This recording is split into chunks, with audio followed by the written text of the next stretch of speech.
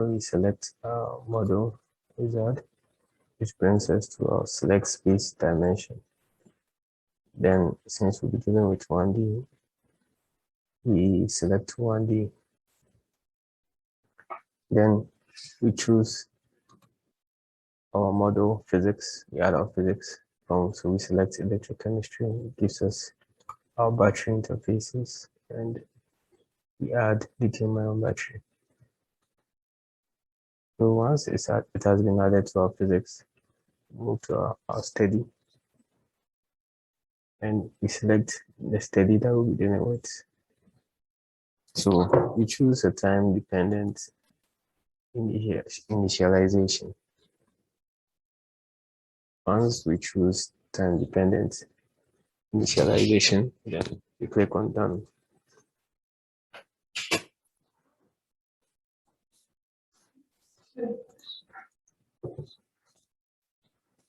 So we move ahead to add our geometry, our parameters, and we load it from our file.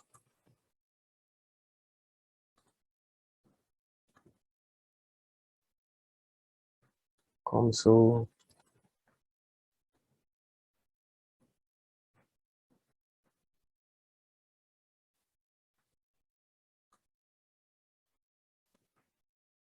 we choose the 1D parameters and we add to we load to our parameters, as you can see over here. So we're able to see all the parameters that we'll be working with over here. See all our parameters. So after adding our parameters, we move to the geometry and we start to build our model. We specify add an interval where we specify interval lengths to add an interval length, then into input from our parameters, the variables from our parameters. This is LNEG, this is separator,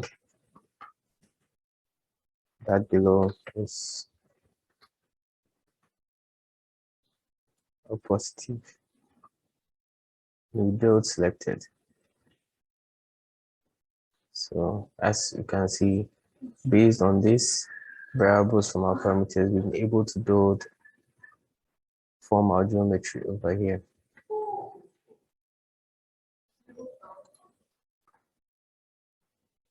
From here, we move to global definitions, add functions, which will be interpolation, and the data source will load from a file, which will actually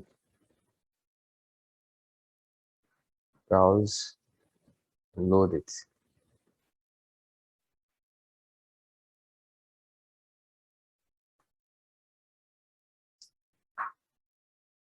So select this, it becomes interpolation, and we import. So we import, we have PS over here, as you can see.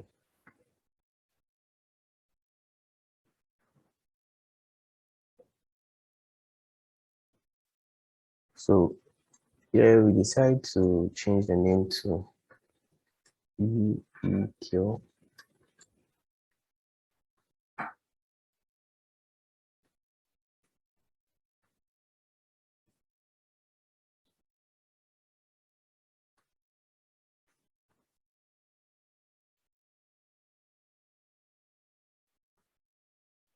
This, and decide to make here cubic spine.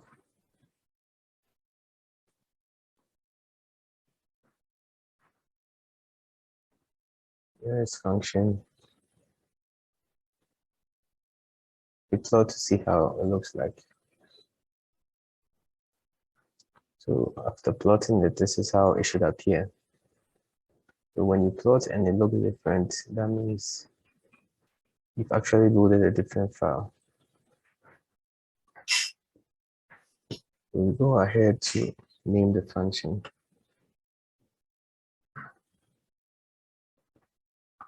The units.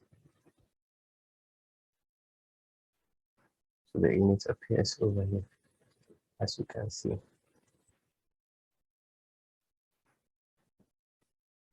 Move on to add another function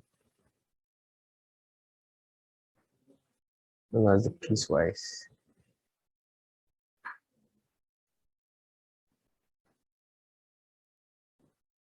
So with the piecewise to reload,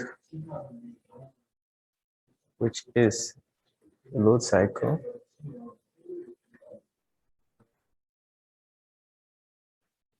so after loading the piecewise, you decide to plot and see how it looks. When we plot, this is how it should look like.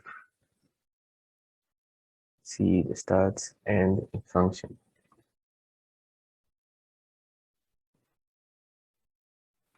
So we change here to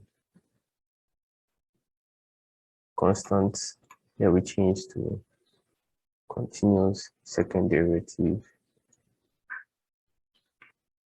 Make it 10.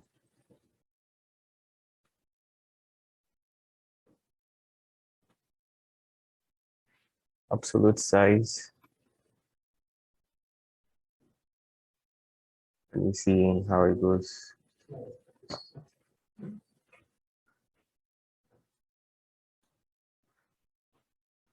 Move to make the argument s function is 1.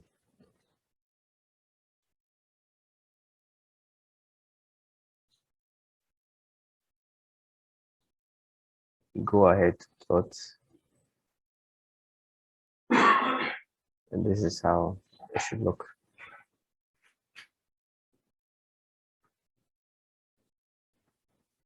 We change the argument at the top to be t, which we plot.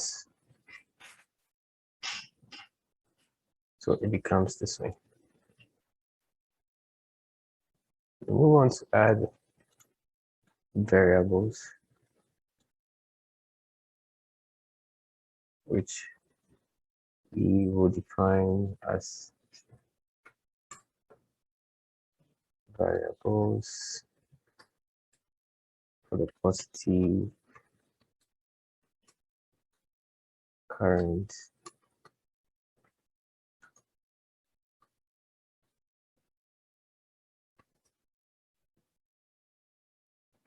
vector, which will select a boundary at the end. We decide to name it I up PW 1 2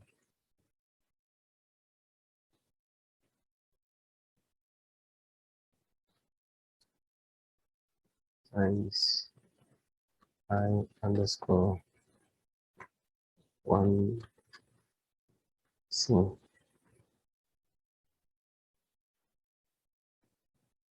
over here, which we will describe as the applied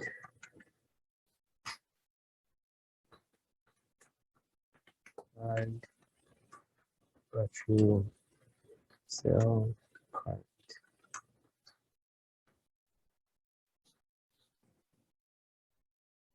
Density.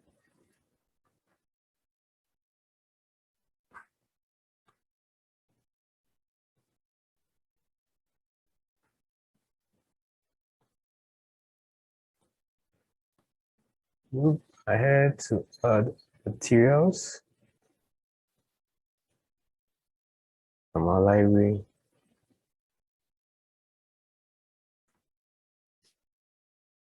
where we select the material that you will be using.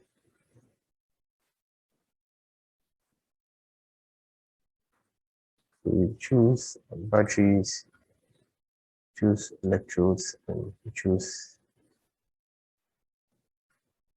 dealing with this. So we select this for our battery as one electrode that will be using.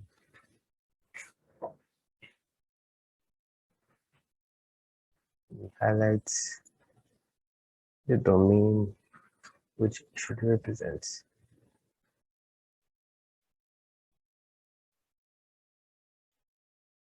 So this represents this. When we open,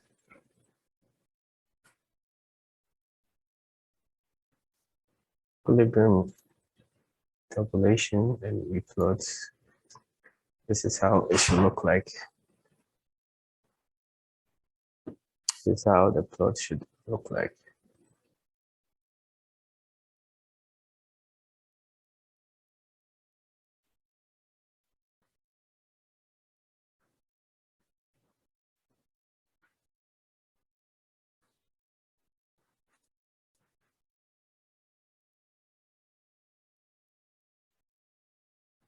So we go on to add electrolytes.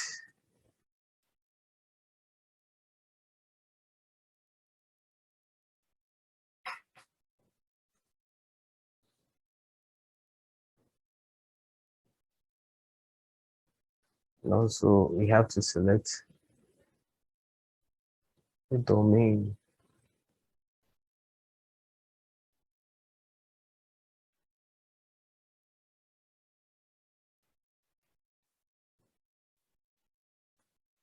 So we select all.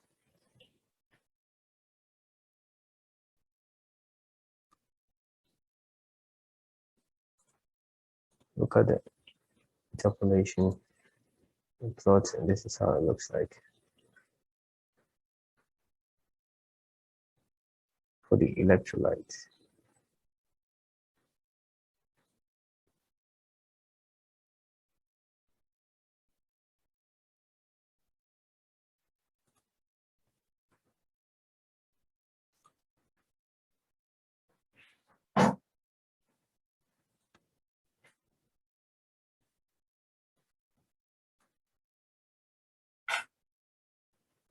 So after adding our electrode and our electrolytes, we close this material section, and we go on to check our equations. So we see different types of equations over here, which represents factors in the battery. So we want to show more and show more options. Equation view, advanced, click on OK.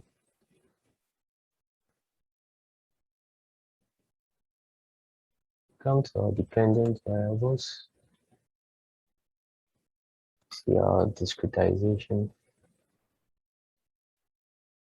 our charge balance bundle.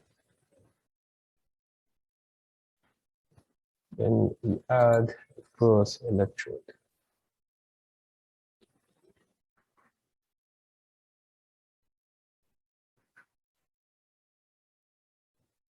Which we have to select the domain for that. So we just select here and we select our porous electrode. Go and we select, we check all necessary areas we have to define. You actually look at the electrode material and look at the electrical conductivity, which you will have to select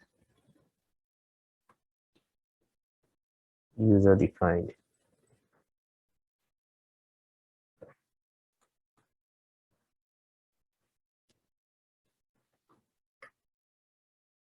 We'll name it as KSN.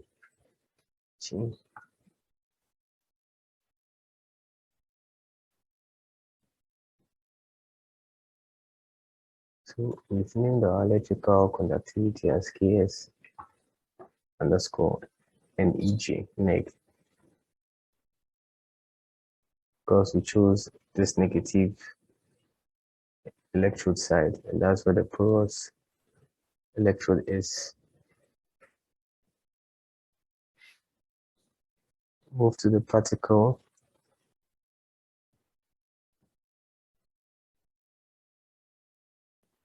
Move to the porous matrix.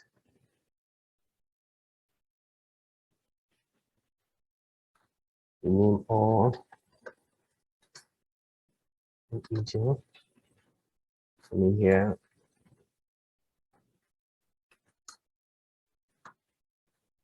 the volume fraction, electrode volume fraction, and the electrolyte volume fraction.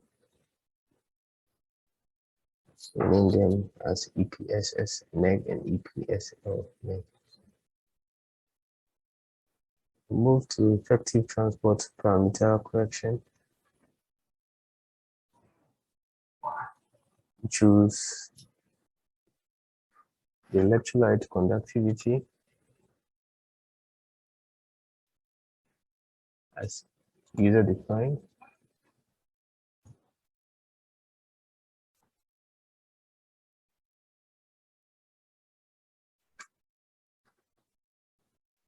And input this.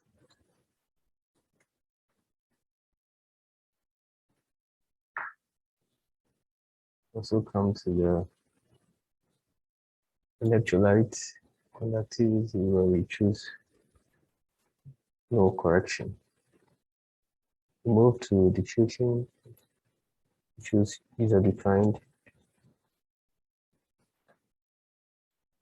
We input the same. So electrolyte conductivity is user defined. Input this. Electrical conductivity, no correction. Diffusion is user defined, and correction factor. Input this. We move to porous electrode again. We expand. We look at other areas like the particle interpolation.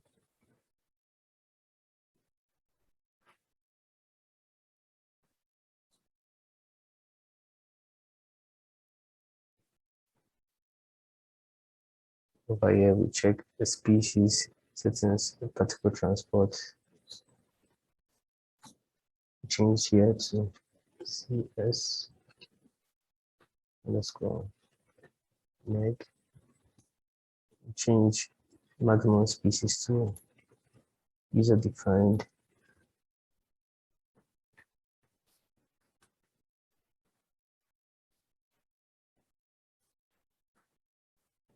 Yeah, so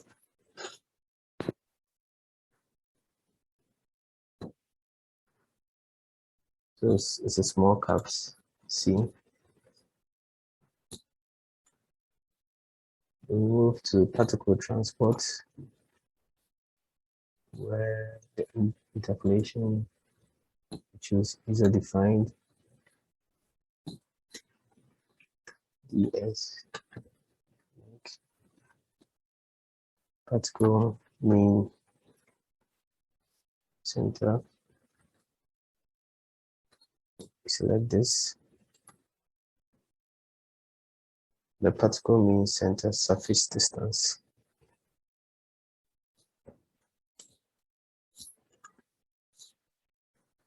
Check the operational SOCs for initial charge distribution. We select user defined.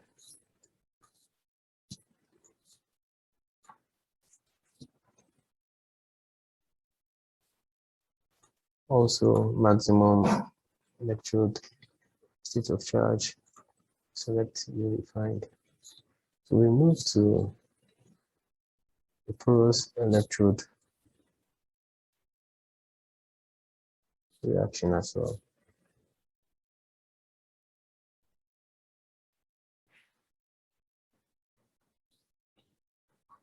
check equilibrium potential.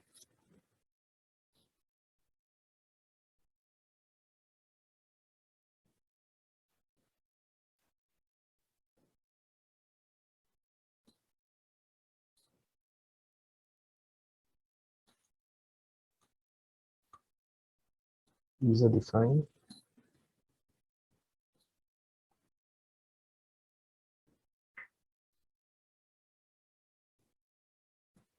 Which will define over here as EE. Unique.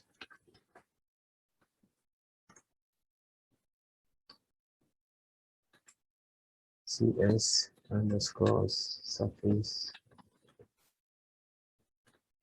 CS max underscore unique.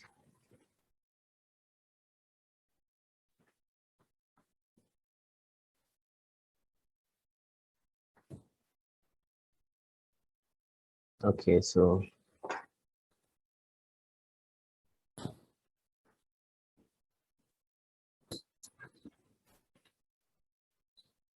like this is how it's supposed to be.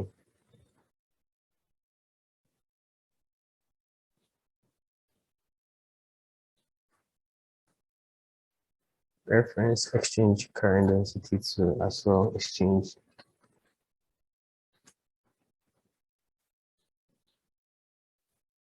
to this.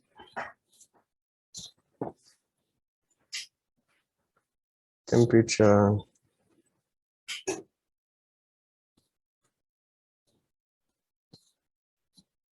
user defined for the temperature derivative of equilibrium potential.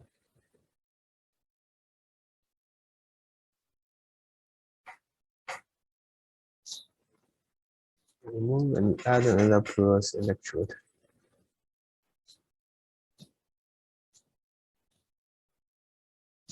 So we select the domain 3.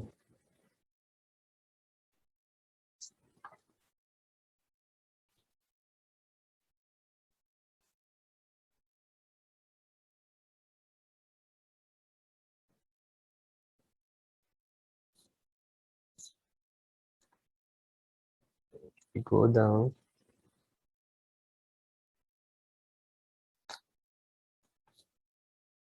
Further, we check materials.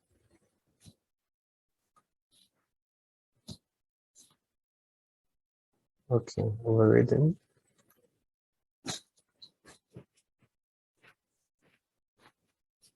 Okay, so this has been selected as as 3, and this is still not selected yet. By the time we are done, electrolyte is for all the 3.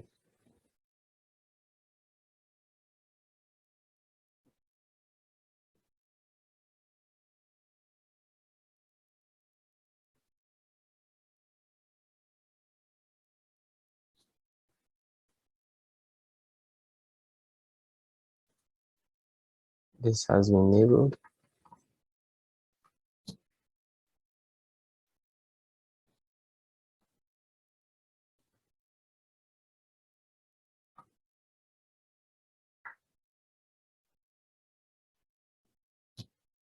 We move to pros electrode 2,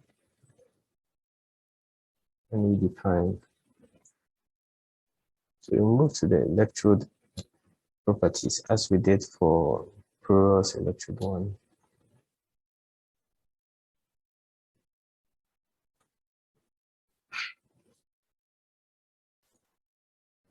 Change the electrical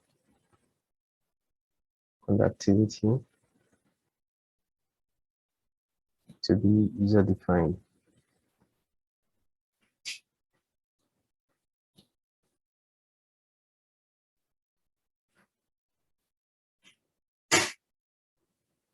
Also,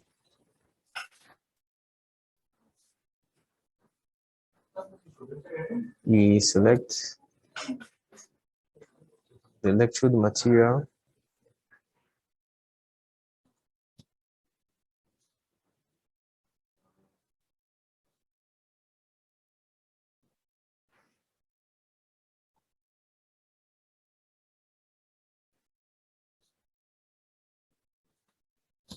we move to electrode volume fraction, which we define as EPS positive SL positive.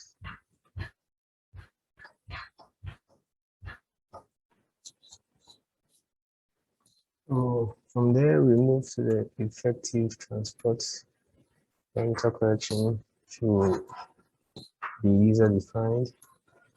Correction factor positive.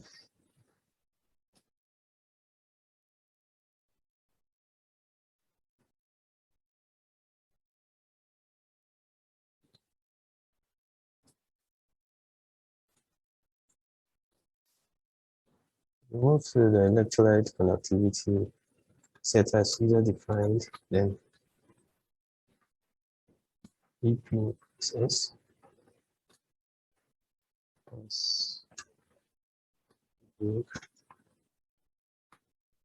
also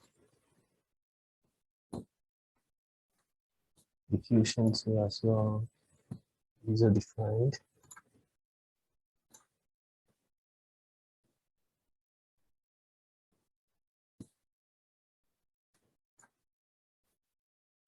Is how actually EPS of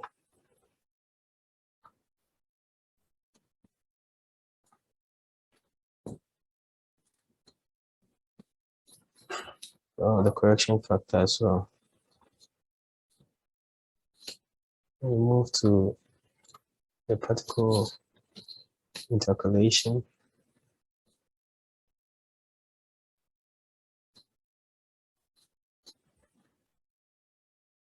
Where we first change to this, the particle material.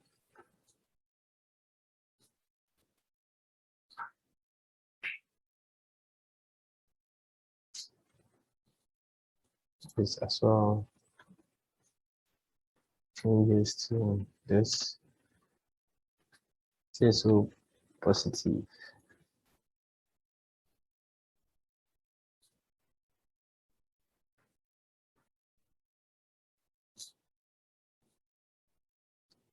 So that's for the initial species concentration.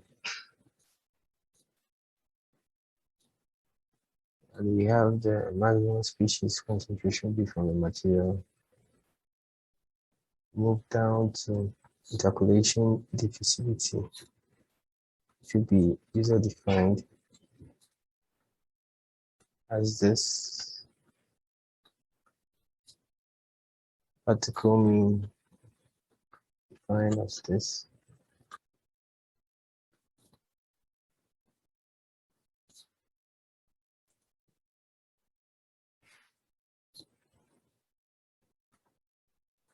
Then move to particle discretization, where the element order will be an order of 2. That's particle discretization.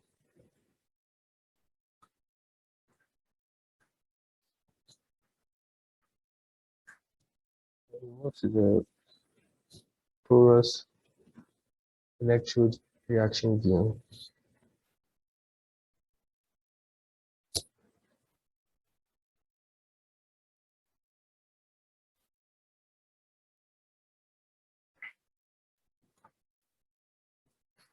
Select the material. Select the reference exchange current density.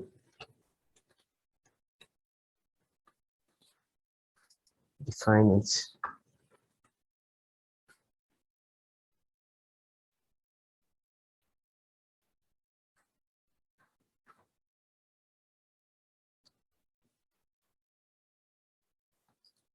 We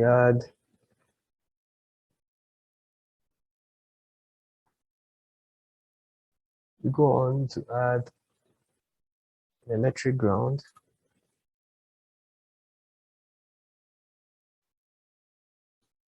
Go on to add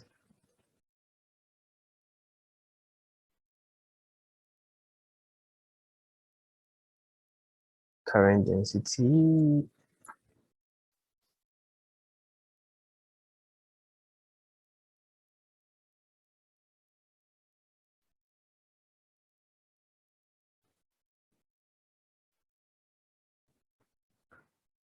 So we move to initial values and we change the electrolyte salt concentration.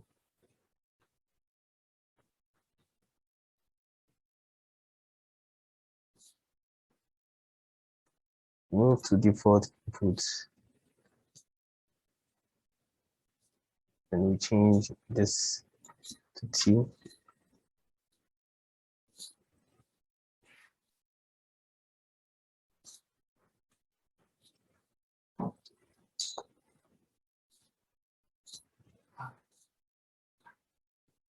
Go to our time dependence and change to 10, 8,000. Move to our steady, define where it will be. So this side becomes our electric ground.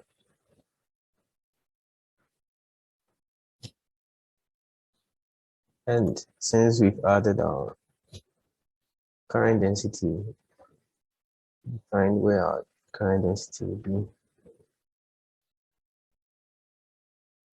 which is minus in applied.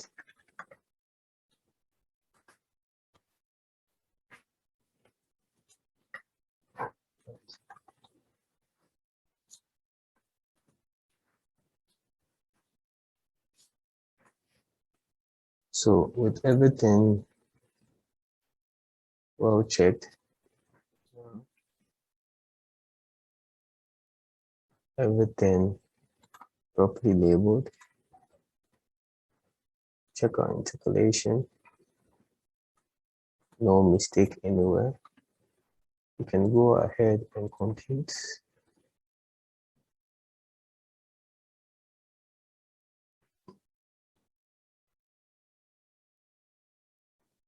And this is the plot that we get after computing. So you're able to plot the electric potential against the potential of the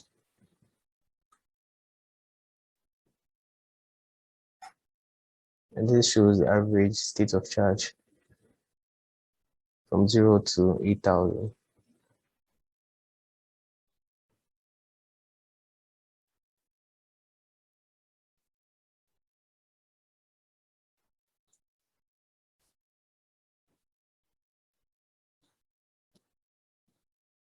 So we see the electric potential against it for a period of time. That's the graph of the electric potential. So we label the title properly. So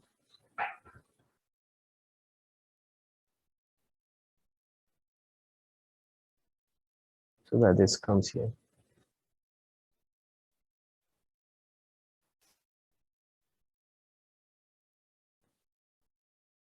Change this to cell voltage.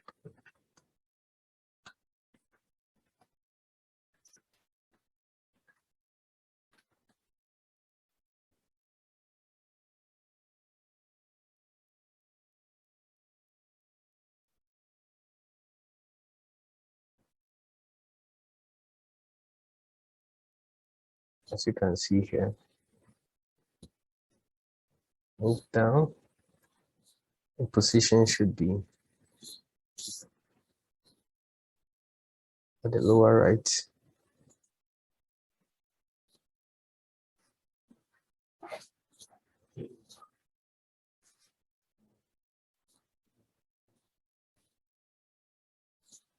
As you can see, boundary.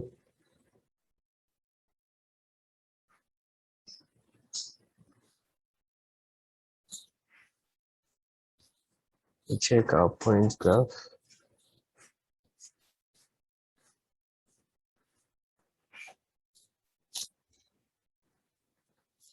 So we move on to duplicate this point graph 1 scene, and we click this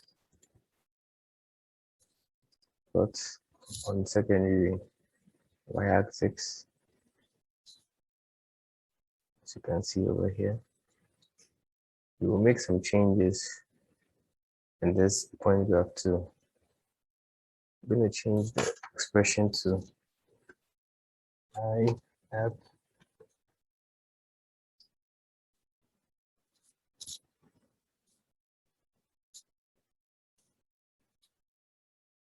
clicking here will show you where the expression we're going to highlight.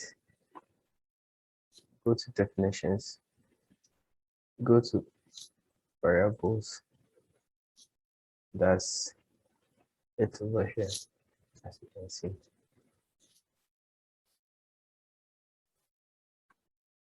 If you double click on that, it will actually give you IF. So let's go on to plot it in it, and as you can see, it's been plotted together with the previous graph. So we go down to show legends, add manual legends to it. Then we name this as current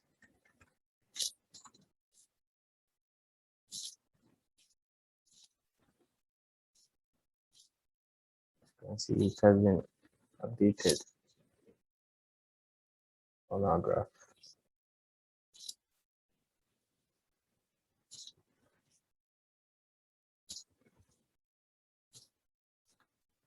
Select, make a selection as well.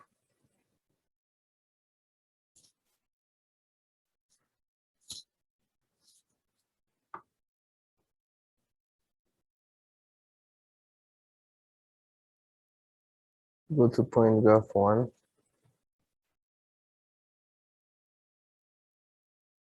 Just already be defined.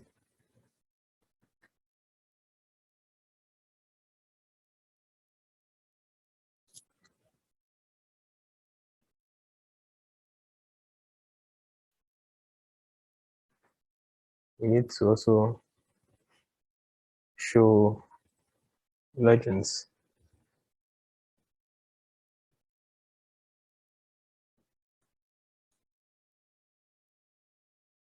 So we go on and add a plot group 1D plots.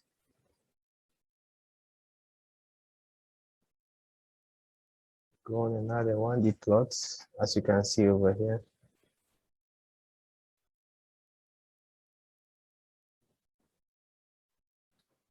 Select the solution as none.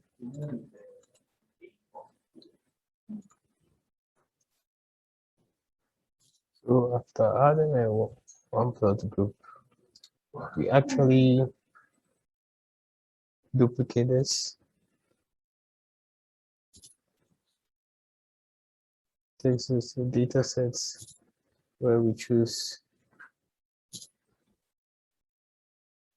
No, we actually add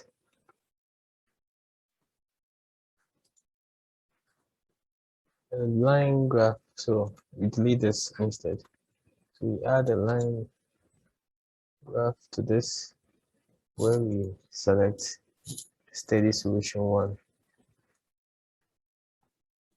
We choose from lists. We select the 10 value, and we select all domains over here.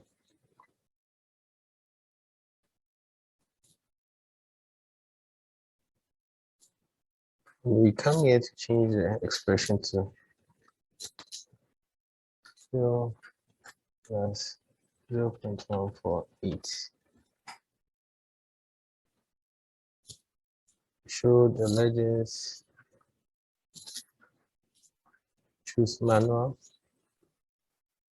which is fill plus 0.148.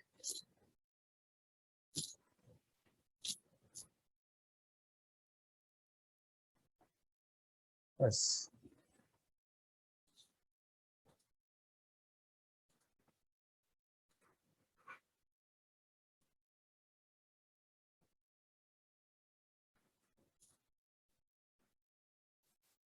So we duplicate this.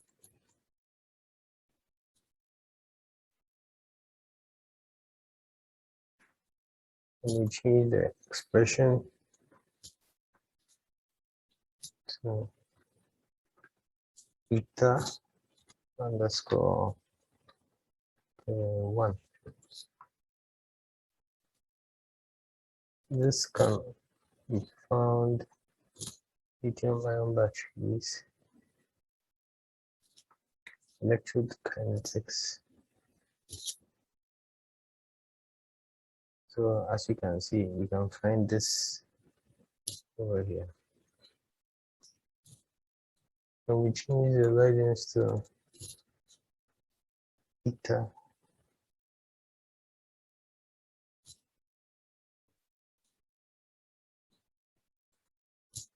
As you can see. So we go ahead to add duplicates of line 1, which will eventually become line 3. So from our list, we select value of 1990 from our list. Then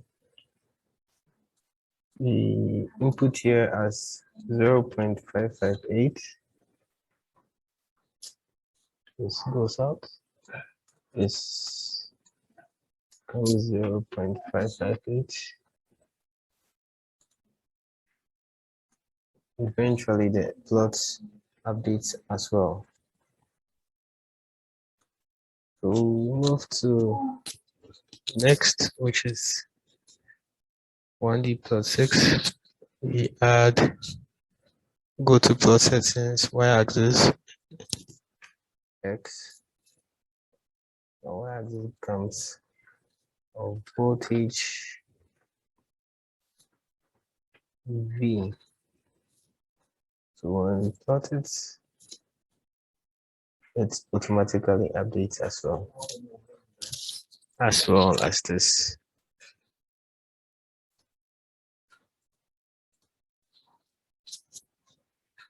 We move to this, we see it's this graph.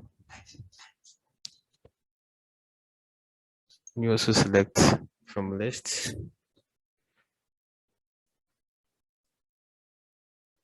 You choose 1200 from this list.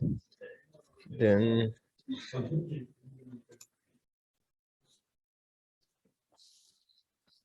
move along to choose, select again 1008. Move along to select 2200.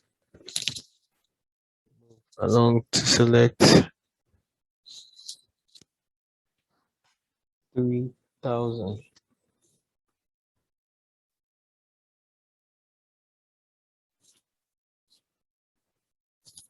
Move down, then we select show legends, make sure it showed button, then we plot. So when we plot, we have this electrolyte salt concentration graphs. Just to show the legend for all the times.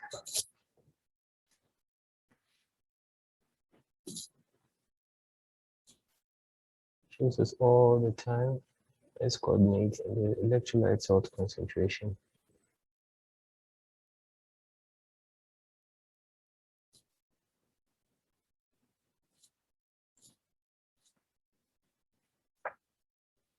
Move to plot settings, where select here as X and here as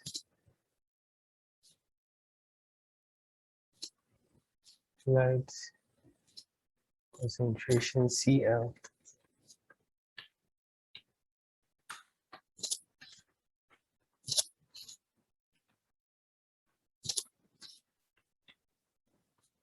A plot update. We add the 1D plots.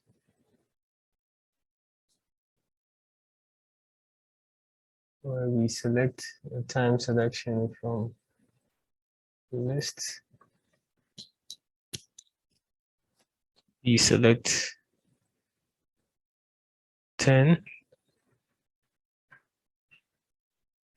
We select 1200.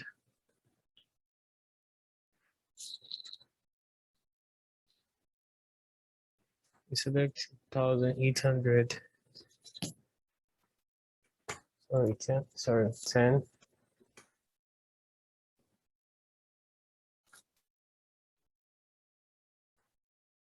Move to 1200. Move to 1800. Move ahead to the title where it will be manual. Select this as manual. Select this. Okay. Custom now. Custom. Make it black. Default. Select the title as electrode particle lithium concentration surface solid and center dashed dashed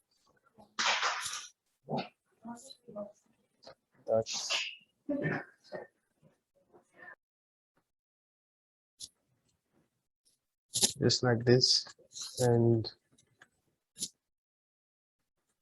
this. Okay, so the plot settings too as well. X axis will be X, Y axis will be CS, mole, and mole, scope 3, soup. Oh,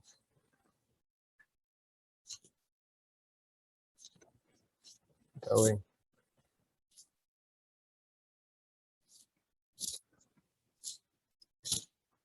We add a line graph to plot group 7.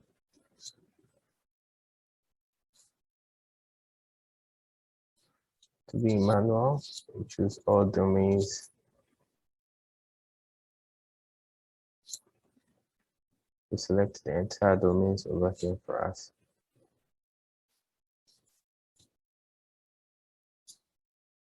We choose the expression over here, which will go to lithium-ion battery, go to particle interpolation. We go to particle insertion. We move to particle insertion concentration. This one just after the solid phase concentration. So we select this, it appears, or we can actually just input this expression over there. It will show. So we move to show legends.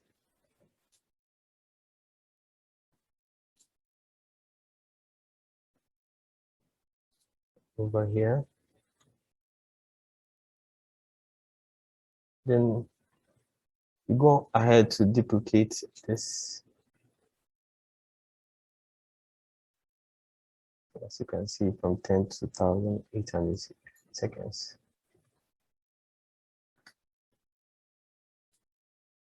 You go ahead to insert another expression. So go to lithium-ion batteries, go to particle interpolations, and this one is the particle insertion. Go to insertion particle concentration. That is what we select for this.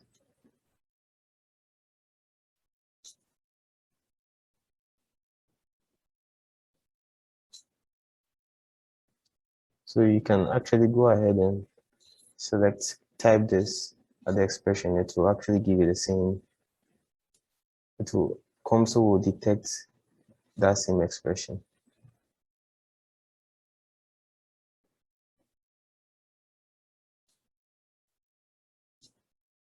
How about we change the coloring and style?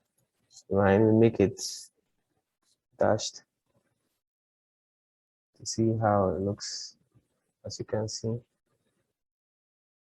the dashed. How about we change the color and make it a bit this way.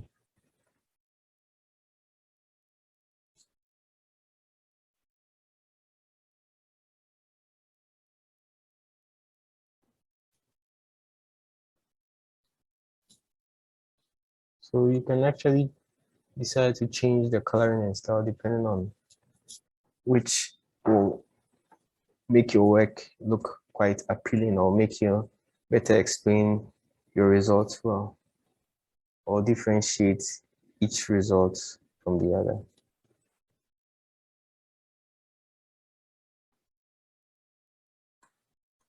You can go on, change different colors. You can even make it dotted, make it dash dot, and make it circle, solid.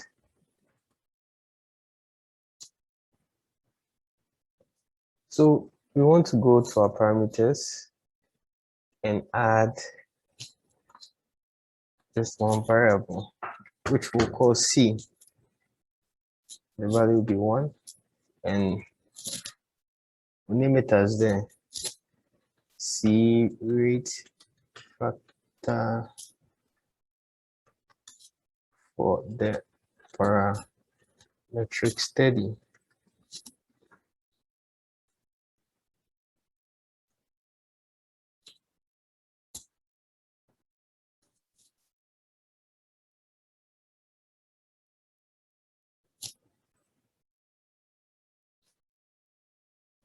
And we go to our definitions as well. Maybe we have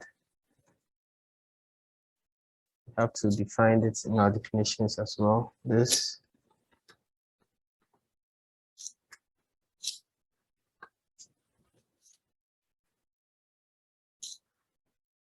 what it actually means, or what Comsol should actually do with it.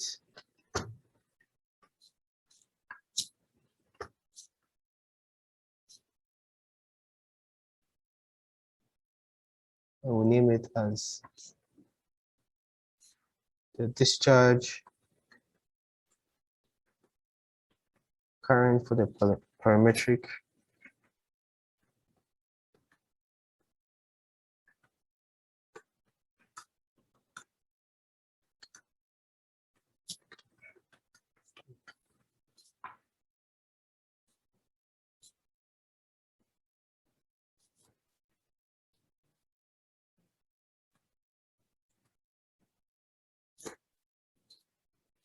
we've actually added one variable to our variables and a variable to our parameters to help explain, to help us continue the next work we're about to do.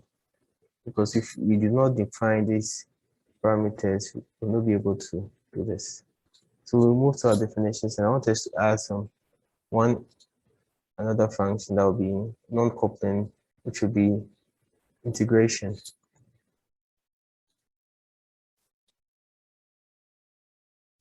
Select a boundary, which will be at the end of this.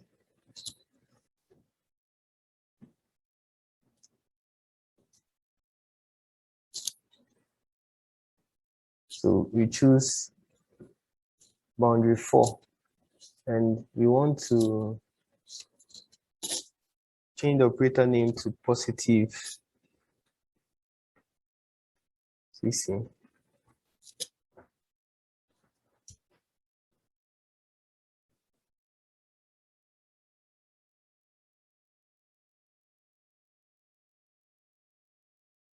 As we can see over here, change it to positive CC.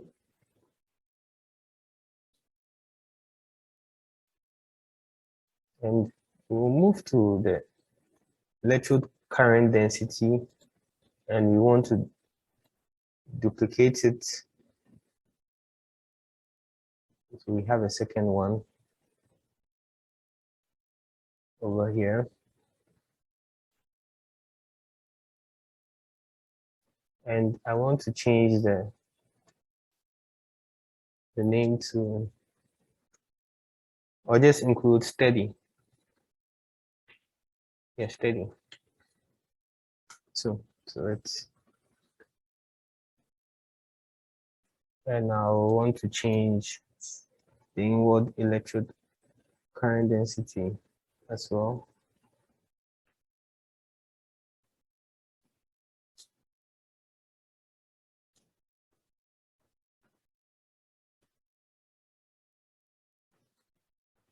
Like this.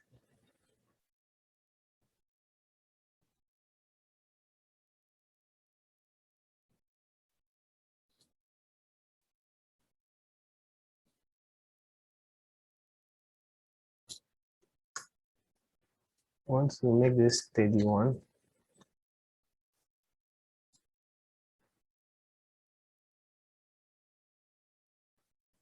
we want to move to the solver equations, configurations. Before that, let's add a steady, a new steady to this work. And I want us to look at a time dependent with initialization. Okay, so we double click on it to add it, and we close the side.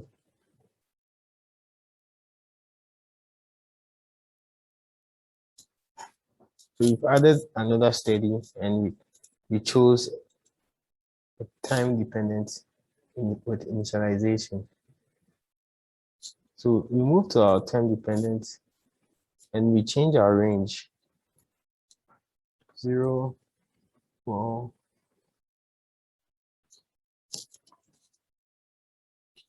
to the seconds.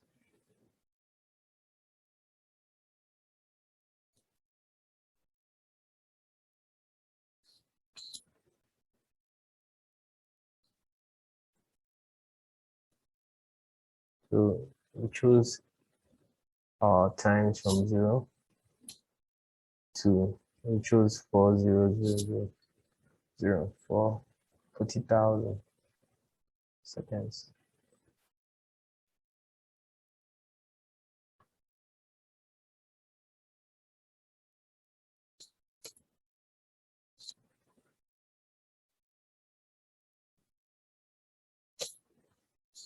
So I would like us to modify,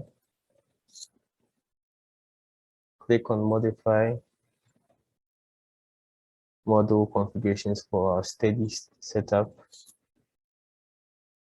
And we will, over here, we'll disable one of the electrode current density, which is steady 1. So it's either you click here to disable, or you can actually right click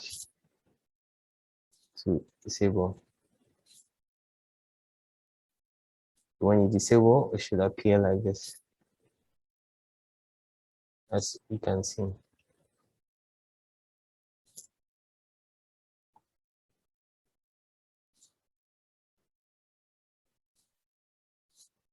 Go to time dependent. We will modify as well. We go to the current density, where we will disable 32.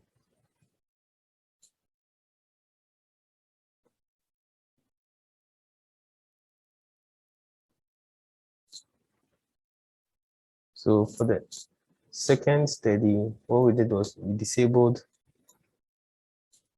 steady 1, and for the first steady, we disabled steady 2.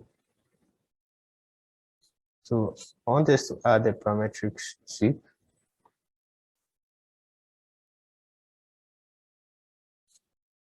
Where we will vary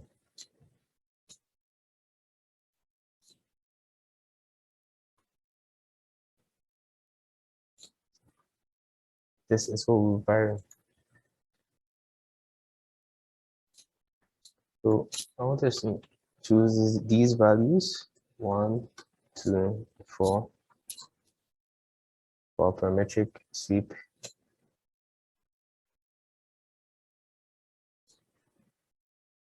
These are the parameter value list that we'll actually use. Move to our 32, time dependent,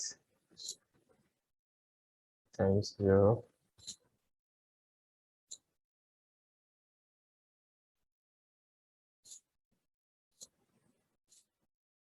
So we want to show our default solver for the parametric for the steady 2. We're going to add our default solver for steady 2.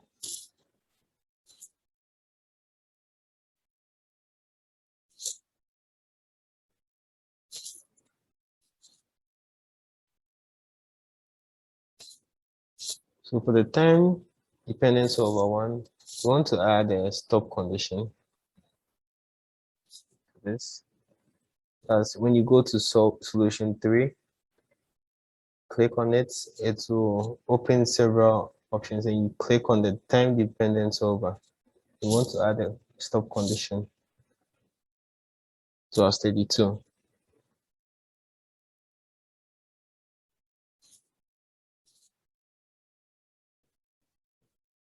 I hope you're all following me.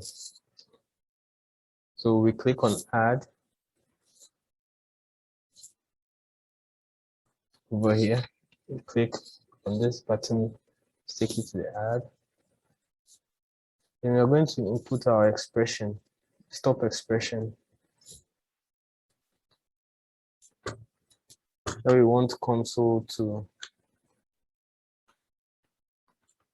check for us that when he sees this, it should actually stop for us.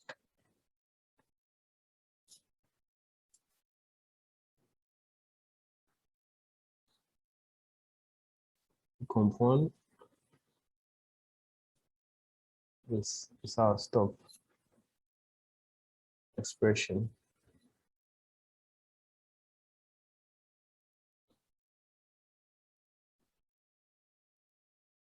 So we also want the output to be steps before and after stop.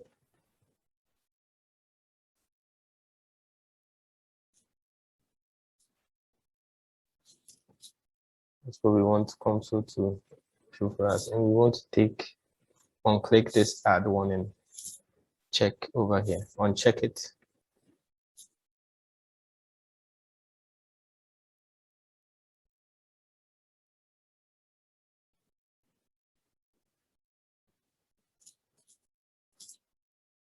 I hope you're all following me on this. up to this point. We'll go to study 2, parametric time dependence. Look at our times. So we've actually checked it from 0 to 4,000, 40,000. Click here, third group, time stored in output as well.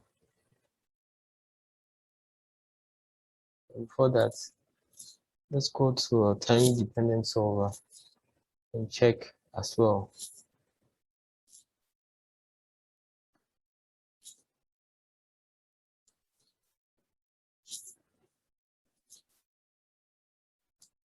Look at our output times.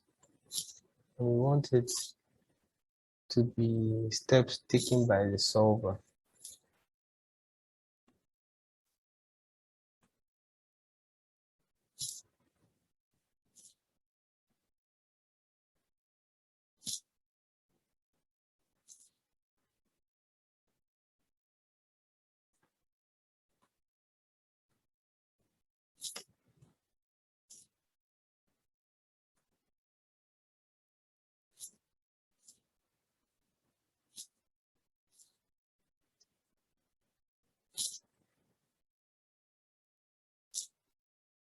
So I hope you're following me to this stage, up to this point.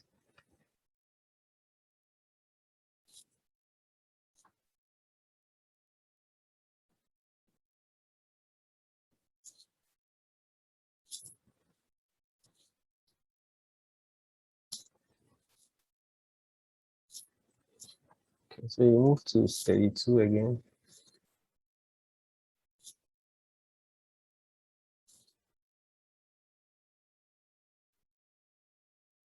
I want to uncheck this generate default plots.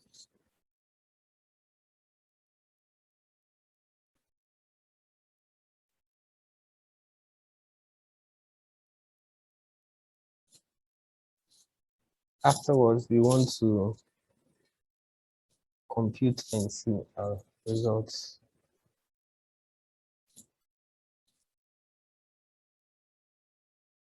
So as you can see, our computation starts running, simulation starts running. You see our results.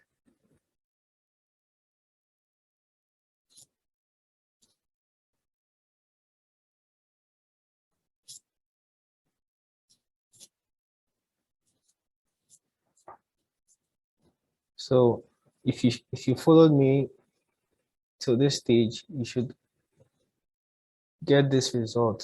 So we want to go to results and add a 1D plot group. Want to plot some of the results based on the information, the computation that we just did, which is we'll use the data set from study 2 solution 3. That's study 2 solver 3. And we have study 2 solver 5 too as well. Parametric solutions study 2 solver 5 as well. So this solver 5 is from the study 2. Stop condition that we added and everything. So we go ahead to add the parametric study 2 parametric solutions 1 solver 5. That is what we'll add.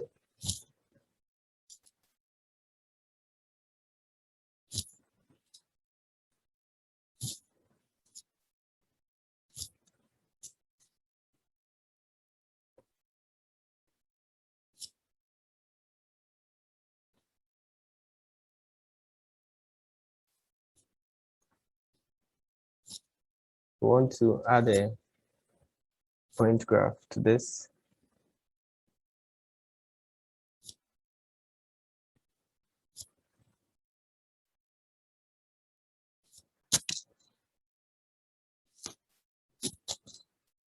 And I want to select till the end of this as we choose domain 4 for this. And also we change this to this. So automatically change to electric potential. If we plot, you should have this result after plotting.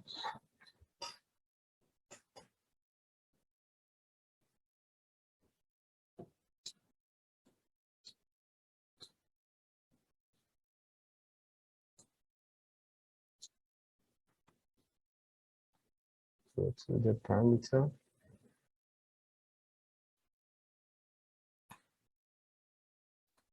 Choose expression. And we choose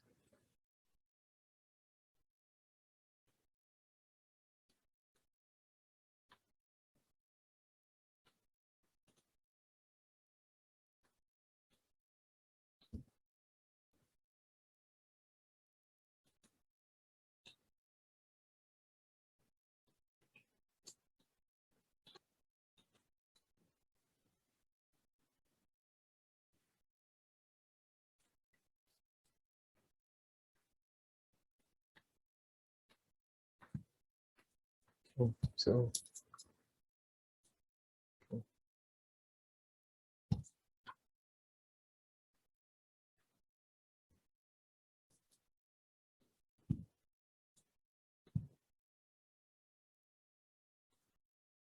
okay, so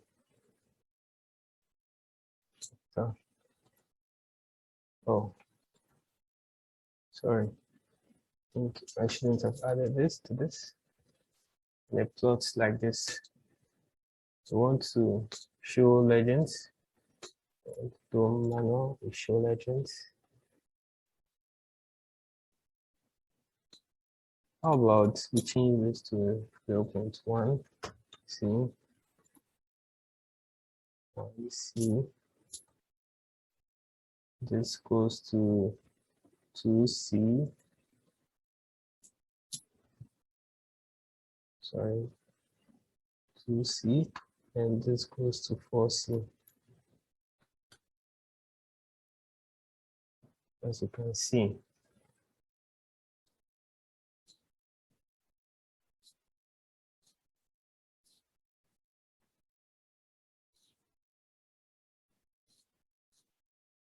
Go to the title. We actually choose manual,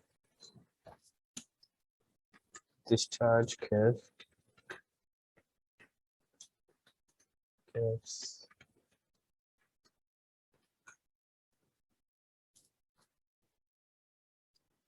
We plot. So this our electric potential against discharge curves, but we are not done yet. We change this.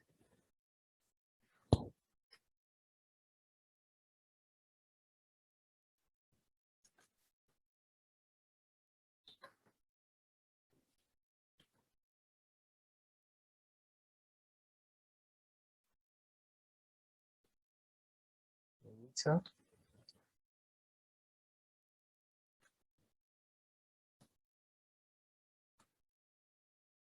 It's actually capacity. So this is our voltage.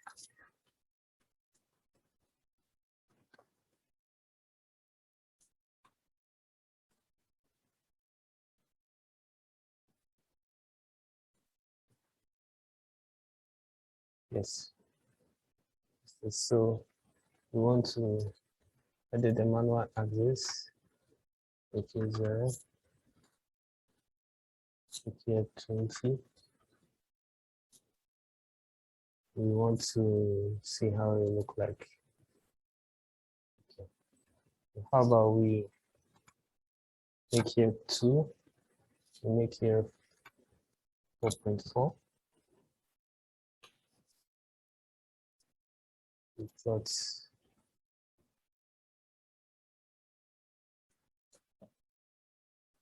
so this how it should look like. How about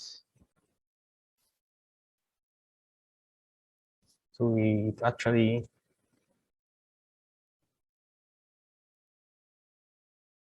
plotted our discharge curves, our voltage against capacity.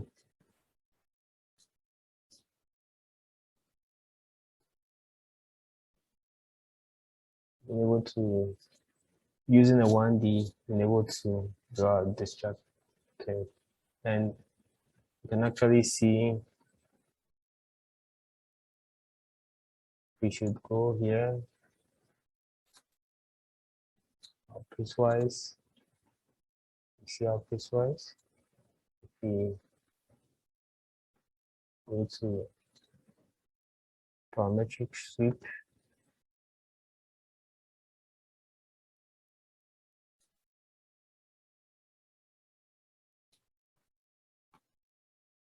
seeing all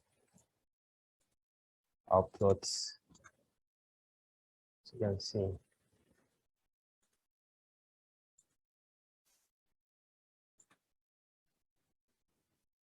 So before, and I think there's one part here I have to. This is voltage. Voltage. Yeah, so that was the last part. And thank you all for following up to this part, and I hope you will be able to make these plots and get these results. Thank you. To select our space dimension. So this will be dealing with 1D. We select 1D. Then we add our physics. We have to select our physics.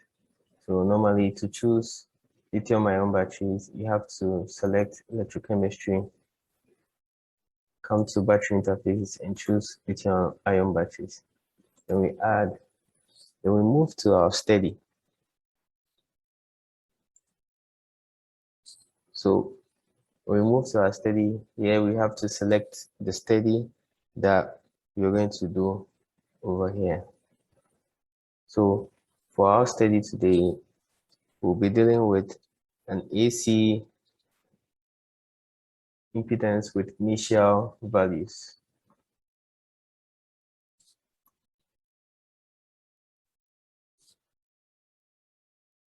So this brings us to our work interface.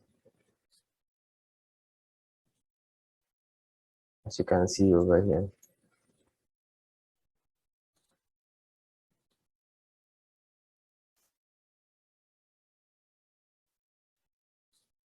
So we'll be loading our parameters from a file. We'll also load our variables from a file as well.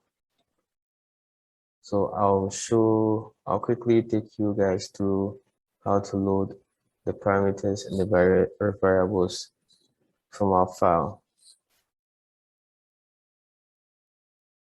So we click on parameters, as you can see over here. Then you select load from file, which brings you to the files where we have the parameters over here. So you select the one battery impedance parameters, as you can see over here, impedance parameters.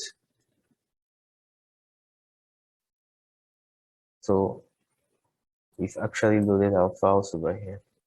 And you can see all the variables that we're using from our parameters, their value, description, and all that.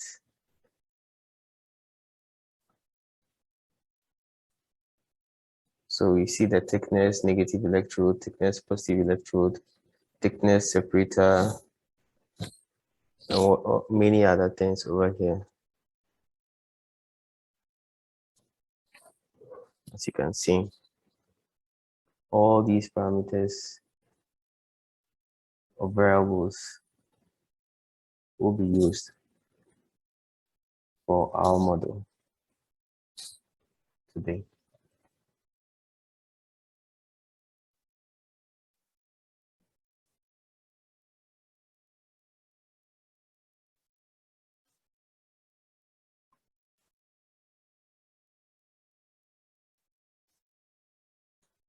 So we go on to definitions as well to add variables where we'll load from file and we'll choose our impedance. We'll choose our impedance variables over here. So that one is impedance.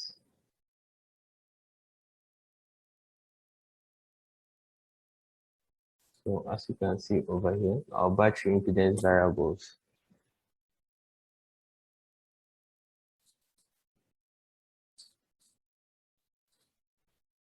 And we load all these. So kindly note that Comsol has detected some of these expressions as unknown since we've not defined them in we've not yet defined some of these variables, but as we go on, all these unknown variables will be known, will be defined, and they will turn from this color to black color. So I'd like us to quickly start building our geometry. We build it using a 1D, so we can add an interval. We build by adding intervals to it. So we first build our negative side.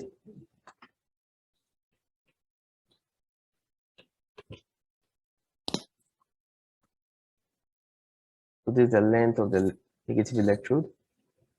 And we build selected. And as you can see, we've built our negative electrode, the geometry itself. So move on to add another interval for the second. We specify the coordinates as intervals, as you can see over here. And we define the left end.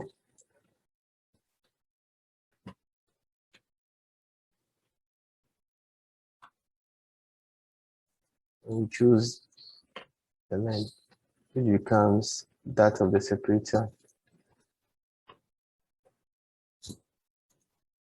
Then we build. So as you can see, done that for the separator. So we continue this way to build the rest of our models. We add another interval. Choose interval length.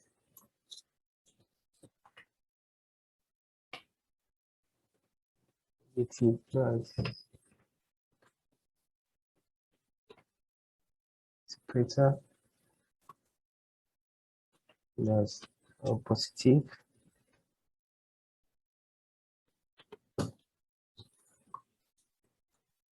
We build selected. There should be underscore.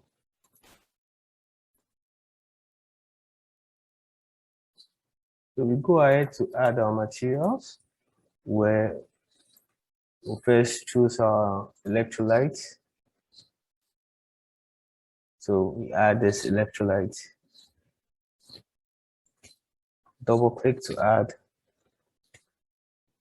Afterwards, we add our 2 electrodes.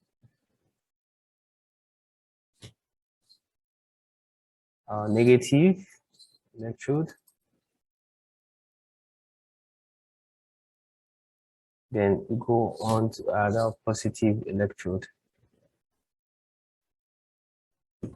As done over here.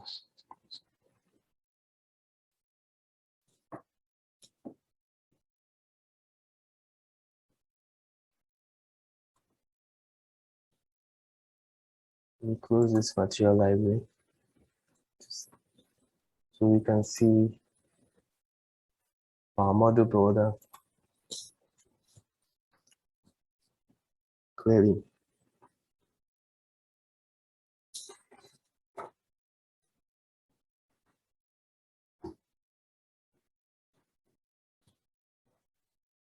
So we've been able to build our geometry, we've been able to add our materials, we've been able to add our parameters, we've been able to add our variables. So we go on to add a domain point probe.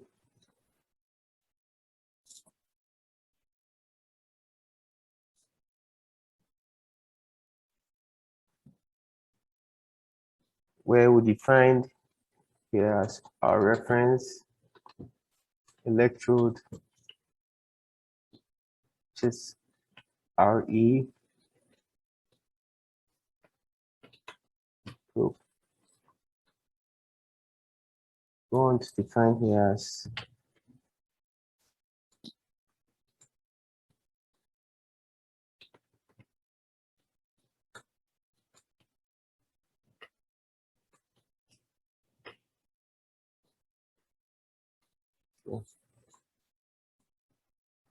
so since we've chosen half of the separator, it was actually indicated over here. Open here, and we see our probe point probe expression. So we change the variable name, and we define it this way.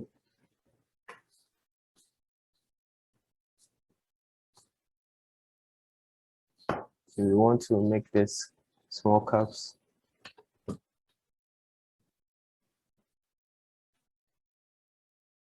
It's a bit better.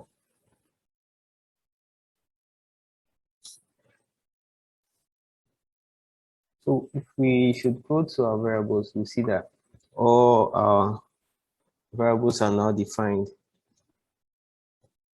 We can go ahead now and quickly add, go to non-couplings, add integration. So we select a boundary to be at the end.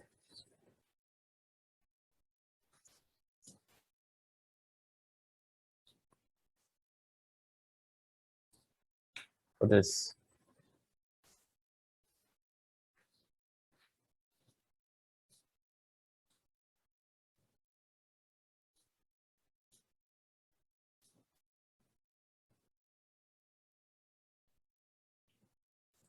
We choose, go to lithium ion battery, right click, then we choose add a porous electrode. So we add our first porous electrode, but we select where it should be. We've selected that it should be at domain 1, which is the negative electrode. Go to electrode properties as well, and the electrode material should be negative, as we've indicated, clearly indicated.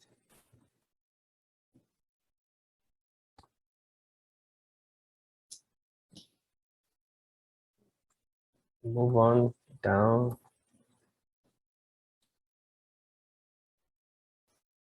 to check the film resistance, and we want it to be surface resistance.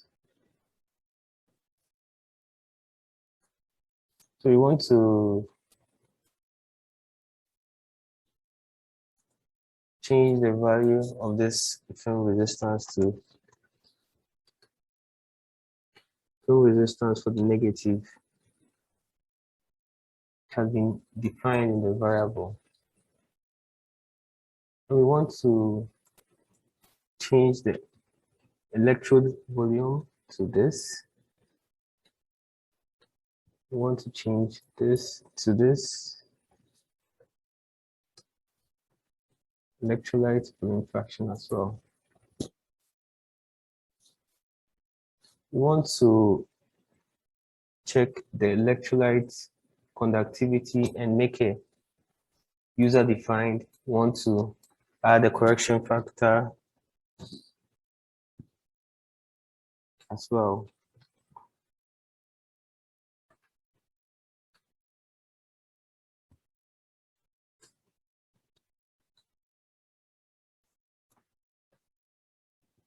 And the diffusion, we want to make it user-defined and also make it same as well. Same as we did for the correction for electrolyte conductivity. Done same for the diffusion. We want to look at the particle interpolation as well. Look at the particle material. We should automatically be, we have to set it for the negative electrode.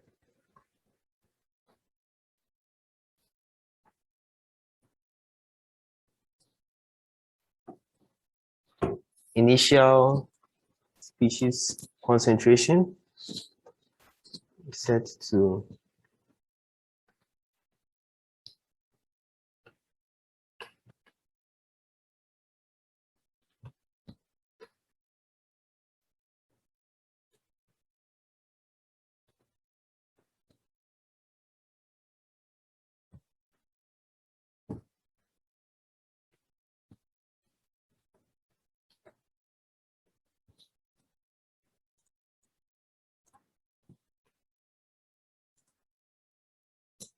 we set it this way.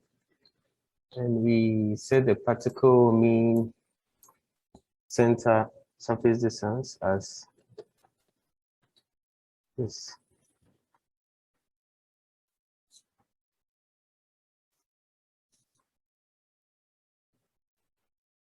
We check the porous electrode reaction as well.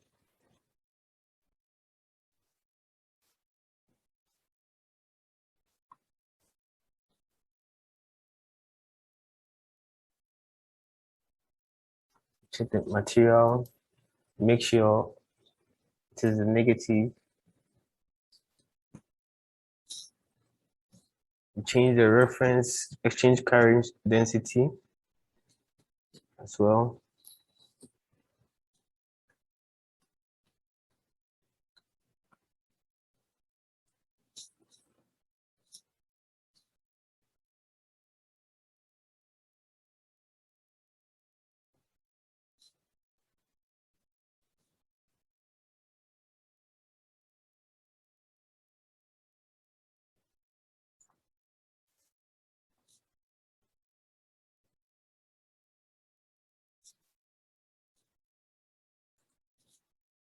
We add the porous mixed double layer capacitance to our porous electrode.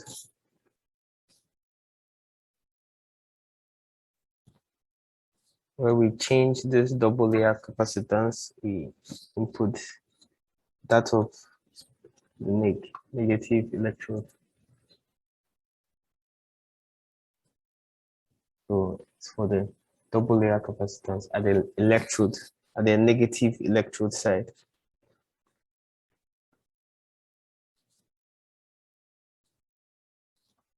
We go on to add the second porous electrode, which will, since we've done that for the negative, we have to do that for the positive. As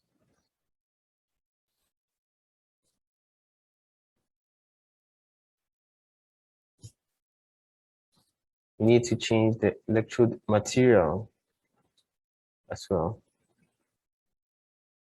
It has to be that for the positive.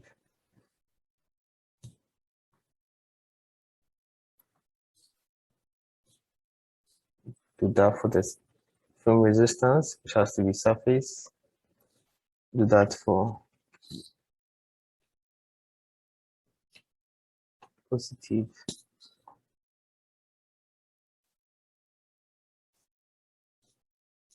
Change the electrode volume.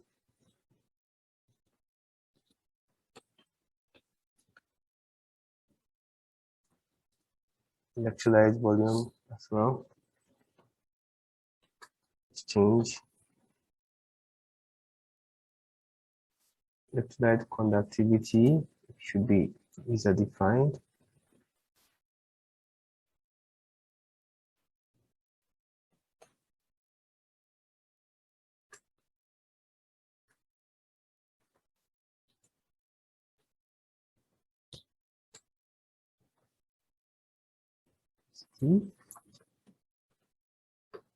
And division user defined should be same.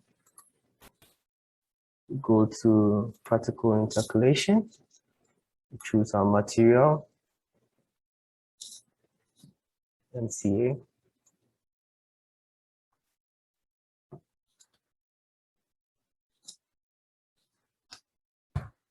Select our initial species.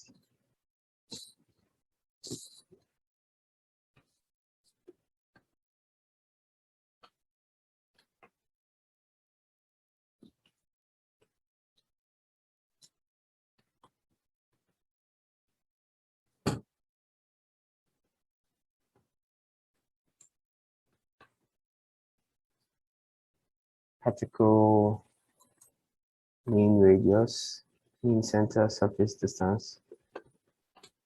I have to select that for the positive. Go to the pro, select the reaction as well.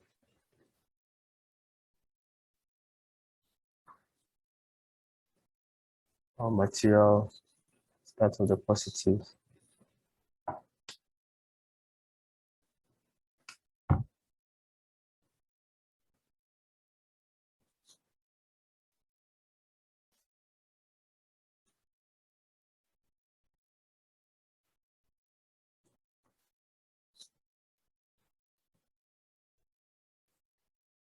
We change our kinetics.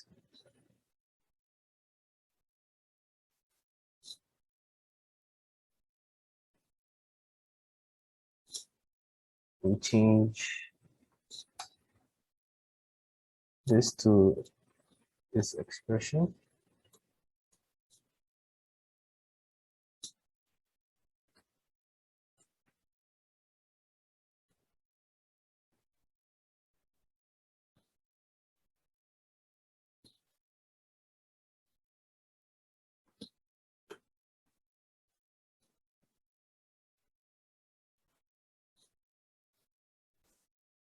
The active specific surface area has to be user defined.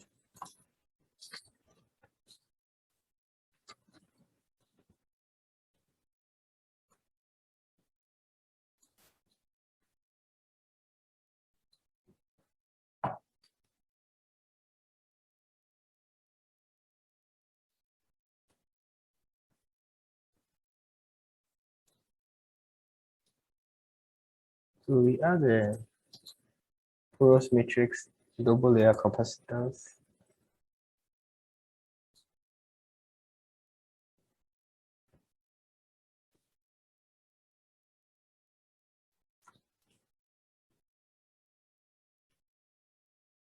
Yeah. Positive.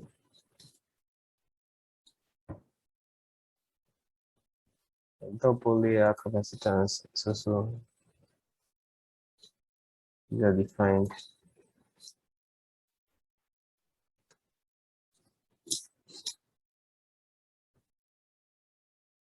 It's positive.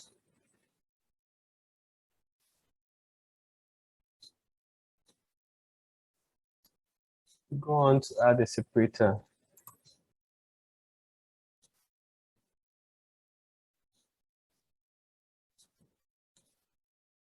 We select the domain for the separator.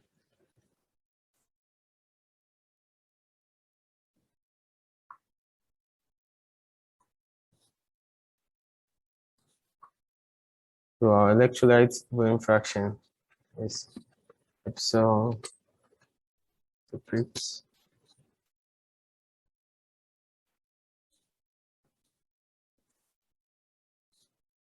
Has to be user defined.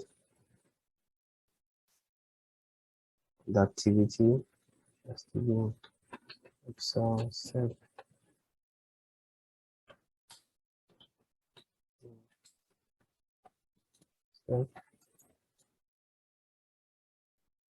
diffusion has to be user defined.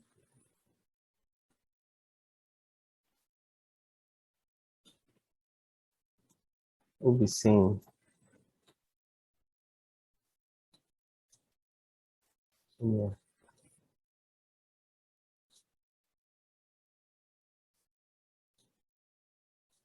Our initial values is checked.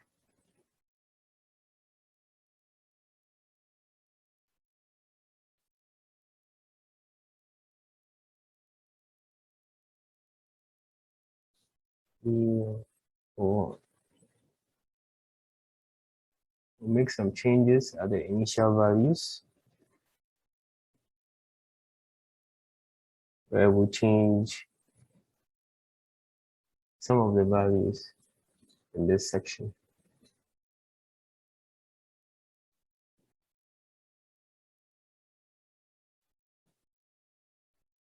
So we'll first change the electrolyte potential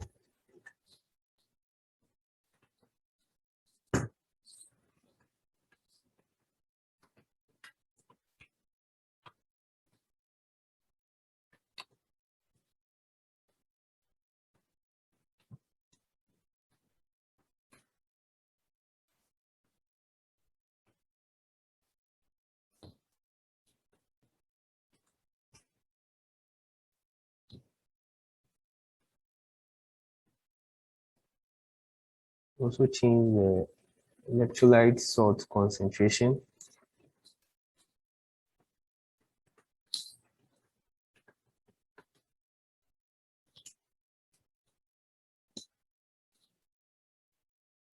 And we want to add another initial value, which will override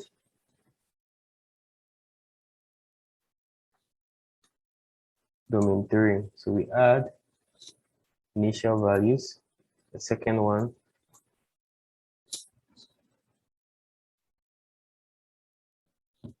which will override domain 3.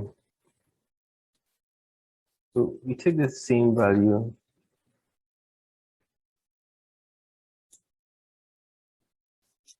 this has to be a negative at the end.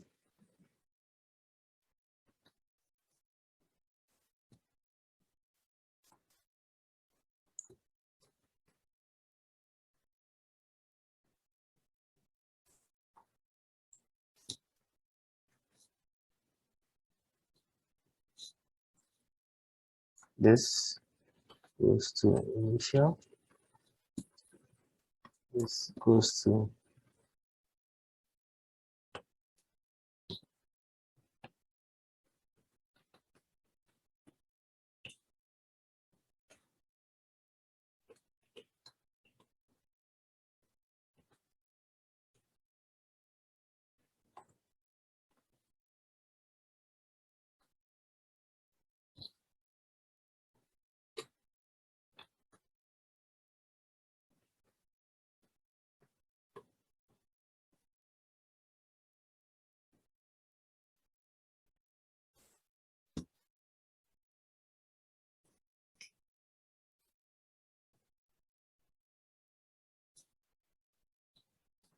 want to add electric ground to it. It should be at this first point.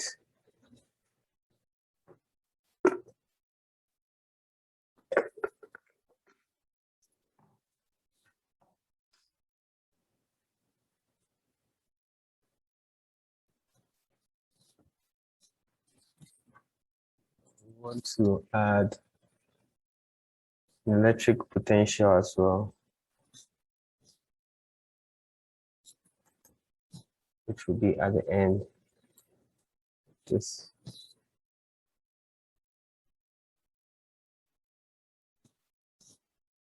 which we want to define as this.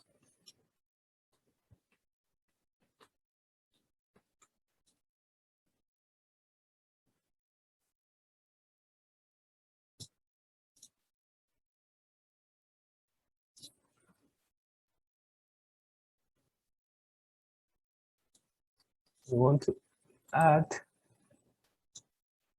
harmonic perturbation to our electric potential. We'll define here as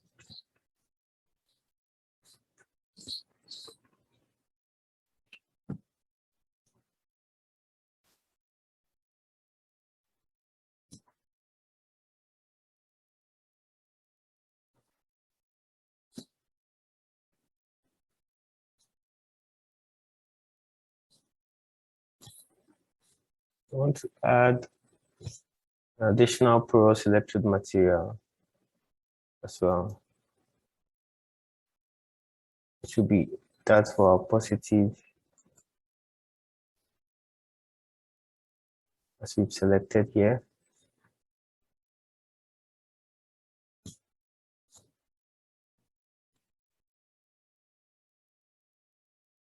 The input here.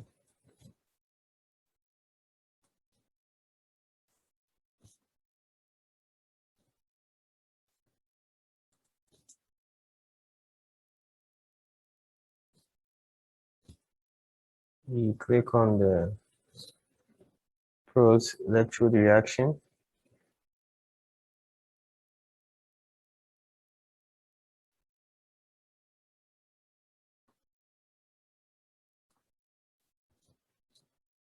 And you want to disable this part. And afterwards, we want to add a porous double layer capacitance to this effect.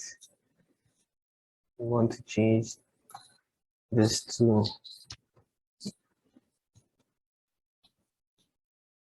1.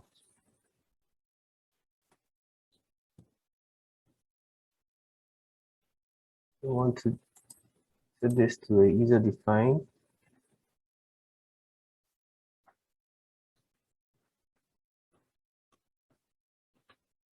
S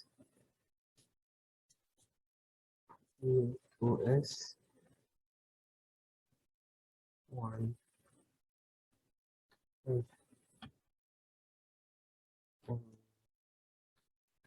So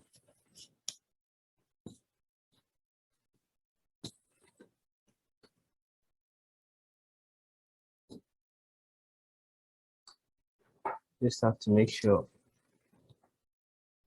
all your expressions are named correctly. We go to our mesh where we use a user controlled mesh.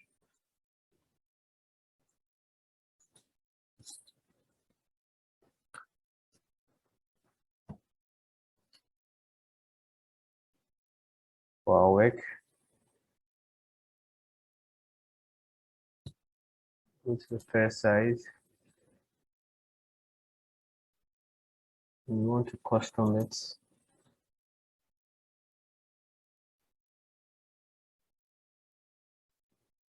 We want to set here as 1.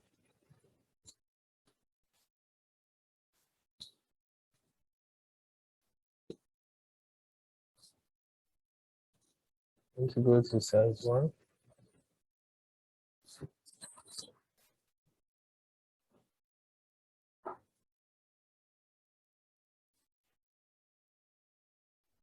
We want to select just 2 and 3 for this. We want the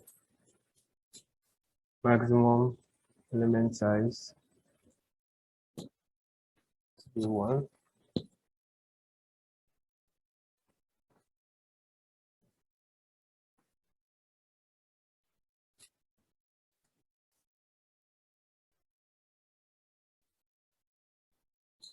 Secondly, set the far end, include the far end, and we custom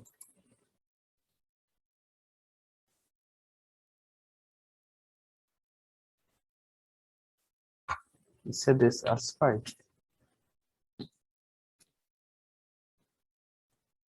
6 plus 5, 6 for 7 to see how it will work.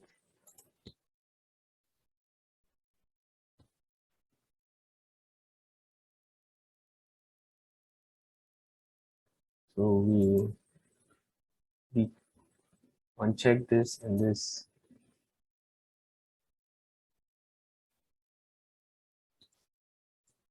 We go to our frequency domain perturbation. We put our range.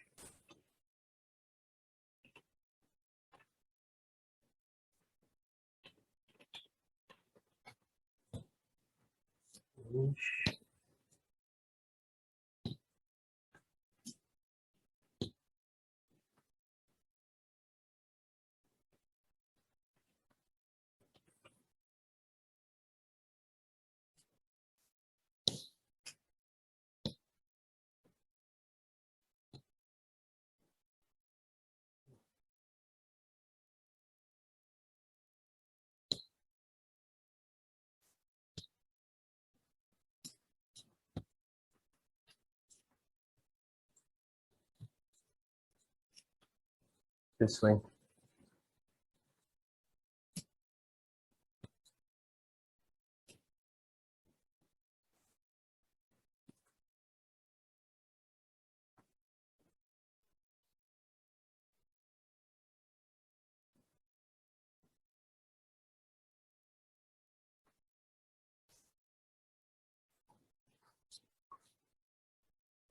Okay, so you notice there was an error. That means we typed place wrong at this should be at this end. Should be this.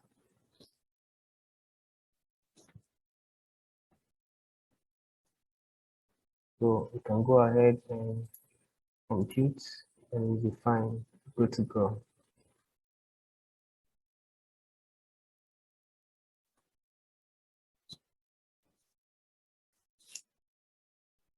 So that's actually worked now. We've actually been able to compute our work. Now we move to steady. Then we want to open our solver. Look at this solver.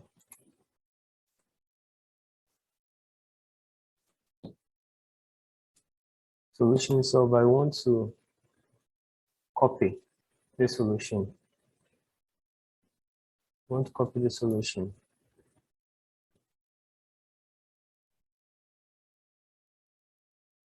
And we want to paste. Now that we've copied, we have to, so we are going to paste it. So we first name this one not optimized.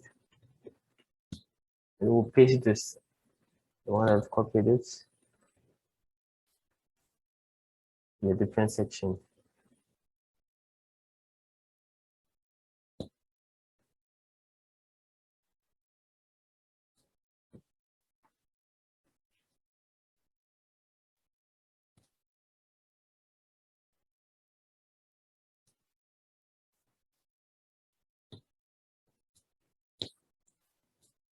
We add a table. We want to name this as experimental impedance table, which we will actually import. It's a CSV file.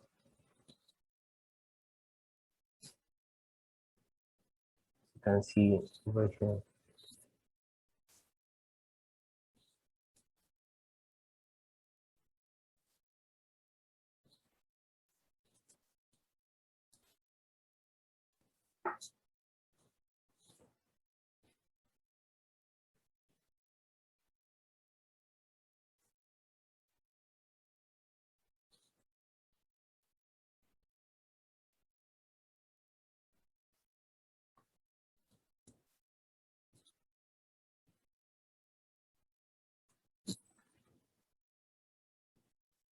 We have experimental data over here, and we would like to name this as a reference electrode.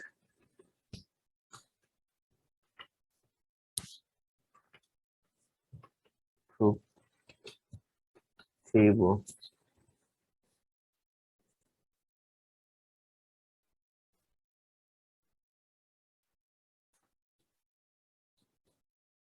We move to probe plots group 1. We want to name this as reference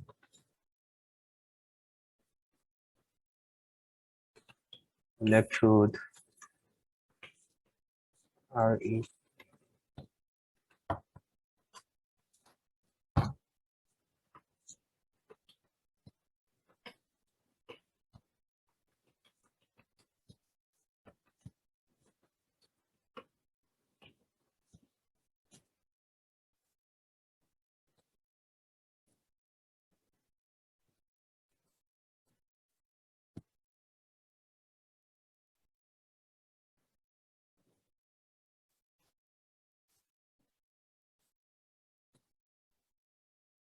We want to add a 1D plots group as well, which will label as the Nyquist plots. Label this as the Nyquist plots. We want to change our data sets to a different one. We want to use the not optimized solution. We want to change the title to none. Let's check y and x axis, which is very important.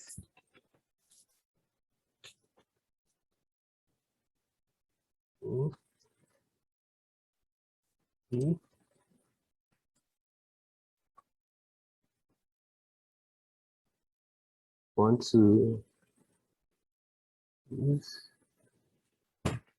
omega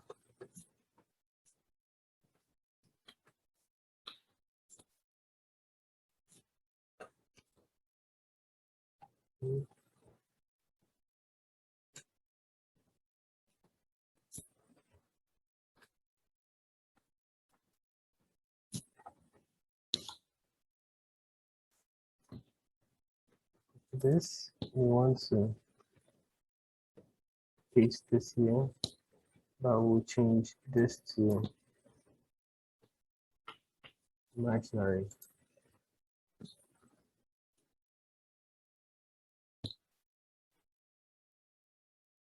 So that's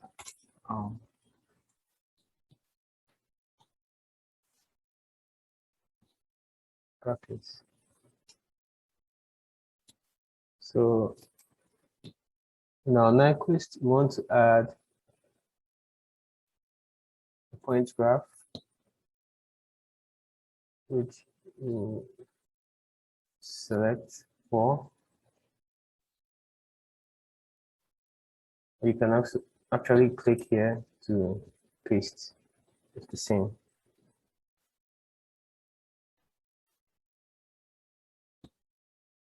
Now expression will be imaginary Z ground.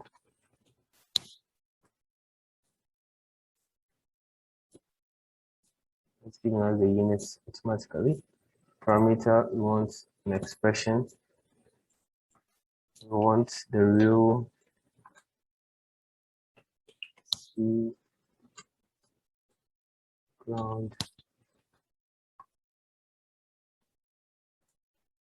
So we should dates. We have our plots here.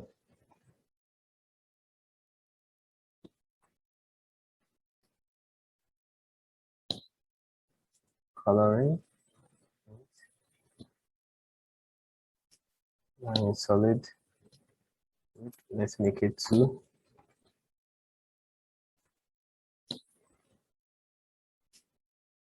To our legends. Let's input manual show. Call this cell impedance. How about that?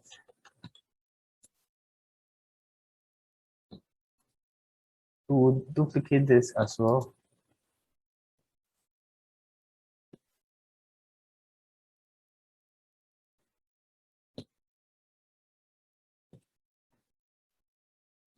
The label will be impedance for NCE versus reference.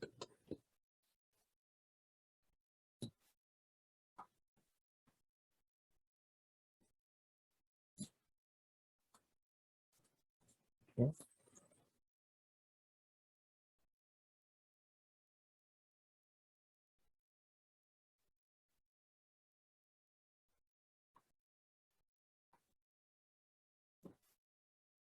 Over here, we change our expression. We make here E should be reference of NCE.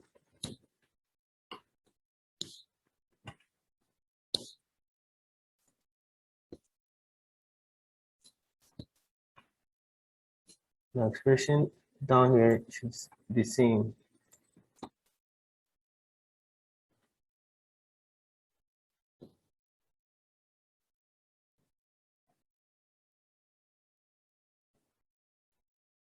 As we've done over here.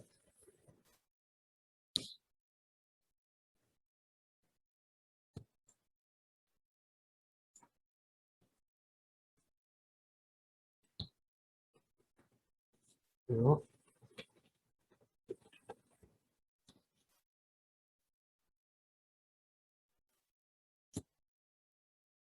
We have real zero reference NCE, imaginary zero reference NCE.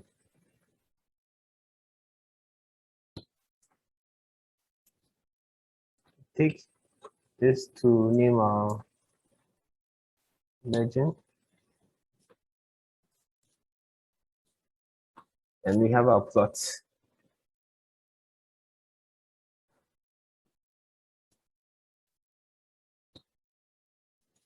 We go on to make a duplicate of the same work.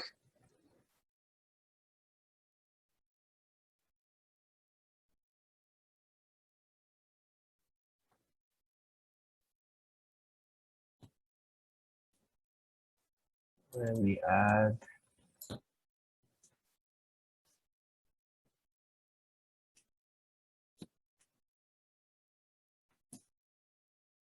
we want to make this LTO versus reference. So in here, change this to LTO.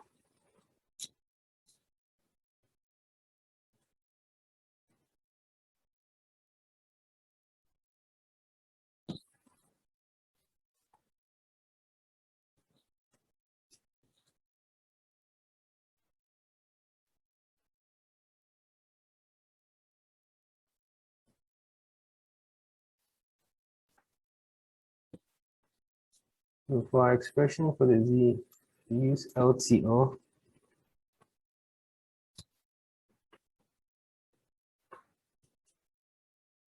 So we use LTO.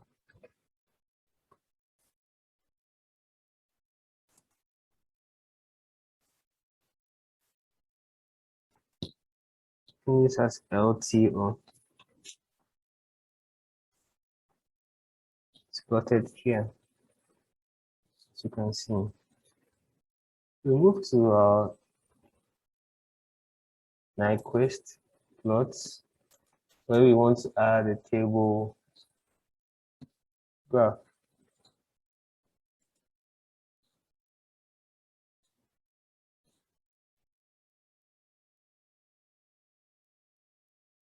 Table graph, we select it as experimental.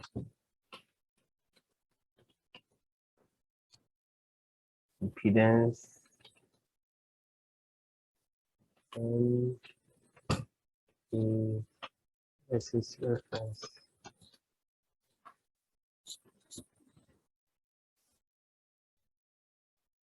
Our table, we want to select the experimental impedance table.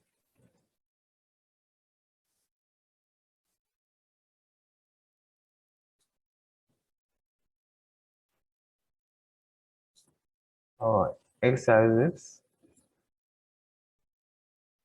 So this is our experiment impedance table, the one we imported.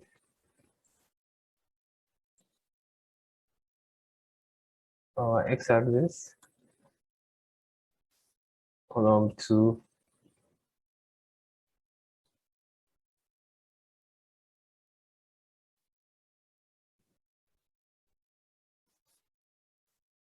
third column should be manual. So this is actually column 2 is always real and column 3 is imaginary. Go to legends where we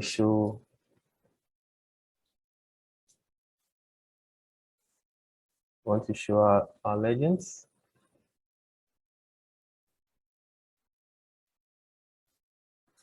I want to name this as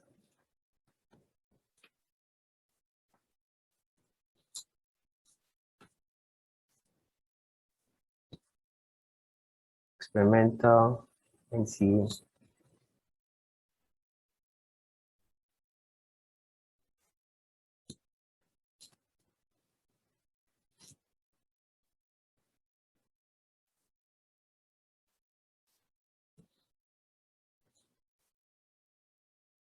So it's plotted in our graph, as you can see. Experimental impedance NCA. Legend, we want it to be upper left this way.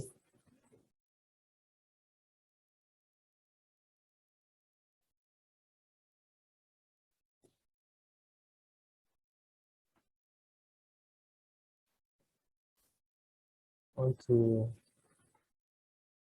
preserve the aspect ratio. We want to plot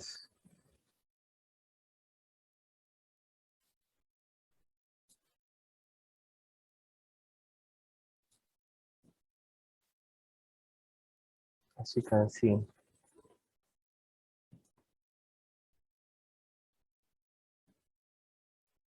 We want to conduct a parametric sweep. Go to steady one.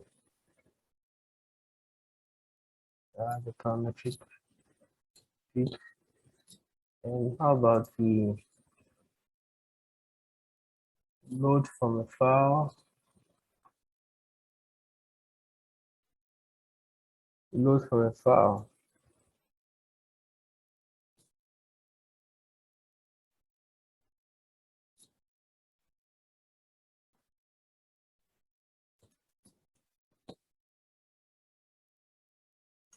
Load from the file here.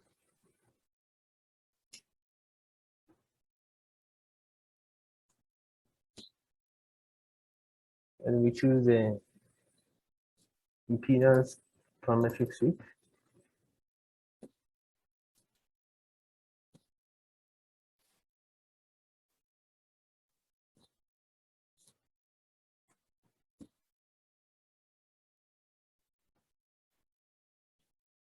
To see how the values should be.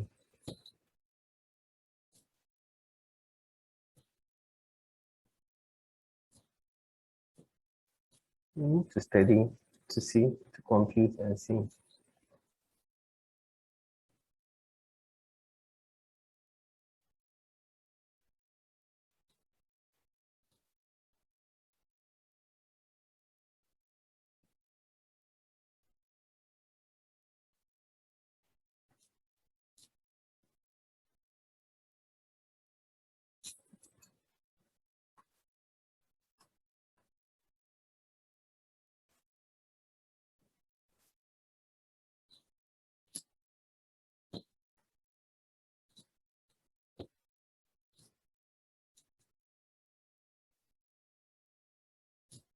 We go to parametric solutions 3. We want to make it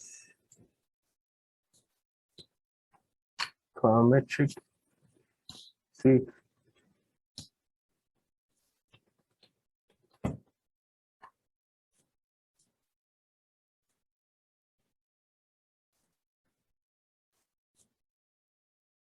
We want to put an Nyquist plot. We want to duplicate.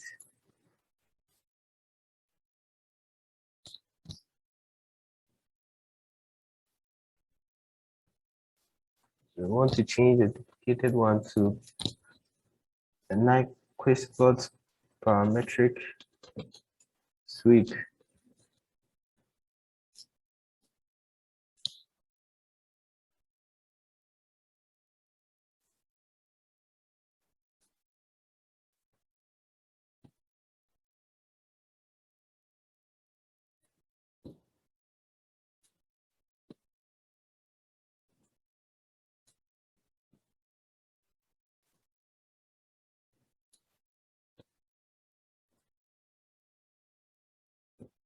We look at the impedance this side, and we want to change data sets from here to parametric sweep. We want to change the legends to as well to reference original settings.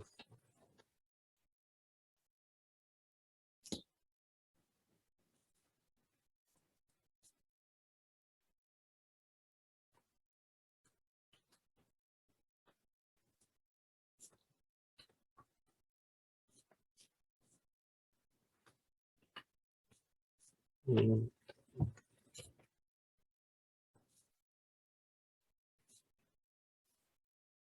want to input these.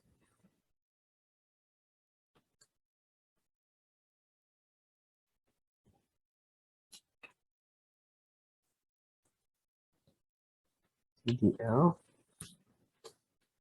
first. So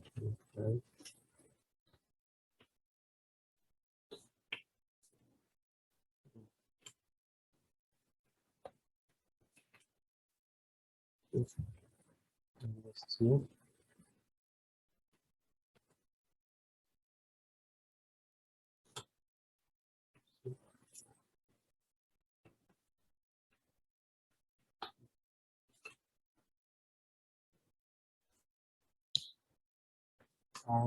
So positive 1.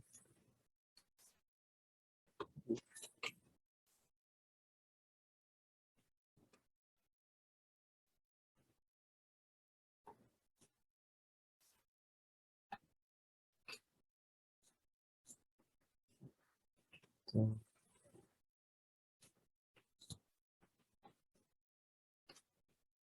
oh,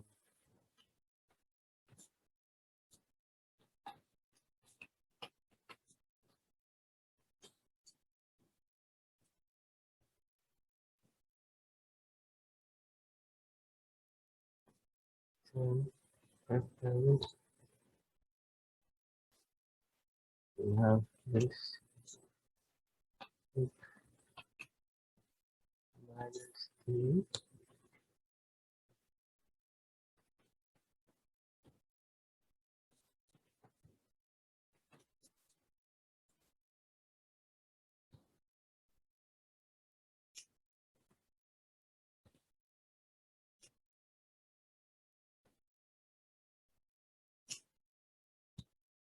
And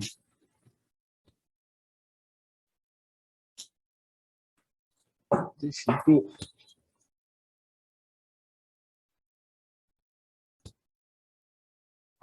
okay. This should be alpha minus 5.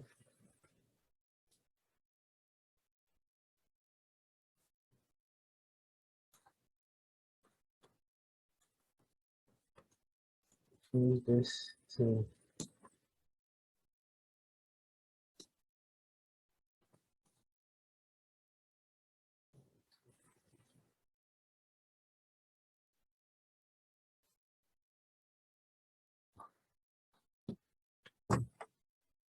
Yeah. And 2.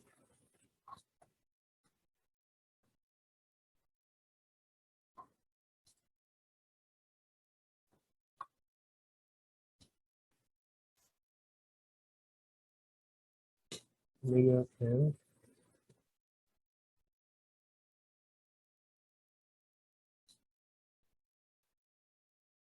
times omega n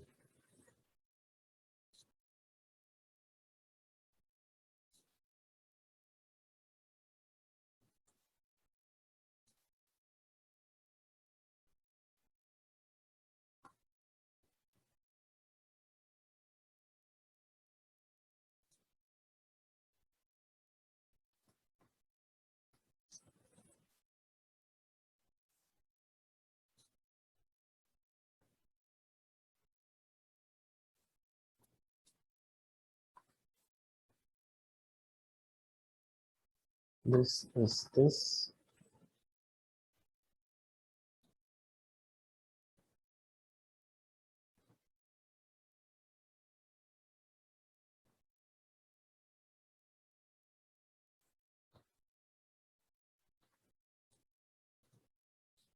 R2 plus 4.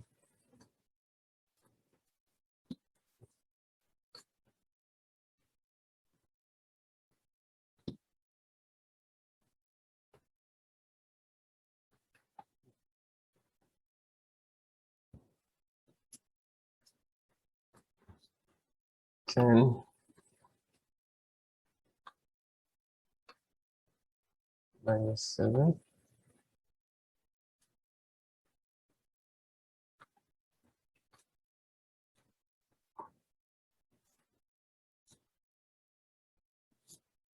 Okay.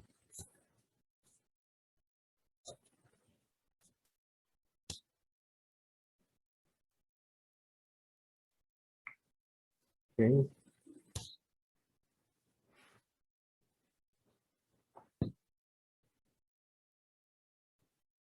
Okay. Okay. Right. Right. Right.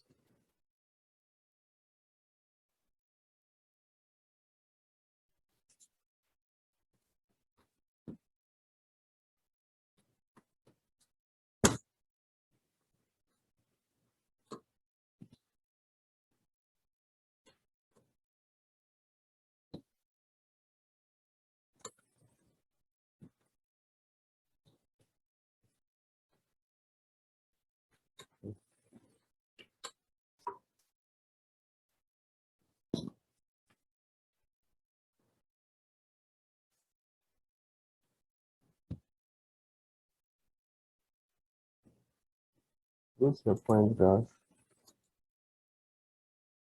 and you want to disable this point graph impedance. You want to disable the impedance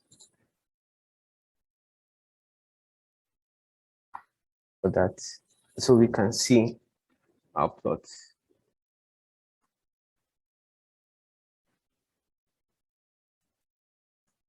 Now we go on to add physics so that we can add optimization. We add a general optimization to our work.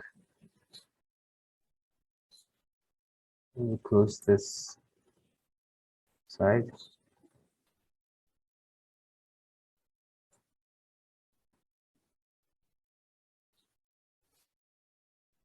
We want to add a global least square objective.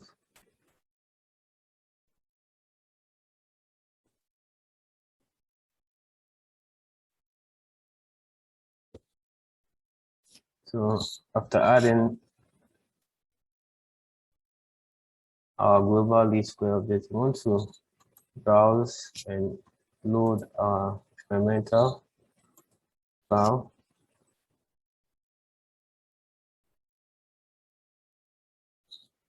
So we've added our experimental data.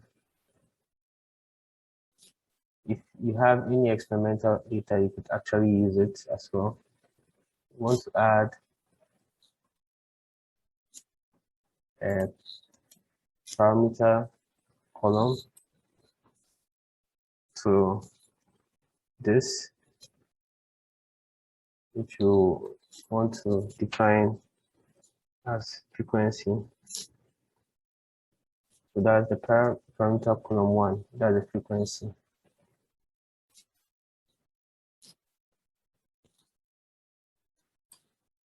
Go, we want to add a value column.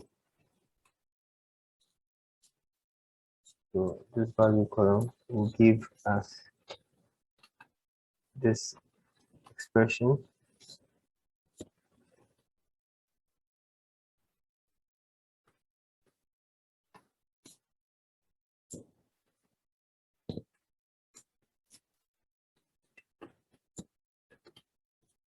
Which ones? Let's go and see.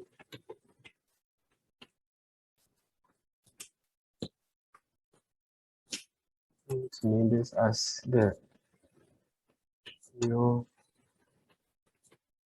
impedance. To name this as into 6. Move to the value. We want to duplicate this.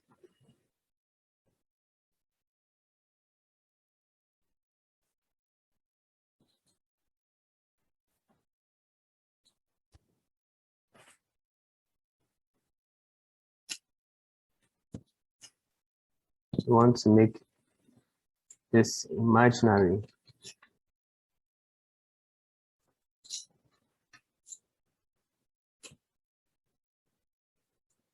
This also becomes imaginary.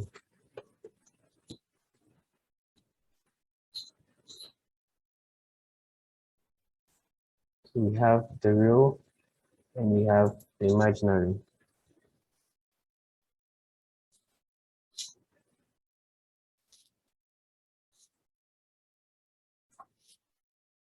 We want to add a steady.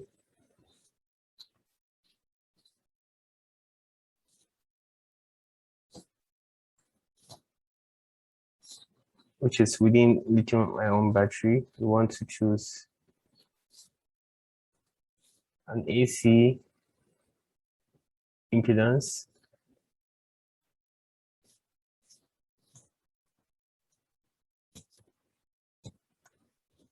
So we move to steady 2.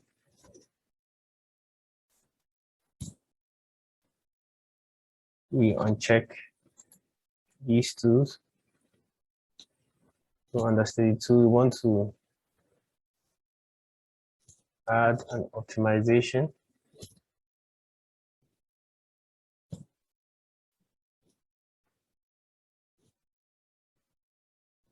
We want to use this type for our method, SNOPT for our method. This actually increase the tolerance, reduce the tolerance, and the least square frequency, let's make it from the least square frequency instead.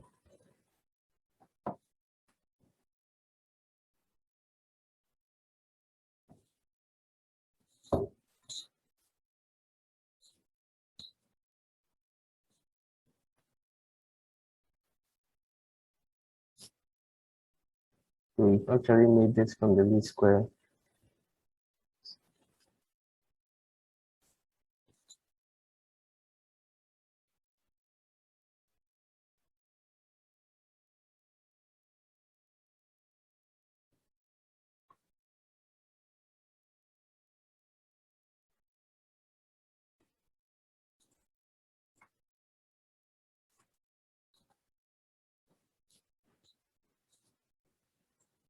Down, and we want to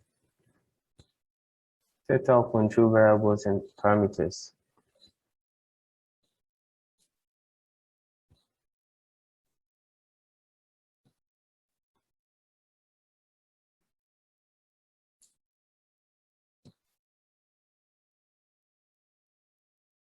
We want to set that for the I0 positive exchange current density.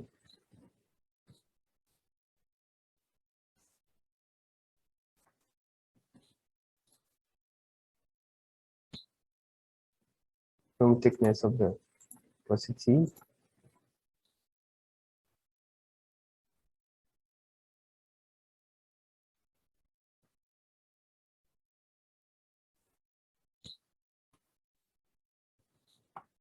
And we will then set the initial value for this. It will make set as 1 exponent -3. This will be 1 exponent -3.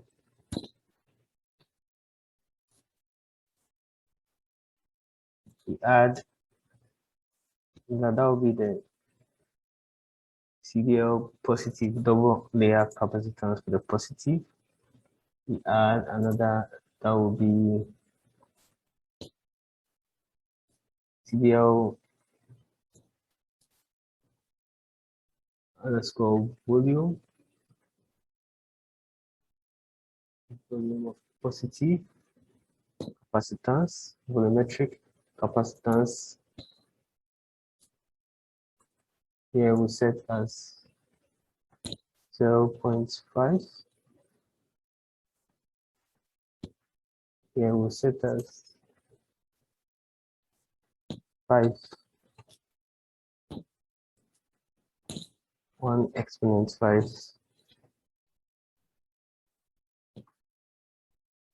I like to expand this properly.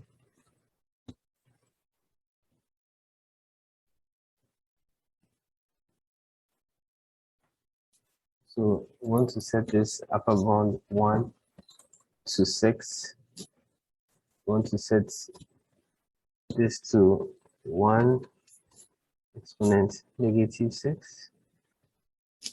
So 5 exponent -3. 0.1 1 exponent 5. Let's set here to be 0.9. Let's set here to be 1 exponent 6.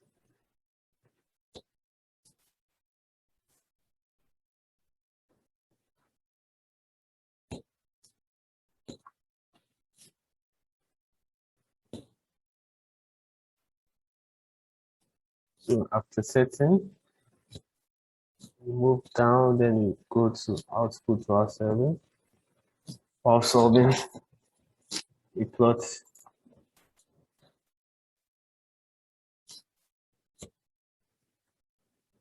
the default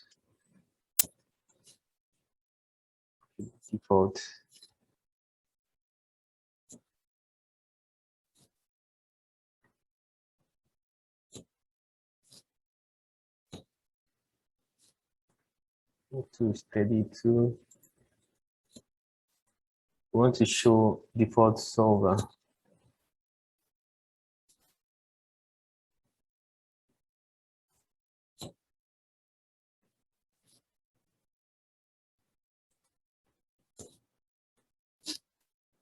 Optimization solver.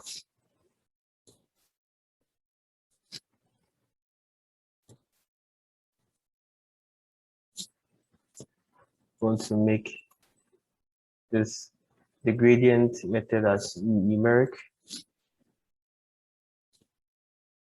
We set intervals to 5 exponent -4.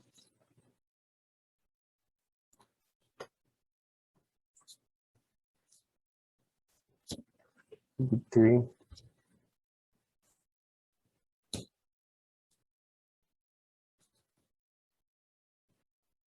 This section.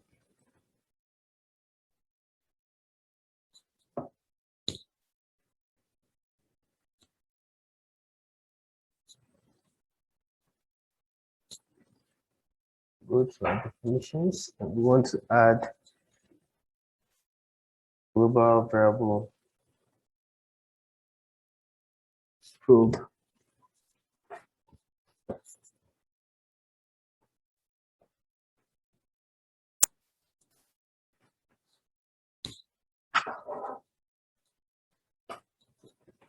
So name this as exchange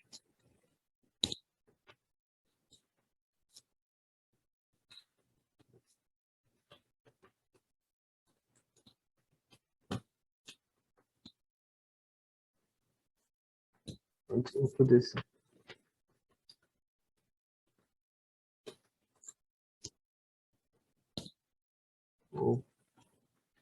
positive.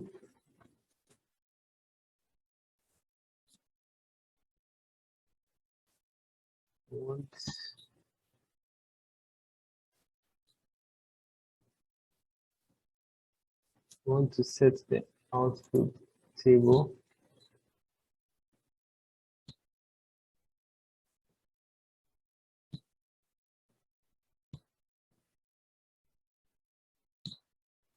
want it to be same as the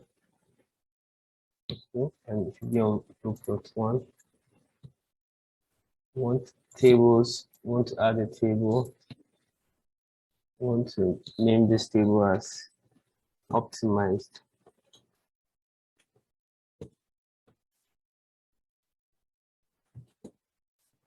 parameters table. Exchange current density output table. Want optimized parameters.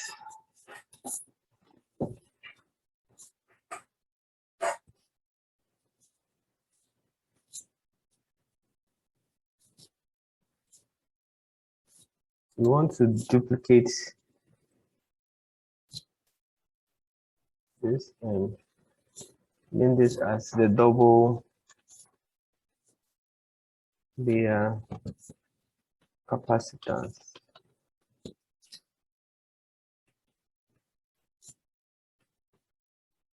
We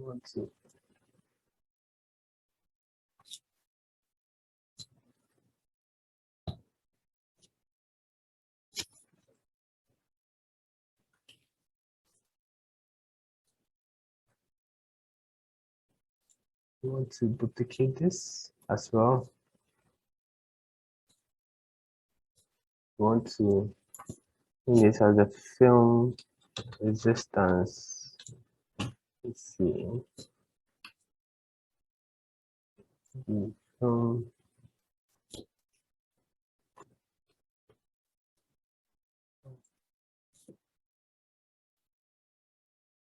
want to duplicate this as well. This will be the volumetric double layer capacity plus electronic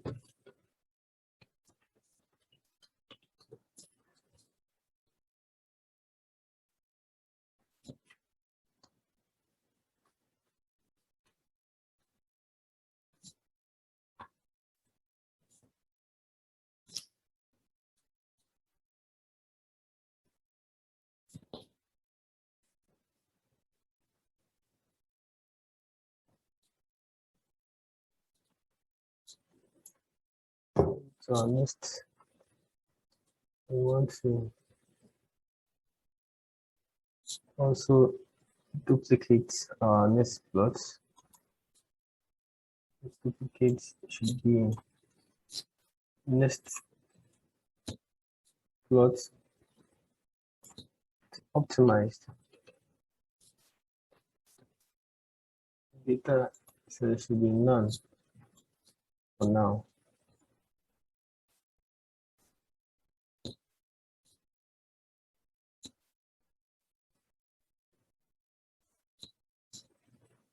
Should be steady 2.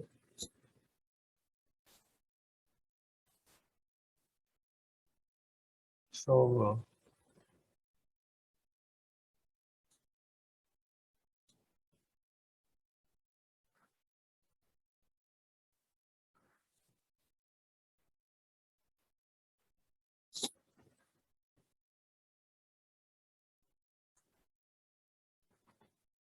No, this should actually be for,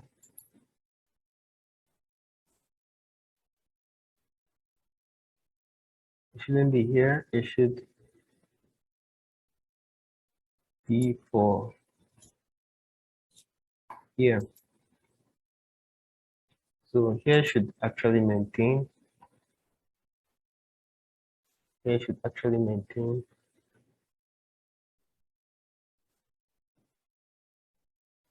So these changes, the data set should maintain. However, that for the next optimization is what we have to change. So go to the next optimization, then this is when we change this over here, as you can see.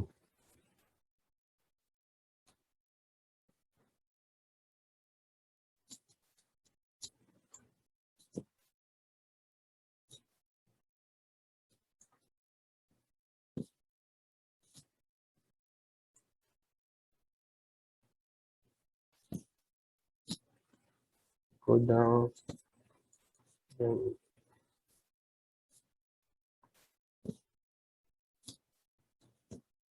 marker should be set as square. It should be in data points as well.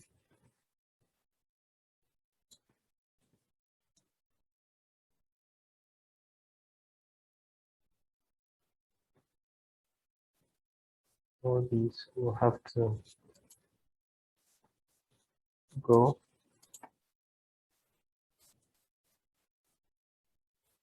to simulated impedance NCA versus reference. Okay.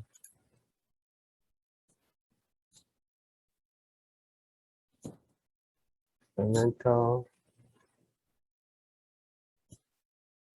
We want our marker to be square.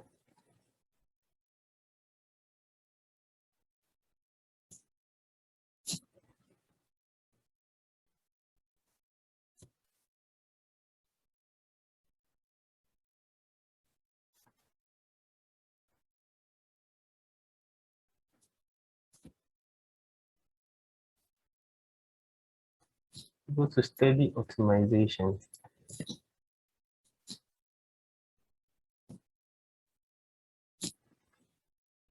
Now output while solving, we want it to be at the next plot optimization. That's where we want our output should be.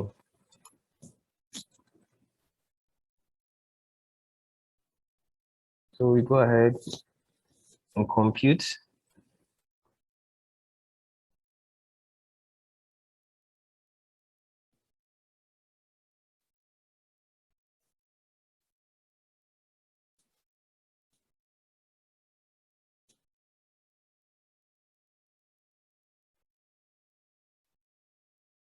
Wait while it computes. So simulated blue and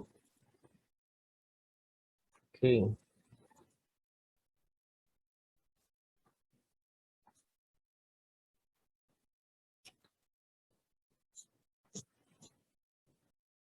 Okay.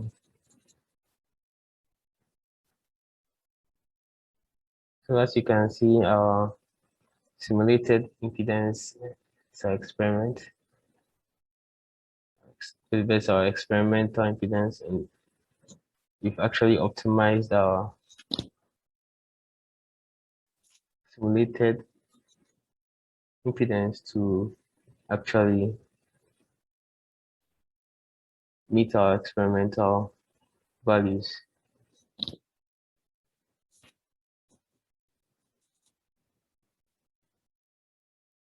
So if you should go to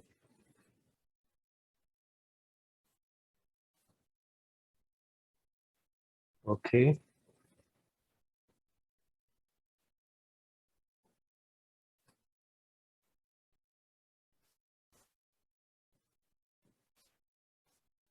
Okay.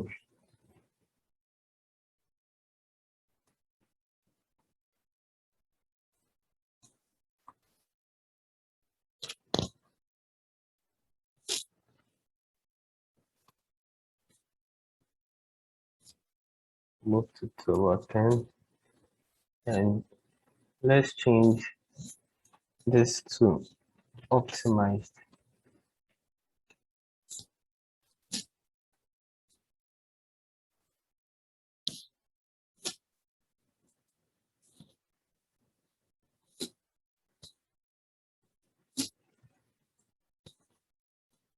We've seen our results being plotted.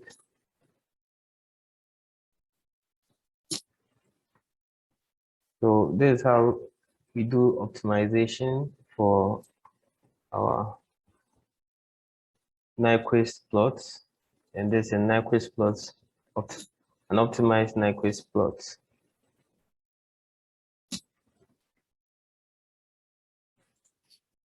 So we open a new model wizard where we will select our space that we will be working with. Working with the 3D space dimension, we select 3D. Then we go ahead to select our physics. We'll be dealing with electric currents. Go to electric fields, select electric currents, and we go ahead to add, move to our steady. We'll be dealing with stationary steady. So click, then to add our stationary steady. So it brings us to our Comsol interface.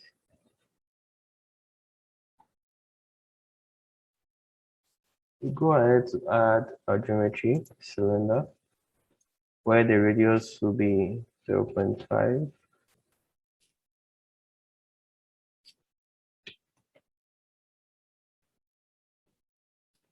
Meters. And we have our height to be 1 meters.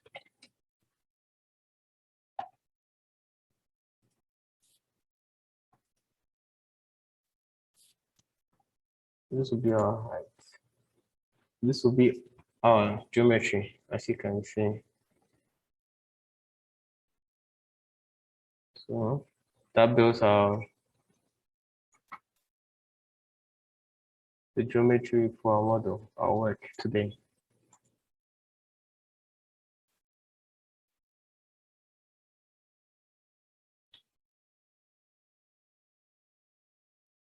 So we can quickly add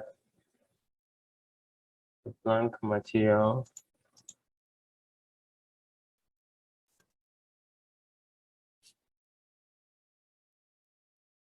to our work. And we want to define the electrical conductivity, the value for the electrical conductivity, the value for this as well.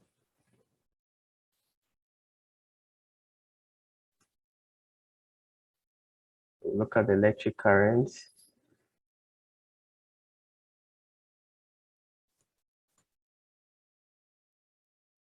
Then we can add a ground to our work.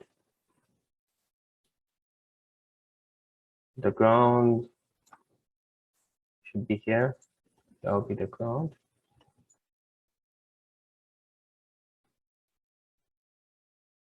And go ahead to add terminal. Terminal should be at the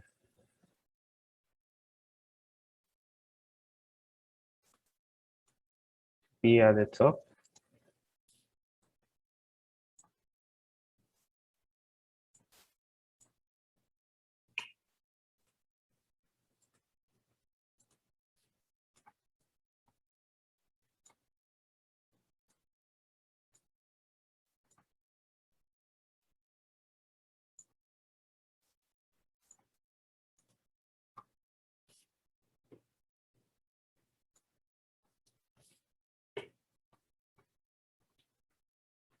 So we add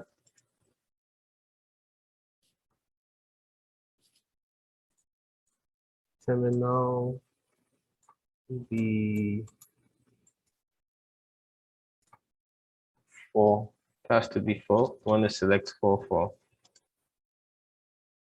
terminal.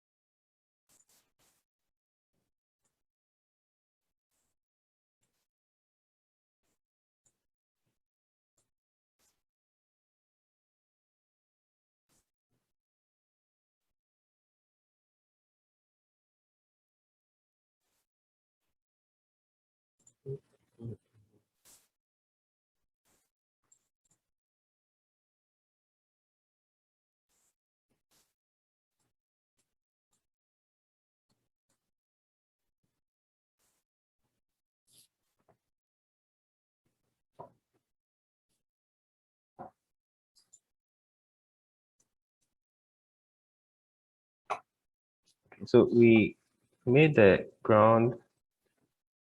We selected 3 for our ground, and that of the terminal. I want to select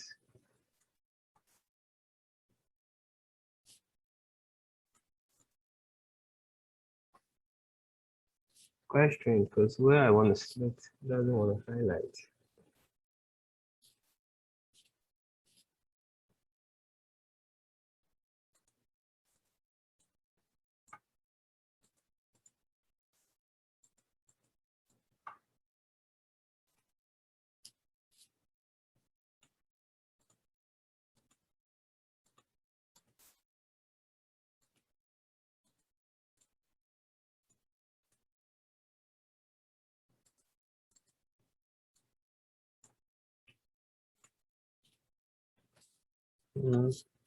Let me choose all boundaries and all domains. Okay, it's not allowing me to select. Let me re-add the terminal.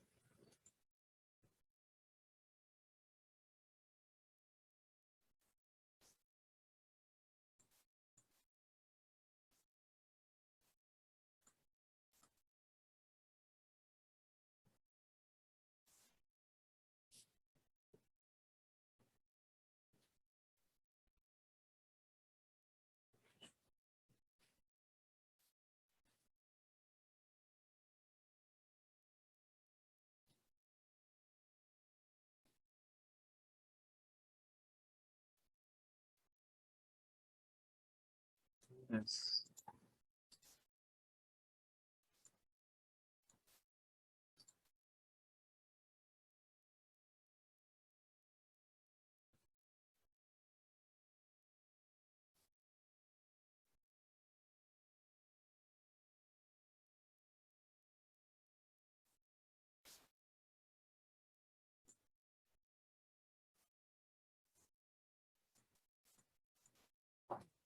Okay. Okay, so what I'll do is I'll first add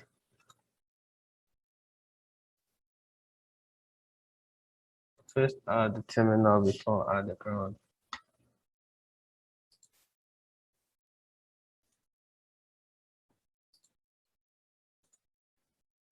Terminal.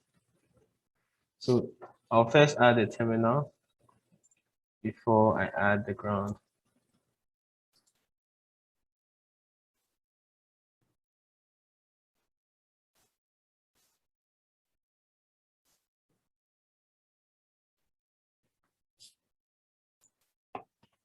So basically that's that. Add the terminal, the ground. The terminal is for 4 and the ground is 3.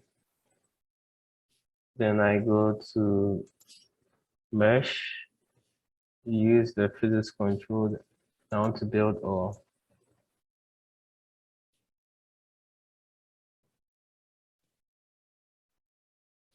So I'd like to, think we can compute now.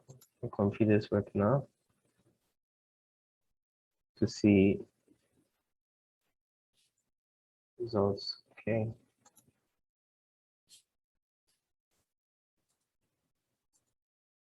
Okay.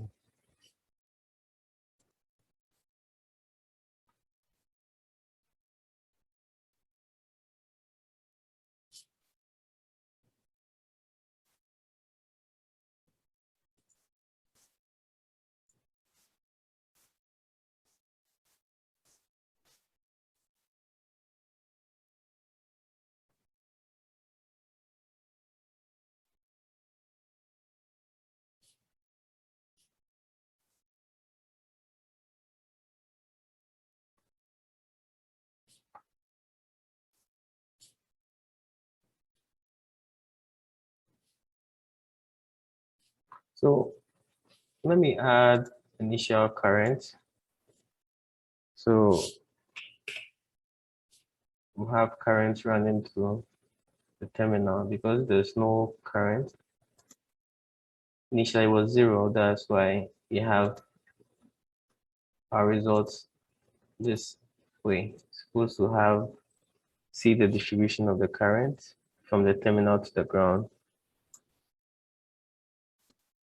So I'll go ahead to compute it. Then now we see the distribution of the current from the terminal to the ground.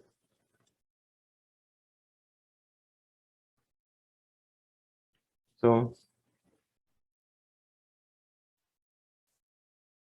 as you can see, the distribution of the current from terminal to the ground. So now we go to electric potential,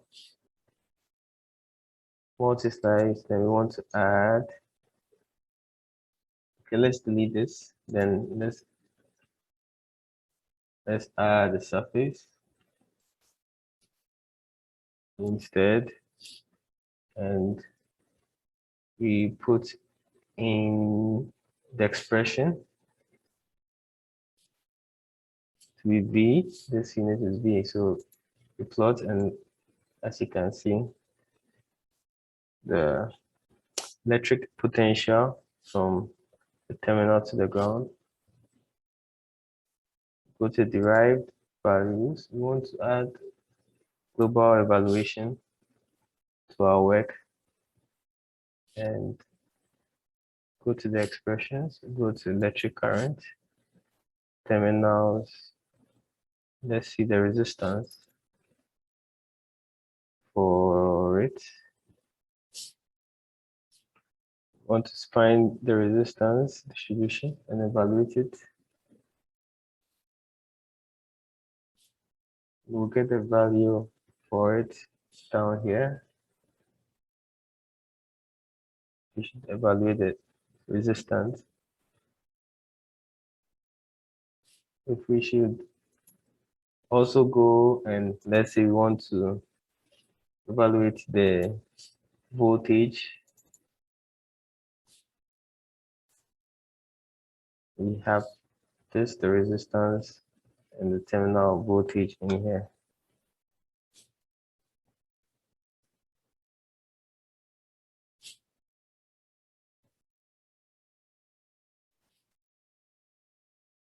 What's to derive? Let's say we want to add a volume integration.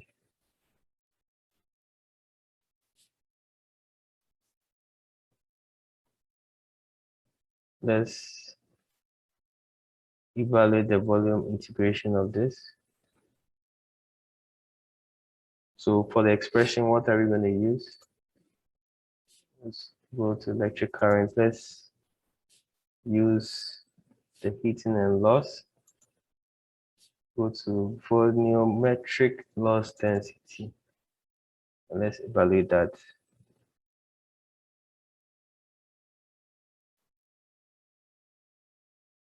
We could also change the expression.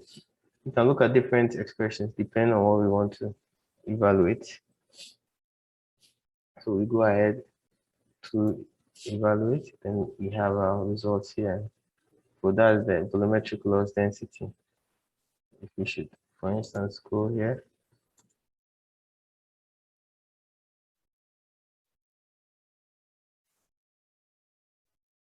We want to evaluate the energy density as well. Evaluate, and we have the energy density as well.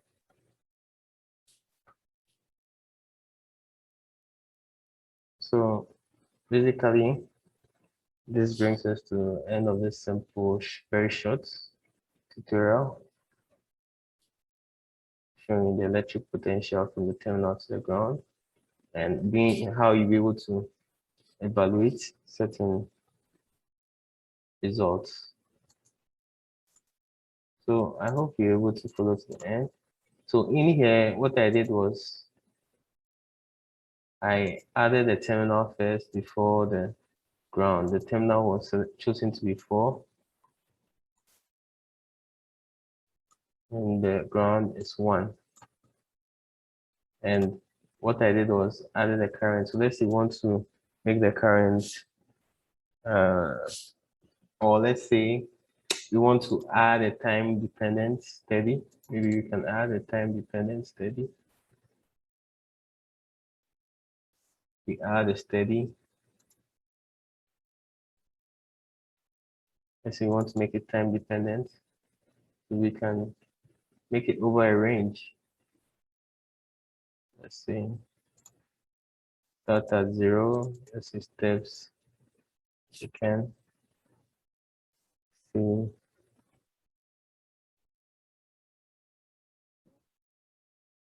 Let's say 2. Let's see 9.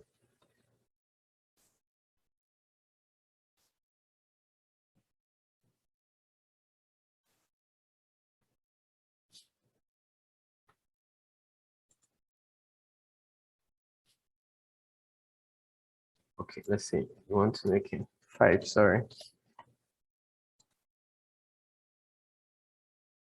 Can go ahead and study this.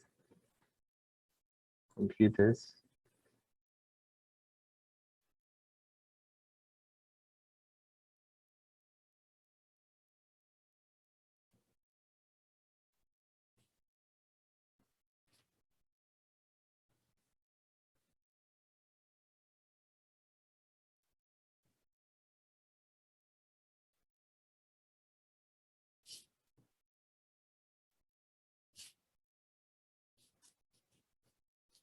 So I think it's because of the time range that I use, because it's the time range is quite a lot, used about 2 to the power 5, so to take a lot of time to compute because of the range that we are looking at.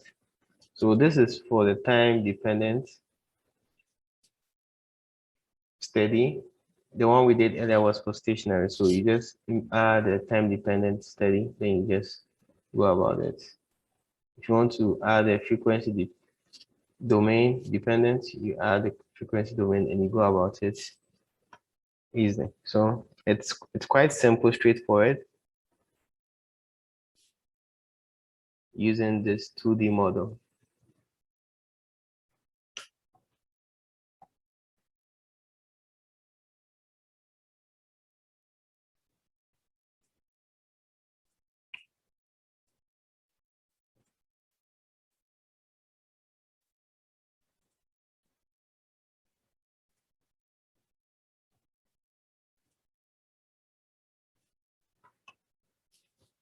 So this for generating heat and using stationary and time dependent, and also checking the resistive and dielectric forces.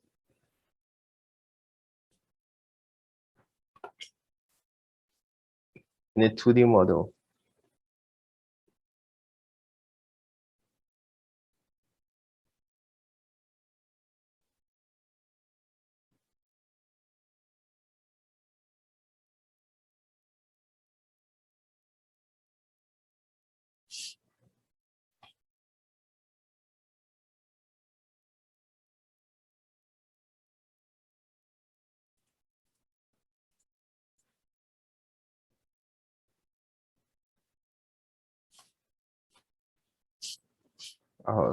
Okay, so this will take some few minutes to compute.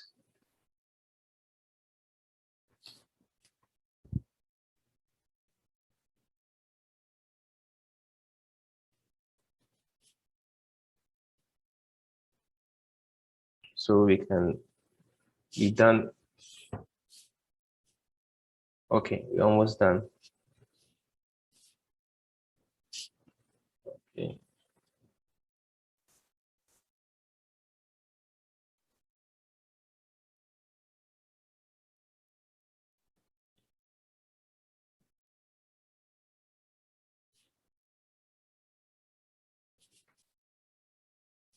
Okay, almost.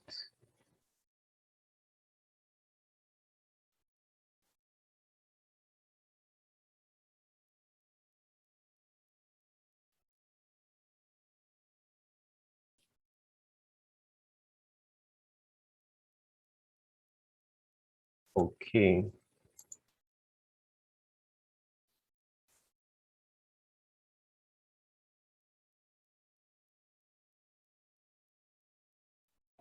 Okay.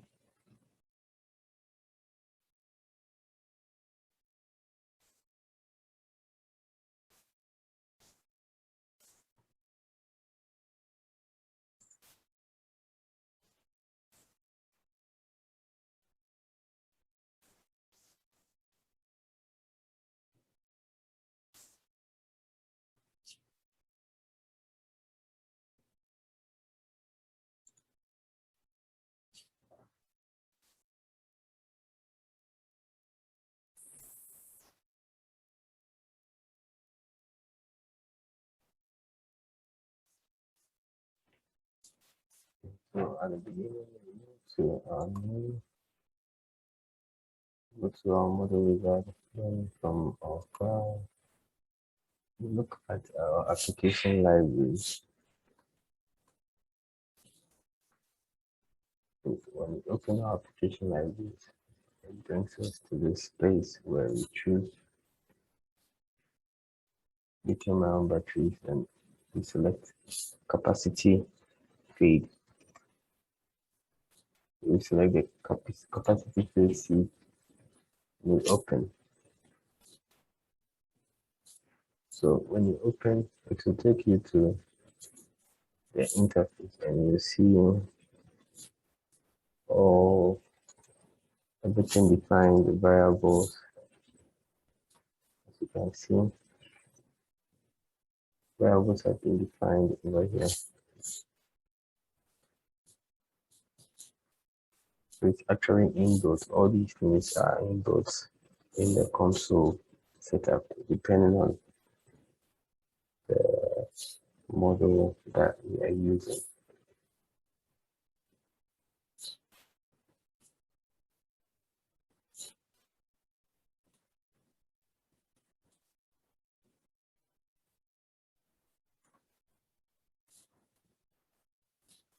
Go to lithium-ion battery, electrode, everything. You can see it has already been, the domain has already been selected. Open our particle electrode has actually been defined. Most of the variables have been defined. To the porous electrode. So this is basically how it is. And if you should check the materials, you see that it's actually added materials to it. The electrolyte, negative and a positive electrode have been added to it.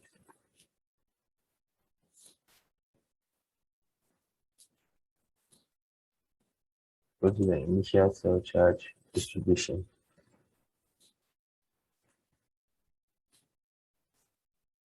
You can see everything has been input over here.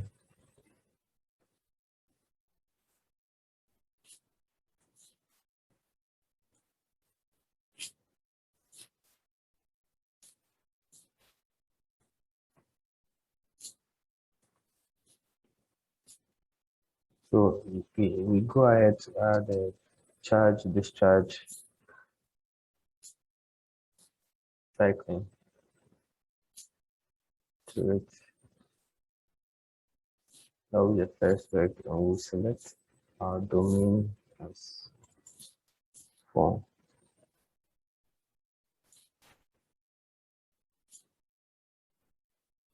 That is all we select for this section.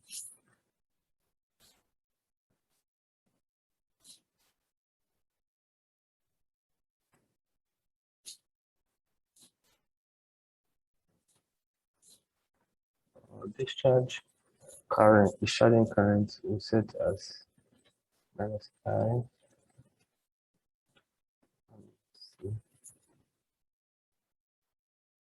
Minimum voltage we set as E.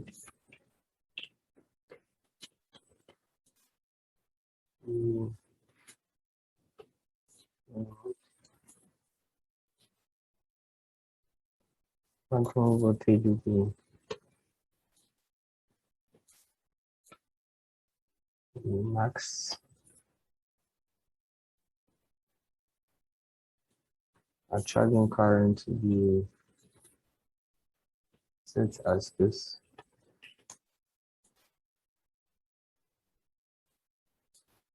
Then we check this side, which is include constant voltage charging.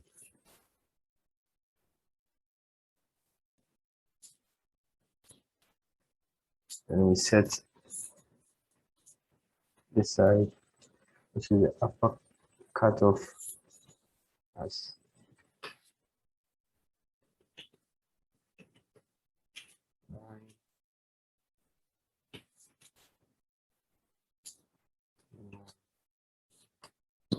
charge.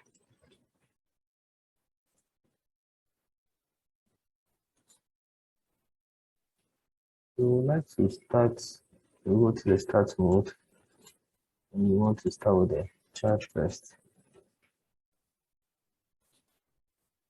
in this section.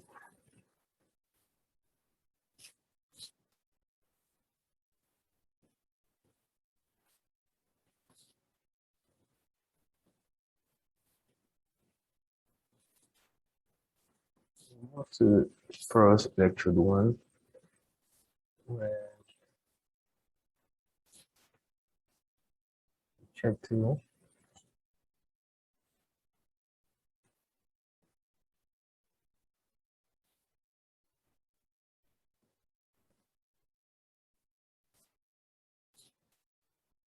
We want to add SEI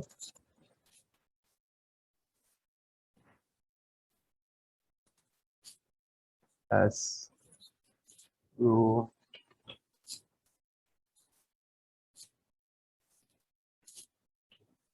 SEI. We want to make this here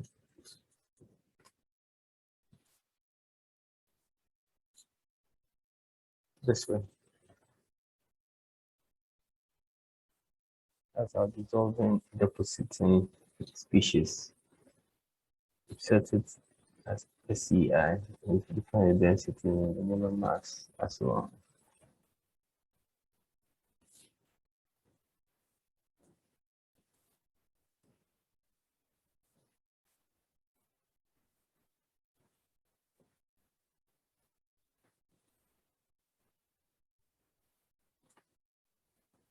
We go ahead to check this add volume change to, we uncheck this part.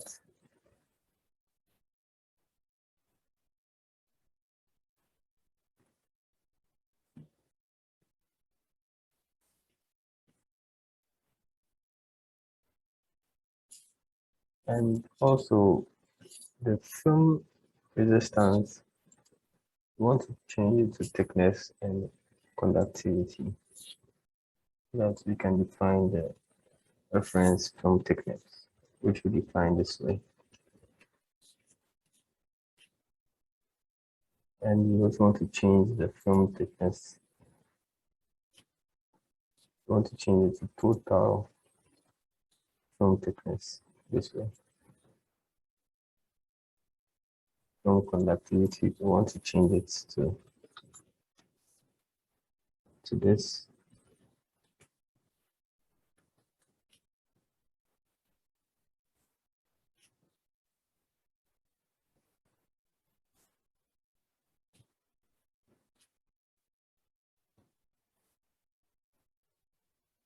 Move to the porous electrode reaction one.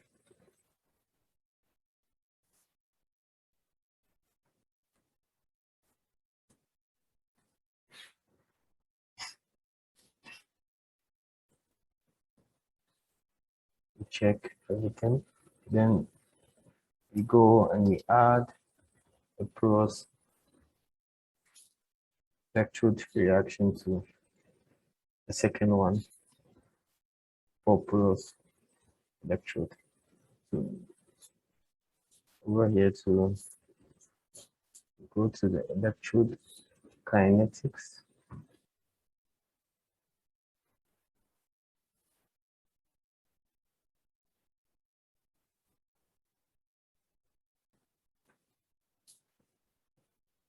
Then we make here user defined. So we can input our I. Let's go on SEI. Cycle and let's go number greater than 0.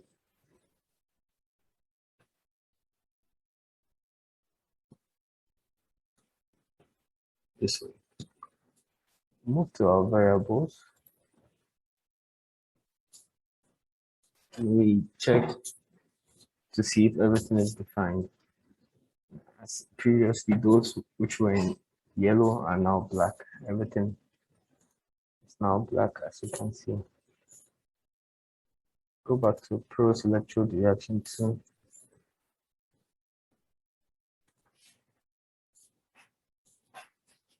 And we check our coefficient over here, which will make it T underscore factor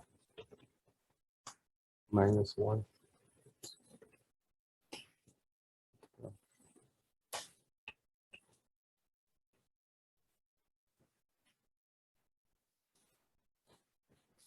That is stoichiometric coefficient of V Li theta.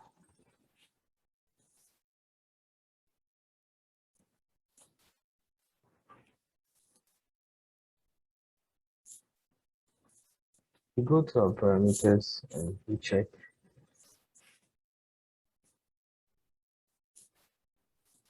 our T factor, that's time isolation factor. Actually 250, yeah.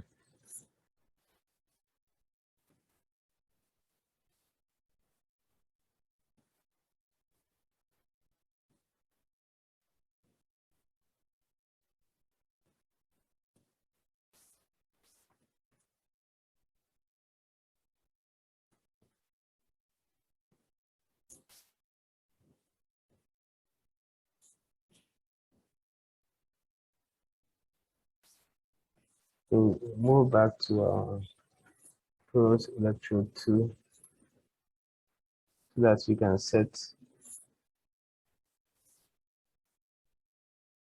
our SEI to be T underscore factor.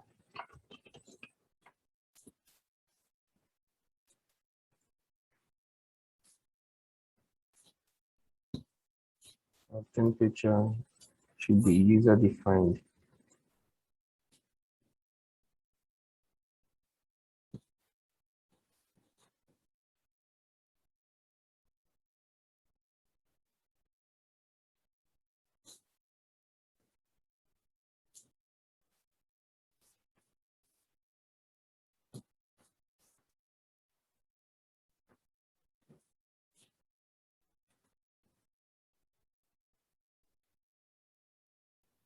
We go on to definitions to add an integration.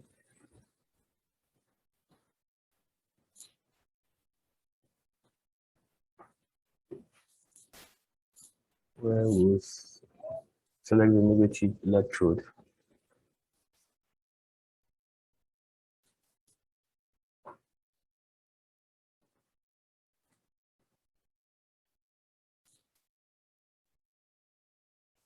We move to our study.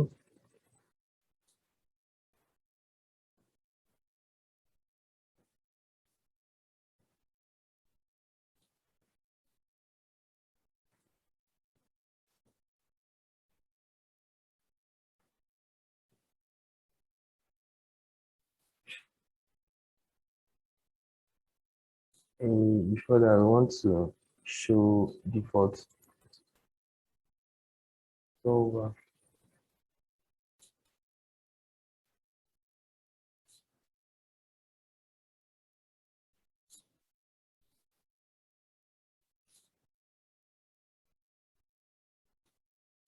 We move to our current distribution initialization.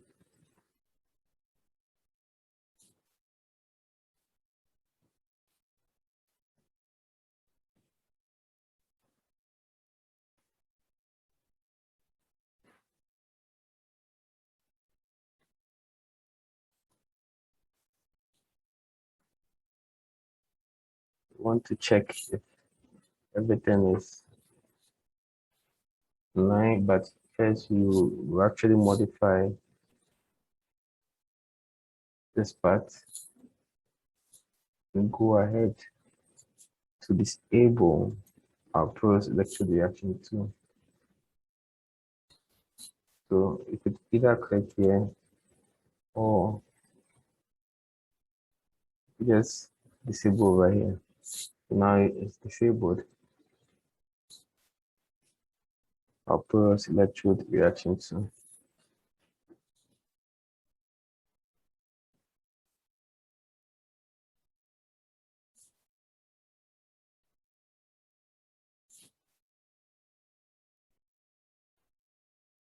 So you go to current distribution, then you go on to disable pros electrode too.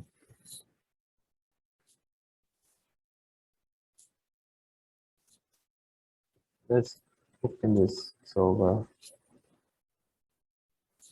On our time dependent solver, let's add a stop condition.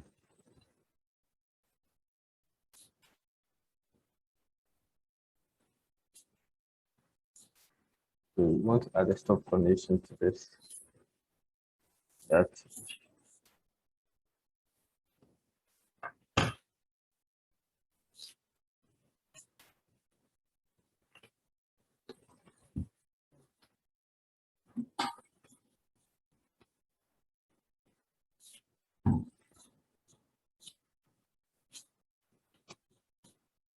cycles.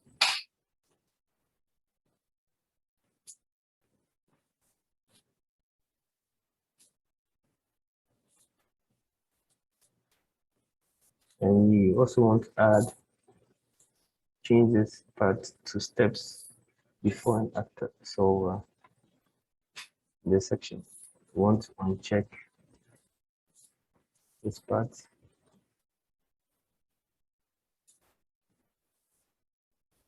Move to our study. Want to uncheck generate default plot.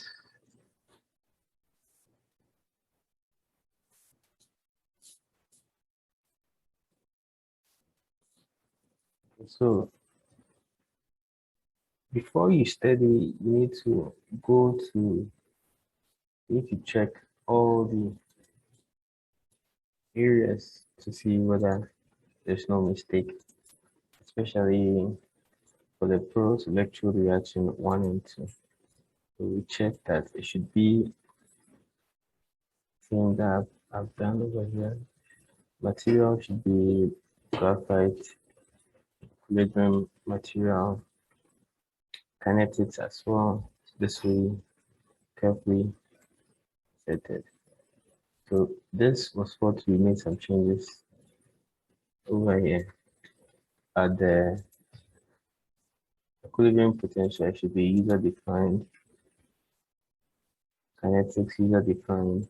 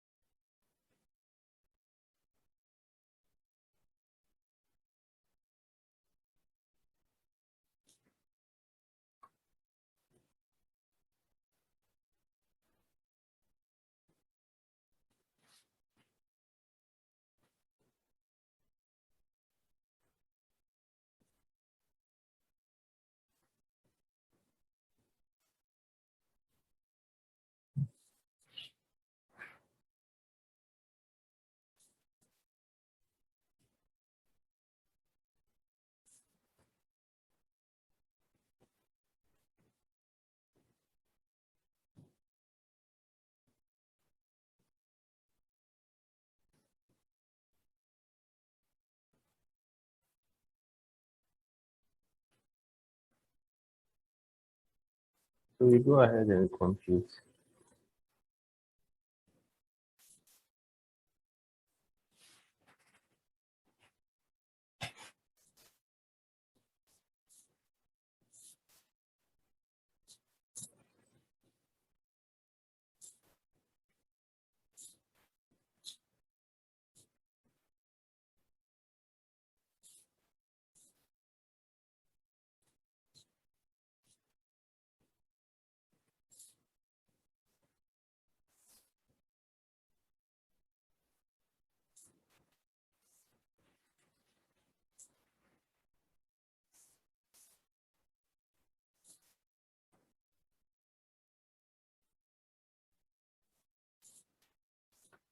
We have our convergence plot.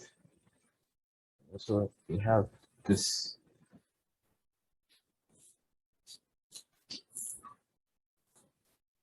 So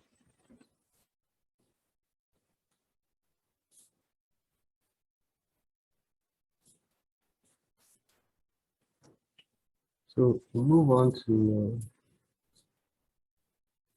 exclude this. I want to add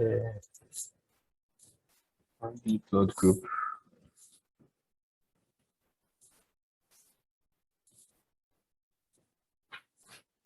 I want to add a one B plot group to plot some results, which we'll name as load cycle. Name this as load cycle with the title. Type will be none.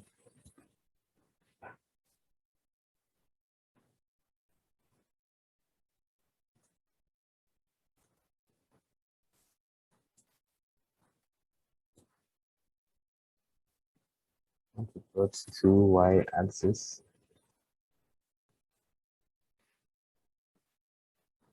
Our load cycle, we want to add global.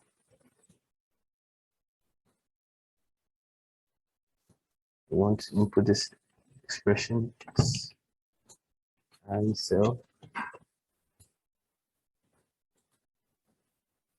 So now variables I cell is already stated.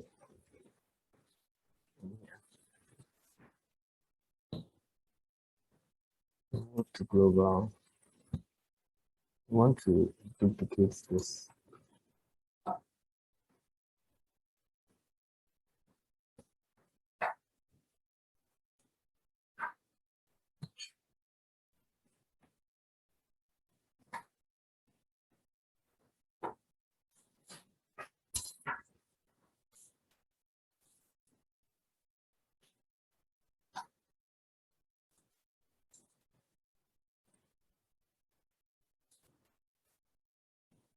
We want to filter as well.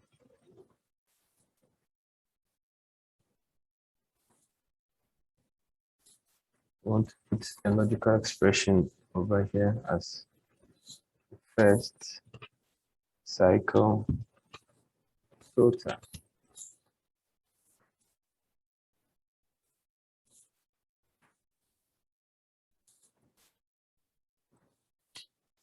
It's been stated in here.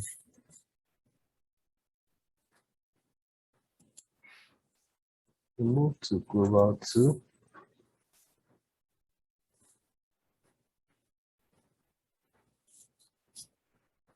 And we want to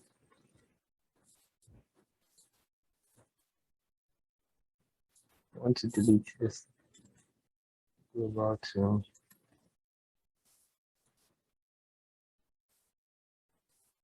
Just maintain this global 1 and duplicate it as well.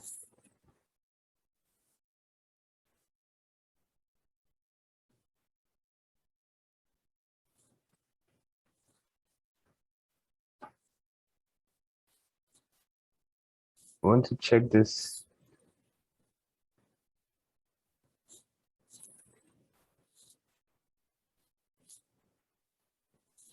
We want to change this expression here to E.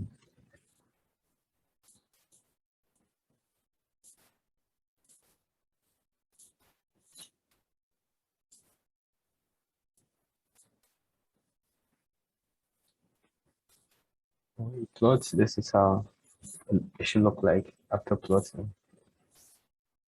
We want to add the plot group, change the expression to discharge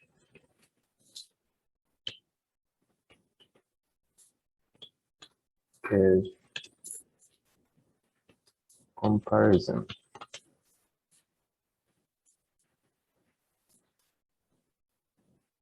Our title to none. Y-axis, rename it as cell potential.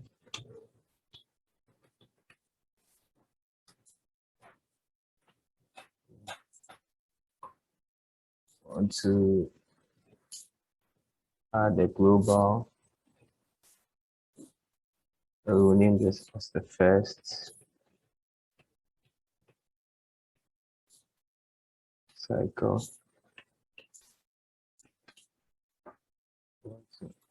We put this expression in cell.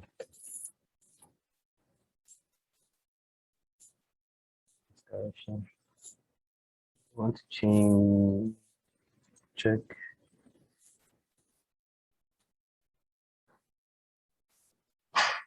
and make the parameter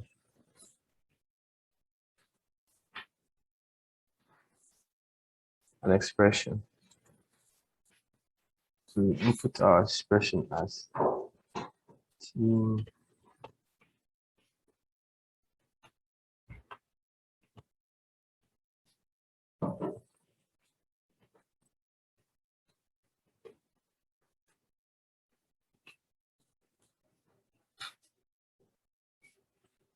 as this.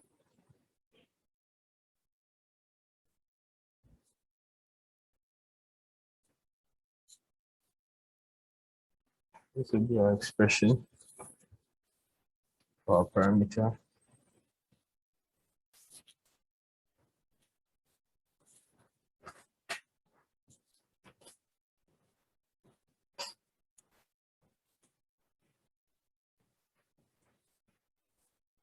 And we go ahead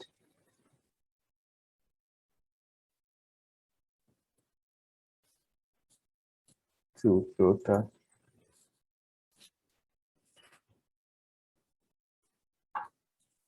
and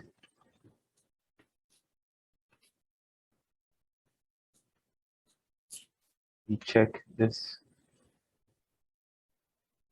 as first cycle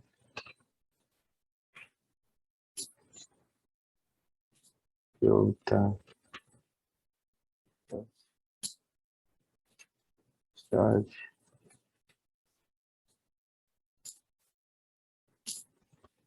filter.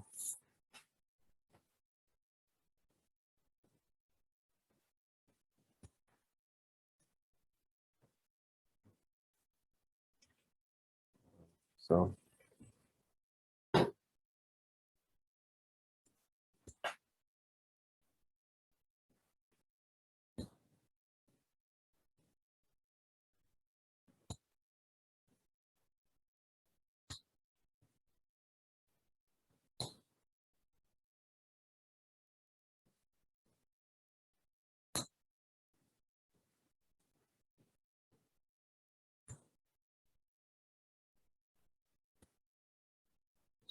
this has to be, let's go. It's just a star over here.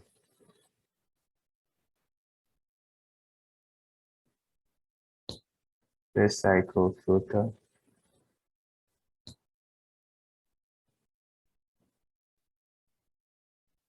It's a filter here.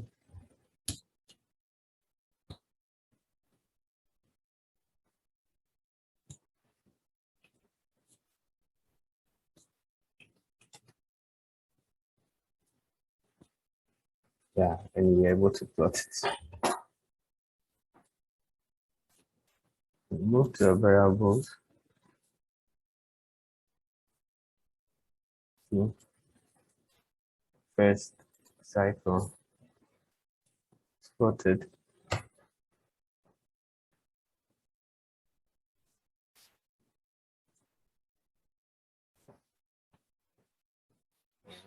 Go ahead to duplicate this.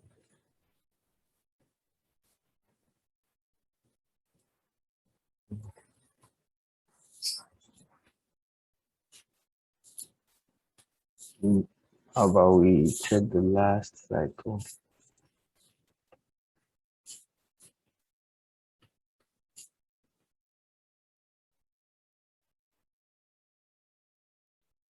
And let this description cycle go to 200, 2000.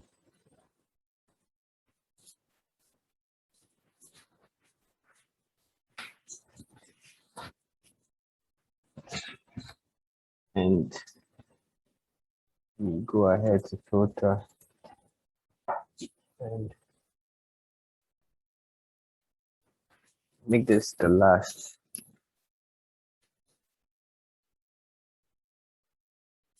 So we plot and we see.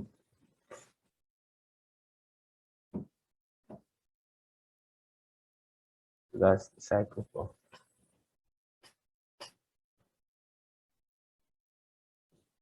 So we make here description cycle for 1. Make the comparison a bit better. We plot.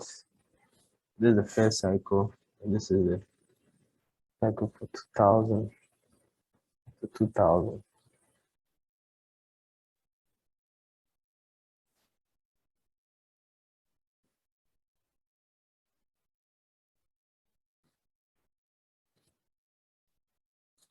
Go ahead to add a 1D plot group. Change this to SEI, layer potential drop at 1C.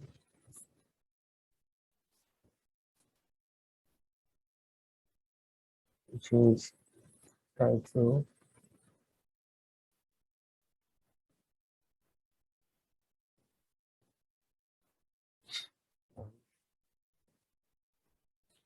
Y-axis.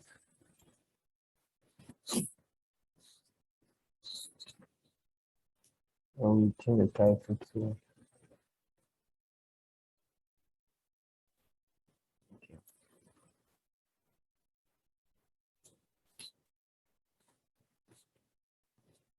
this. And go ahead to label the y-axis as potential drop over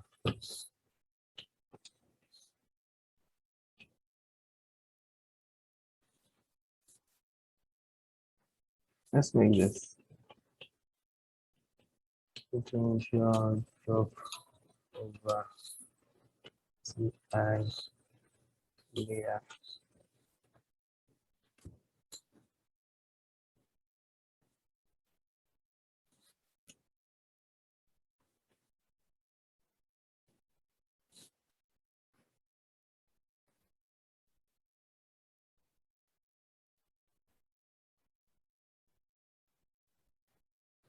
Go ahead to add a point graph.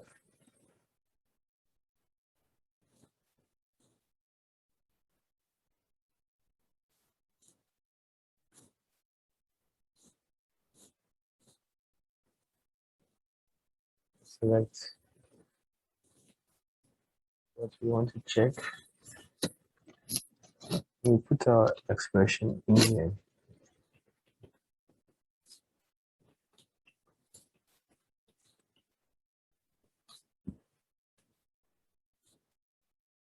Change your parameter to an expression.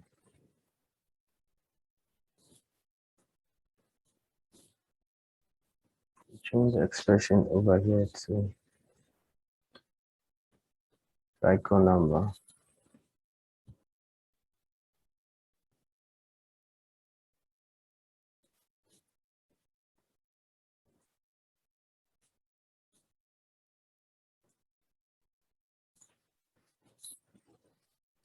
Change the description to cycle number.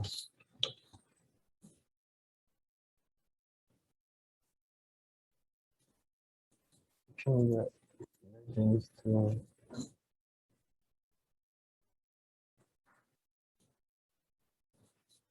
at negative electrode current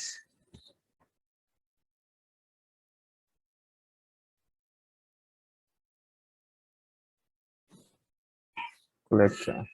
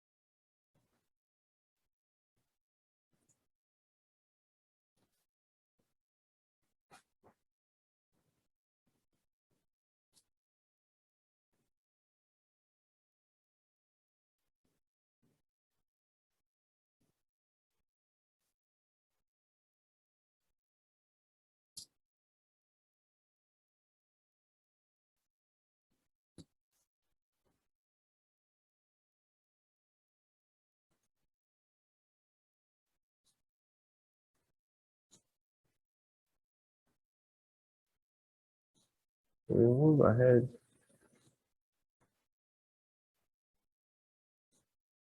after adding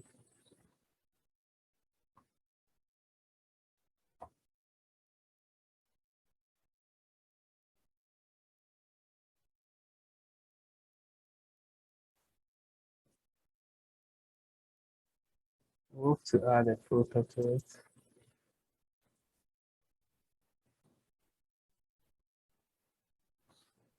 So we label this as PCH dot filter.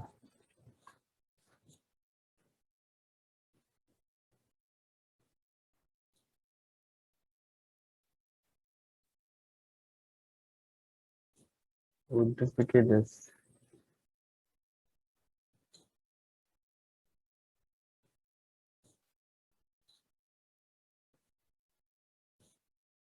This selection, change it to here. We delete this. And here is that with the separator.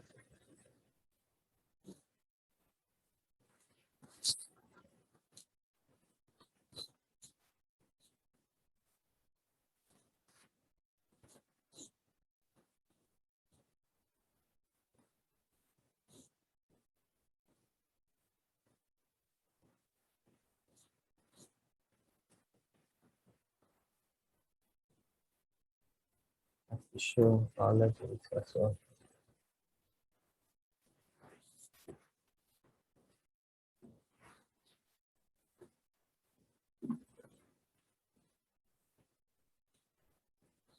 We duplicate this and change this to electrolyte.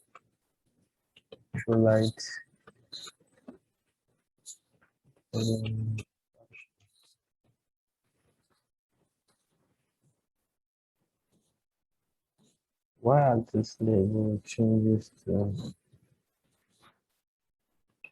electrolyte fraction.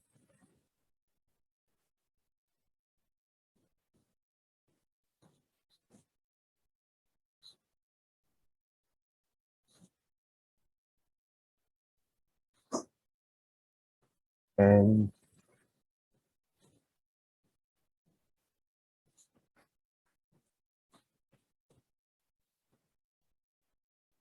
go to our points graph where we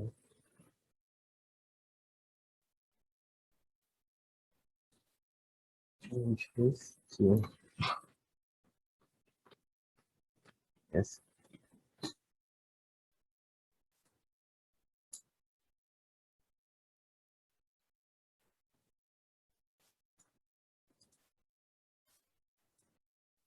We change that of when you have to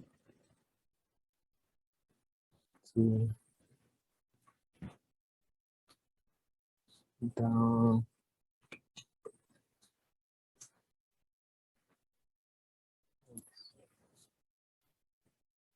one plot. We have this.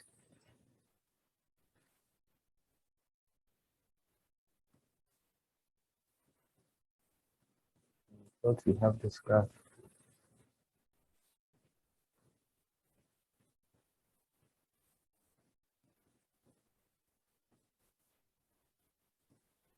I want to add another one, the plot group.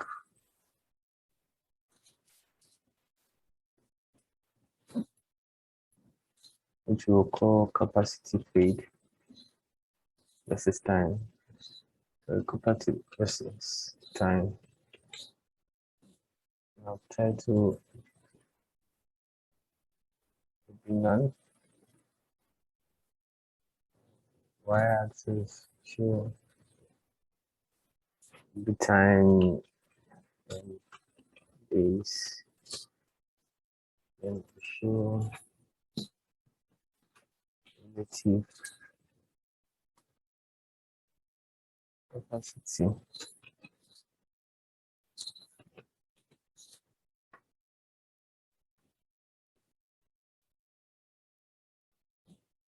Go ahead to add global.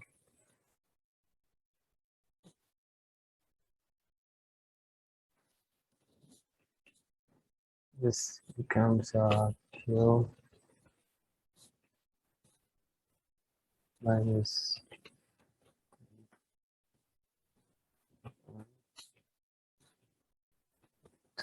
1.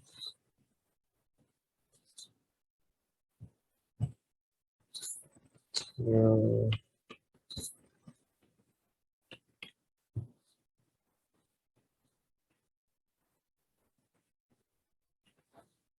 score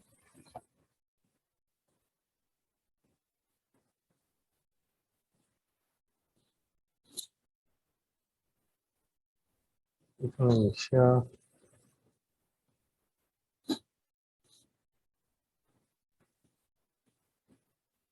0, 0.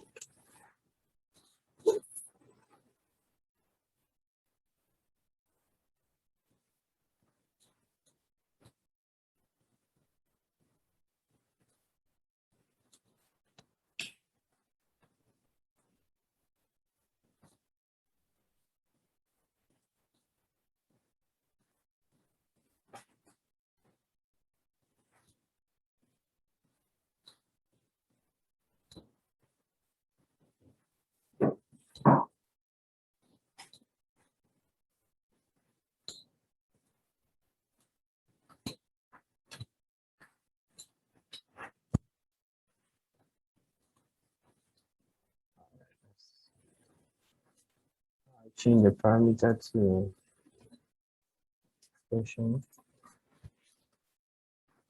where I name this as T.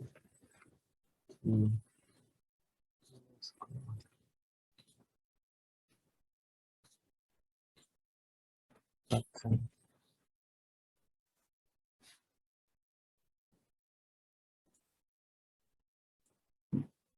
Let's choose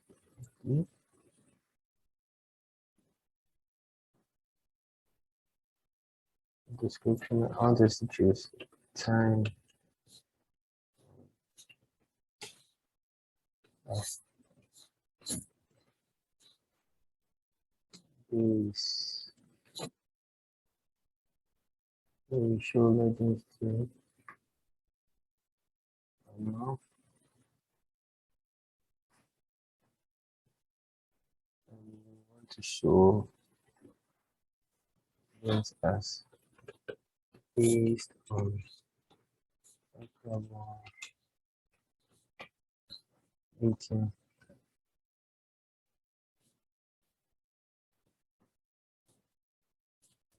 Go ahead to add a filter to this.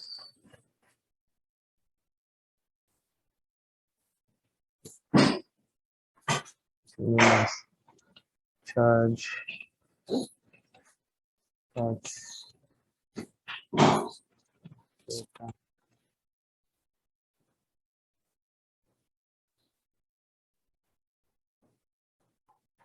Want to duplicate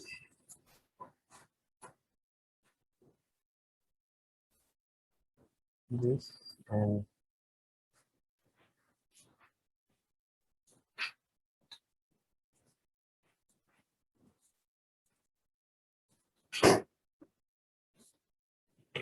to C1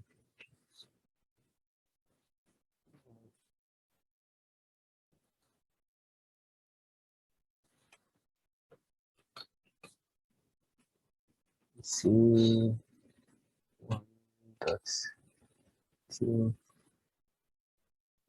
underscore D which starts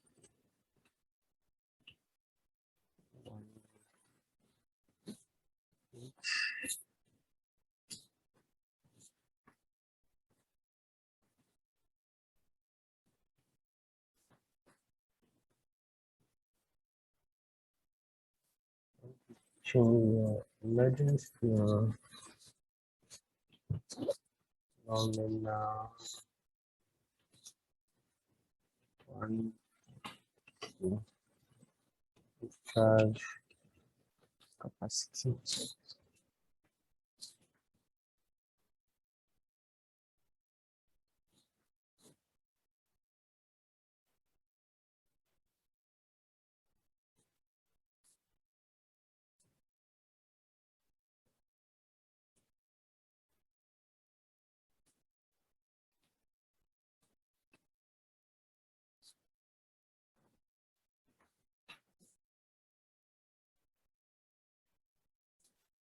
So we will duplicate this.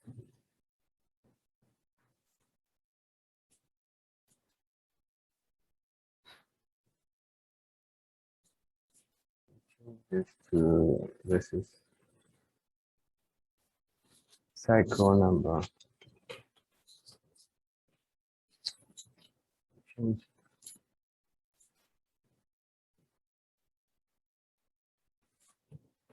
this to cycle number.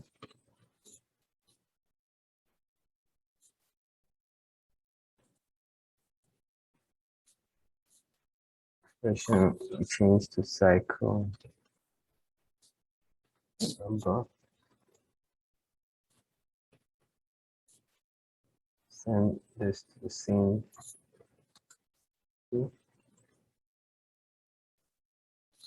Plot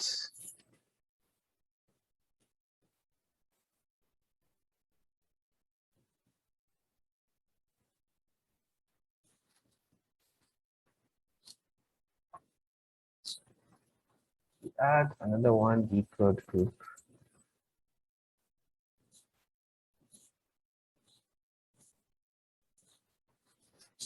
when local state of charge at separator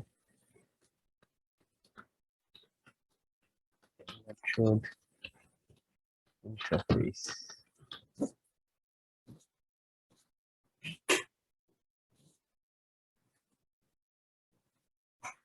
This manual.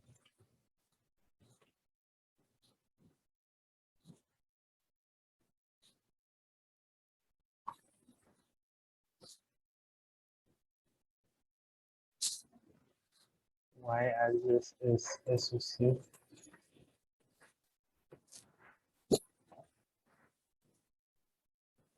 We add a 4-point global.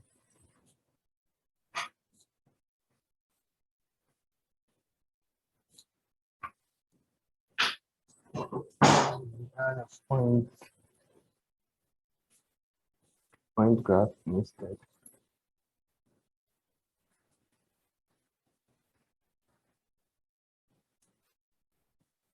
So select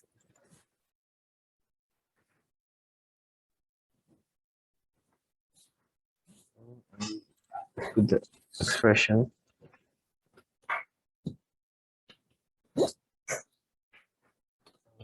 SOC OC underscore surface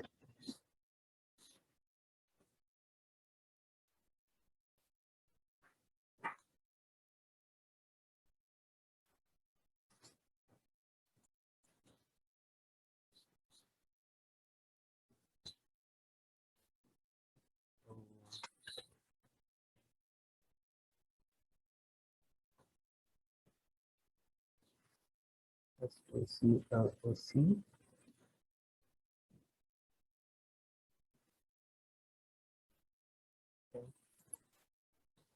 This is right.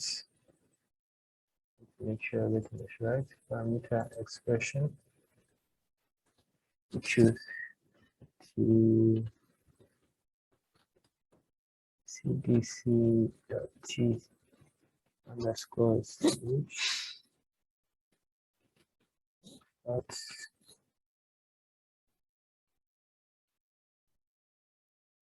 we want to show our legend.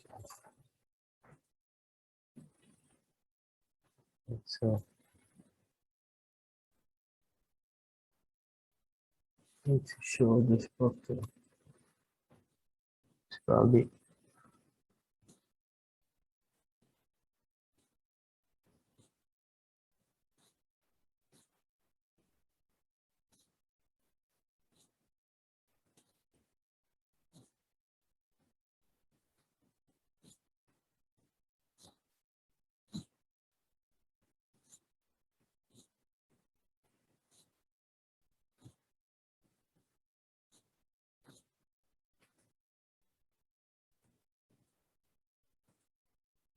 let me retype this again. Make sure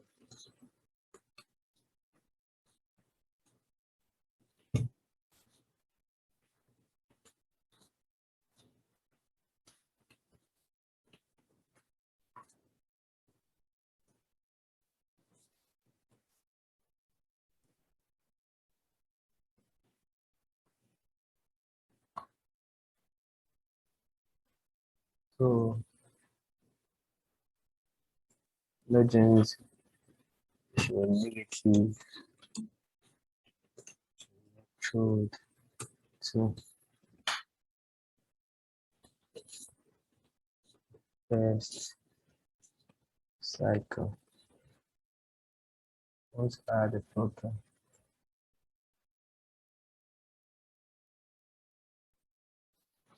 It will be the first cycle underscore filter.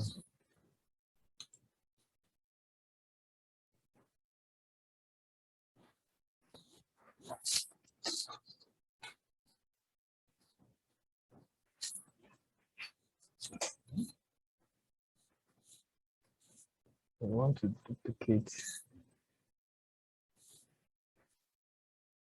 this point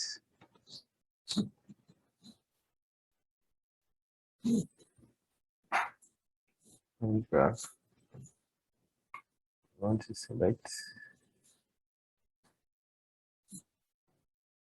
Deselect this and select side 2, 3.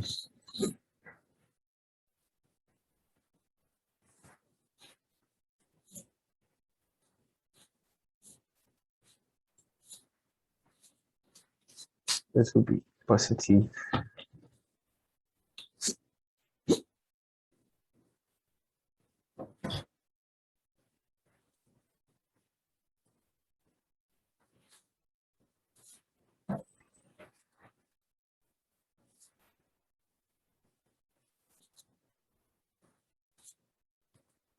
We want to duplicate this again.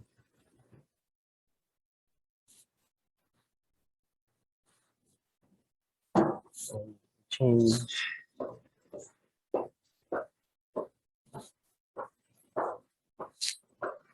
the filter to,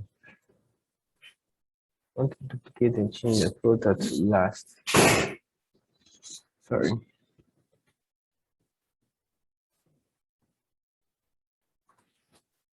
Last. See. I want to duplicate this. Point graph 2 and select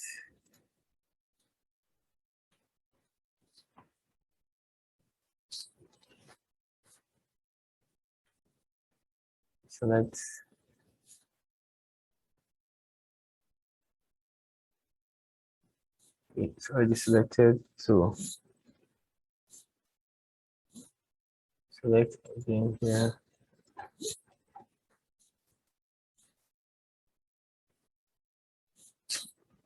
Okay, so we have 4. 1, 2, 3, 4.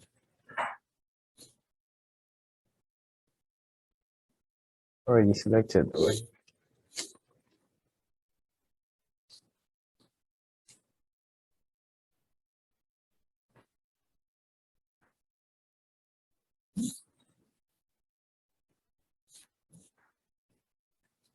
We move to, want to check how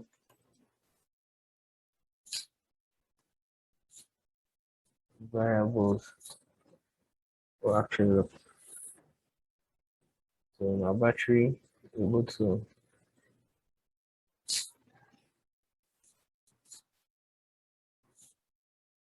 how about look at cross electrode reaction. So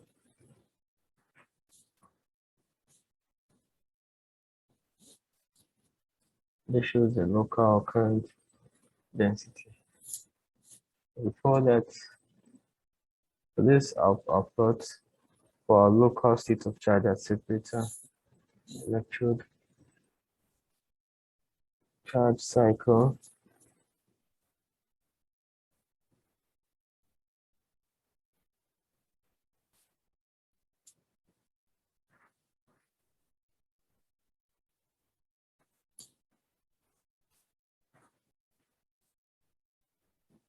Try to attention.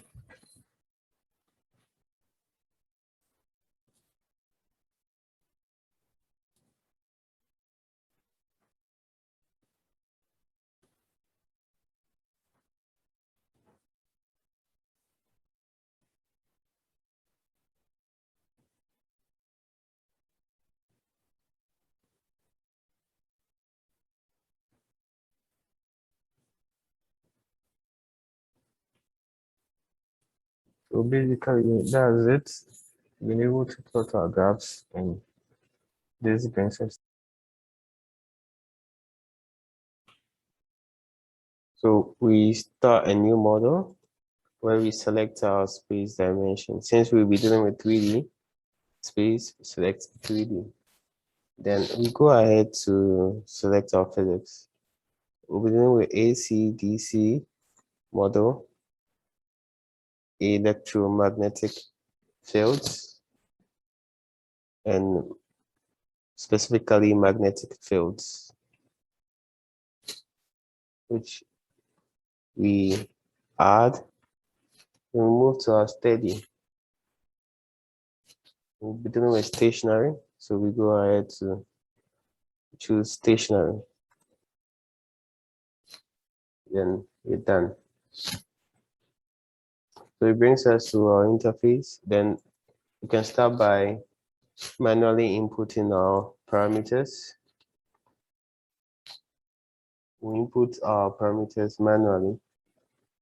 So first we put the I now, which will be expression for our current to 5 M.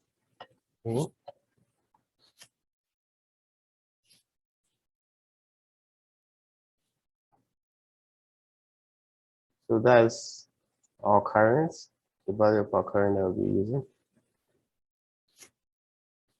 We go to our geometry. We start building. We add the work plane first.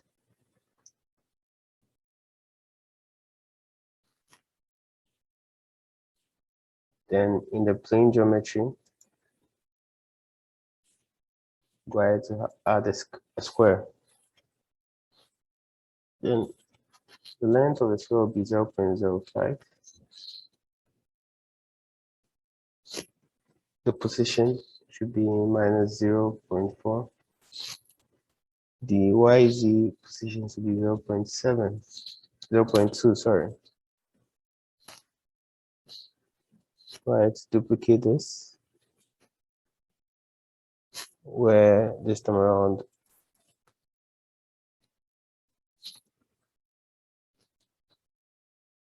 there should be minus, so we can build all, and that quickly builds 2 squares.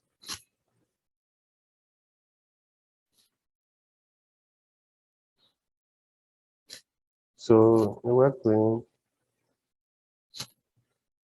geometry, we want to add before that, let's add,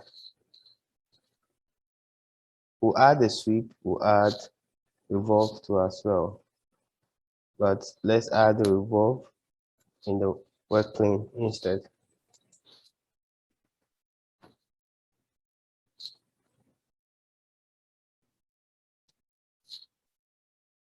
So it shows the revolution angles for our 2 squares, as you can see.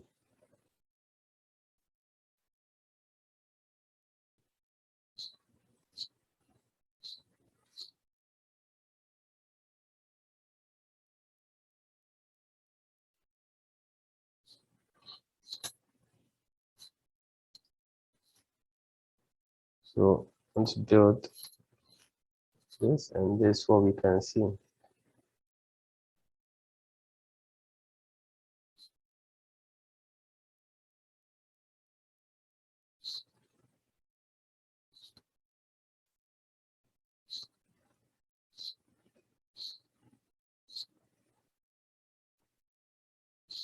So build our geometry using this revolve steps, work plane, then add a revolve.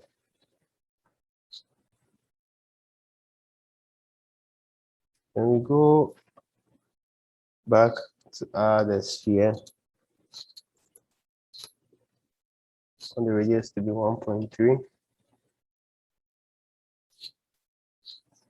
Want to include layers, and that's 2, it should be 0.3.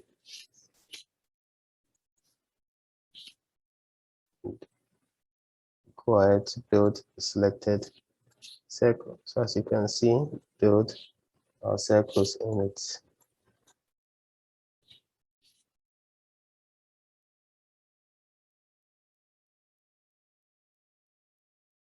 So it's quite simple building the geometry. We want to add a line segment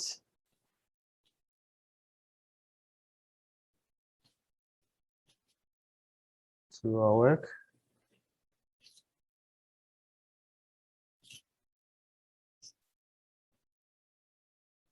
We'll add the line segment to our work in here.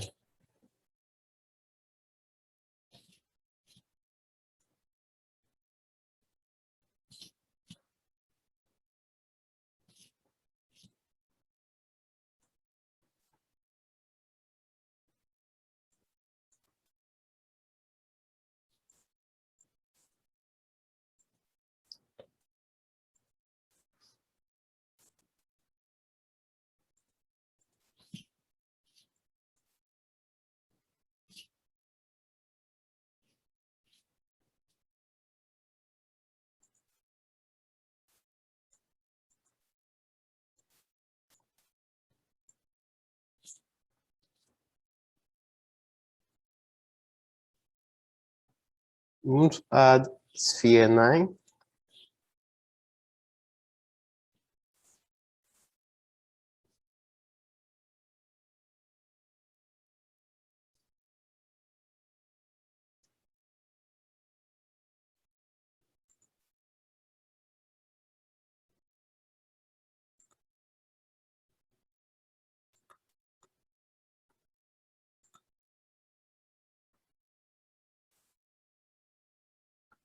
Okay.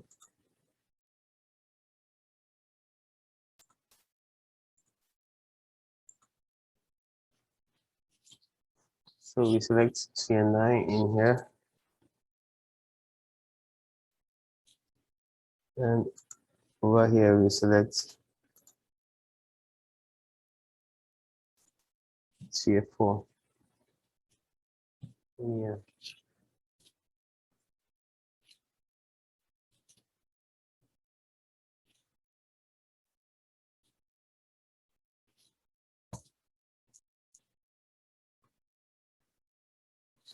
So after selecting, we want to add material. Go ahead, add material from library. Then we'll add air.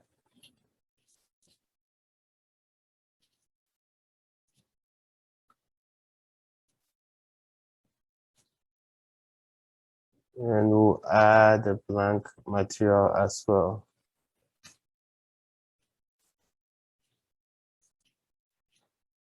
Want to name this blank material, the label it as the quell. And it should be from 6 and 7 as highlighted, 6, 7. We want to make some little changes to the relative permittivity. Should be 1. Electrical conductivity should be predefined value. A user-defined value. Epsilon should be 1.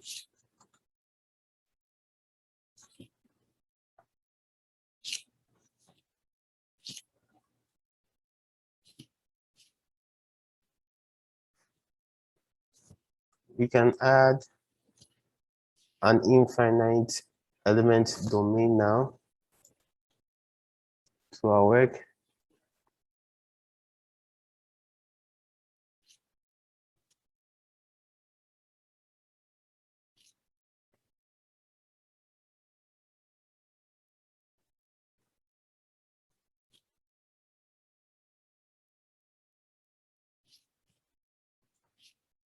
So we adding an infinite element domain to our work where we want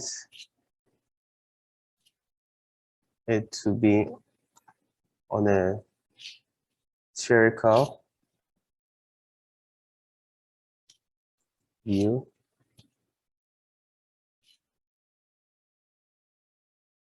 In here.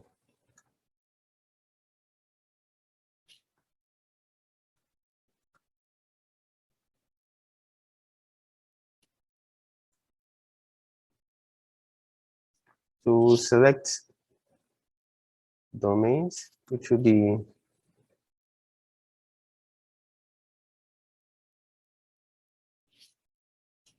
one.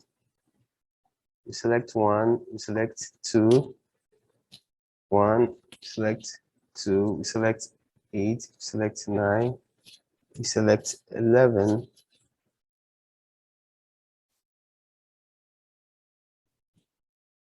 Basically, we select all these places, all the circle, as you can see in here. So it's 1, 2, 3, 4. Better still, let me just select everything.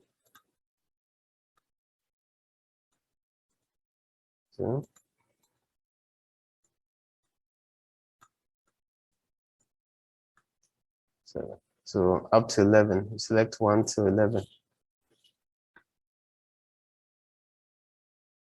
So that was what I was doing in here, selecting 1 to 11. We go to the magnetic fields.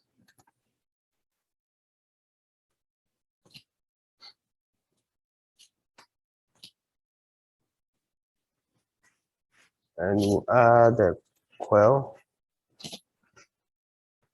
And we also select some sections. The coil wanted to be for 7.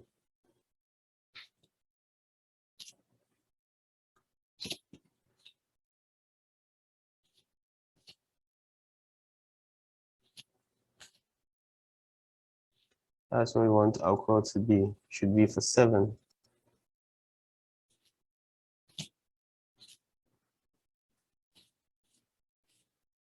Can also go ahead to select it as well.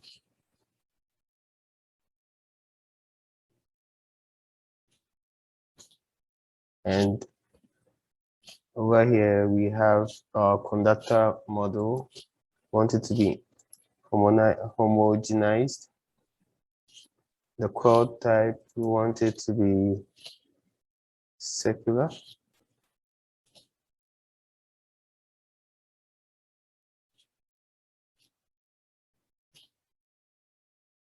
And we have our coil excitation from the current. Then the coil current, as we defined in our parameters, we want it to be as set in our parameters. Coil wire conductivity is predefined also in here.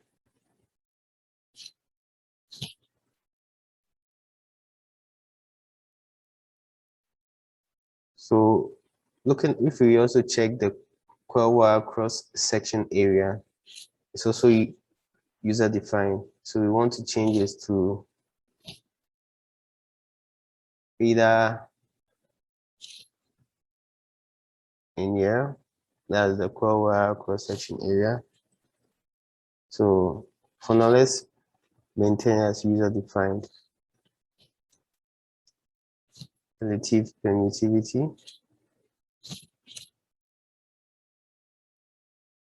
This should be from material.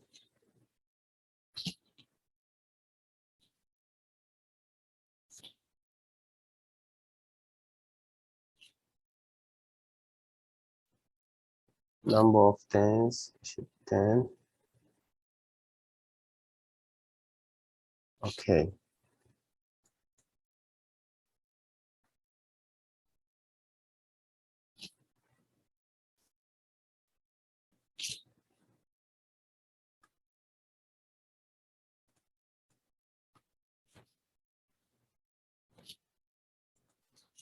So go ahead to duplicate this. And this selection should be for 6.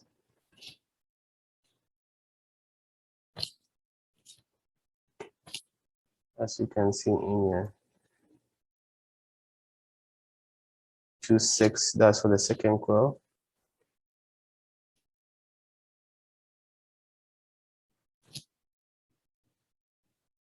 Then we'll go back to the coil geometry.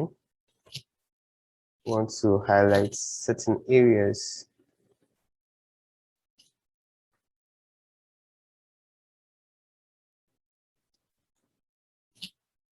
We want to highlight certain areas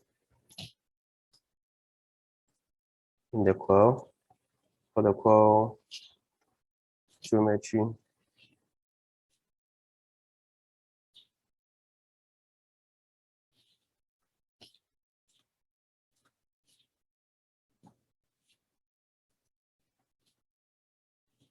We'll highlight from 25 to 49.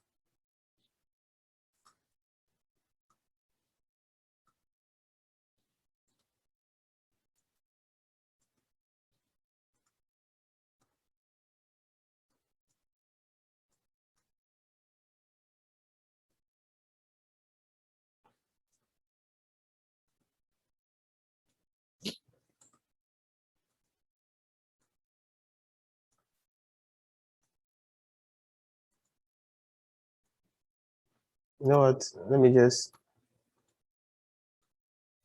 paste the selection in here to make it simple.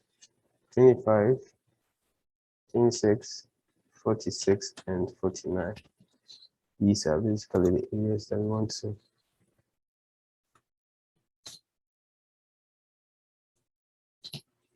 Twenty-five, 26, 46, and 49.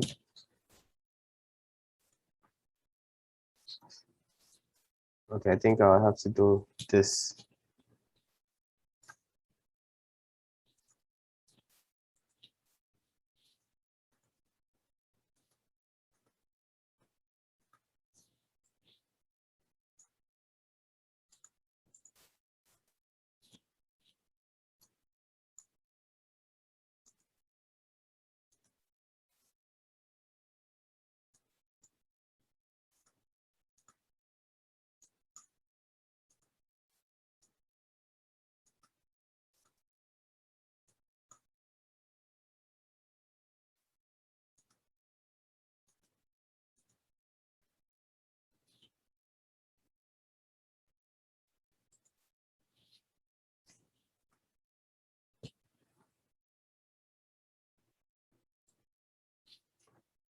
Okay. Let me first do this for that. Then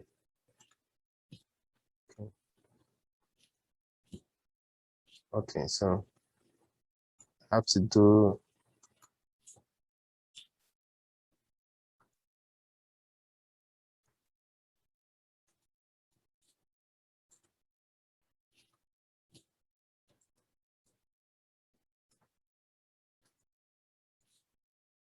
25, 26, 49. So I was actually choosing the wrong section. That was square one, that's why I couldn't highlight it.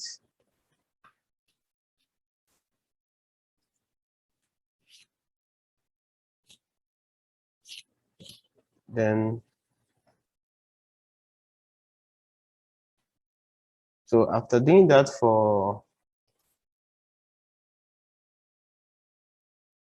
coil one, I have to do that for coil two as well.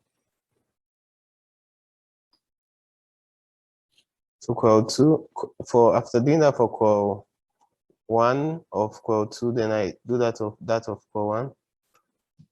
So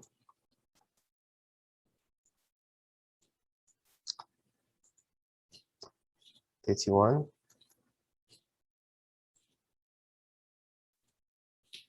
75,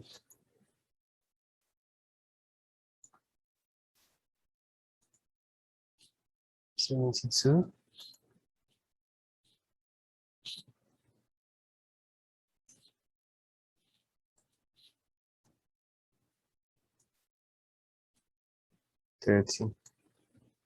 So that's for coil 1.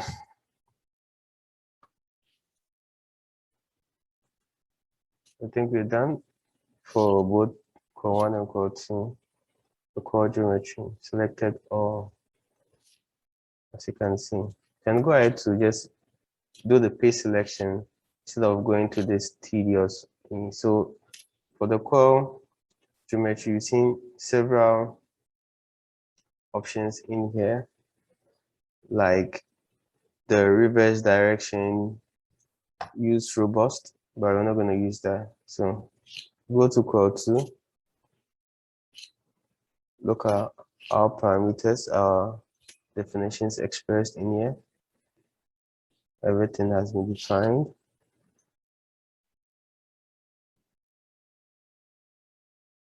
Hopefully, I think we can go ahead to mesh our work. So I want to use a user controlled mesh.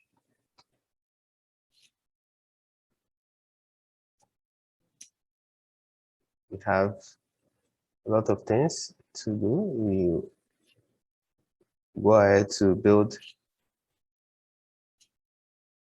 the distribution.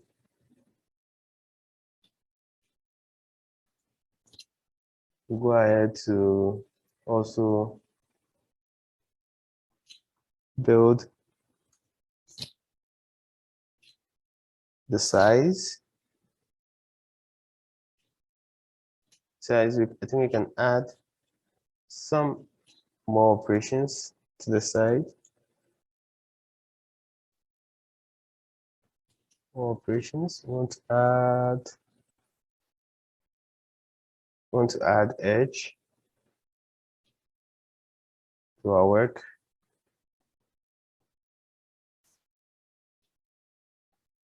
I think we can add an edge to our work. So our edge, we want to select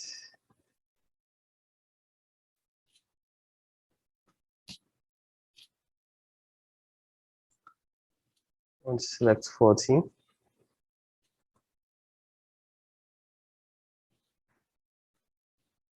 In here.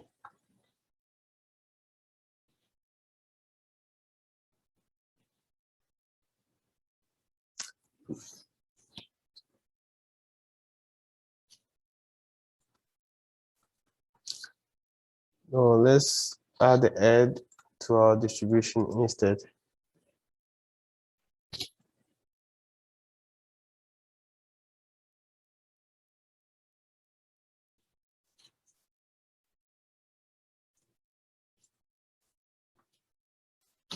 We'll add our edge rather to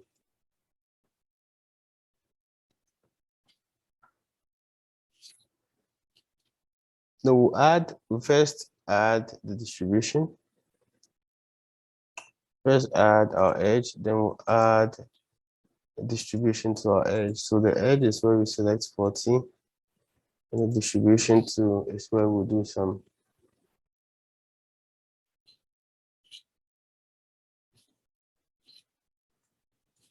few editing. So modification to the number of elements, we want it to be 50.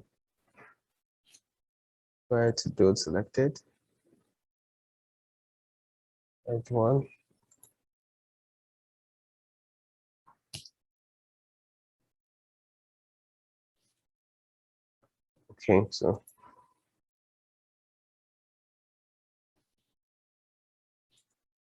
Okay, so I have to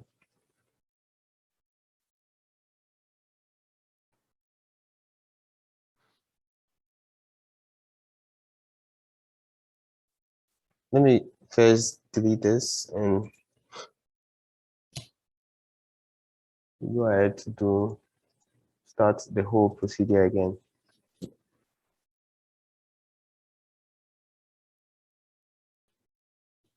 So like I said earlier,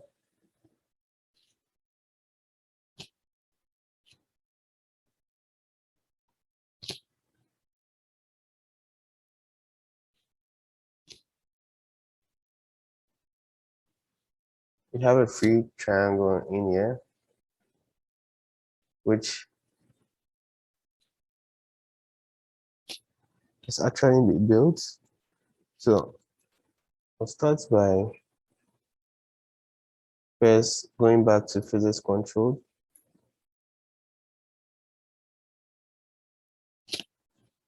Then I'll come to my user control.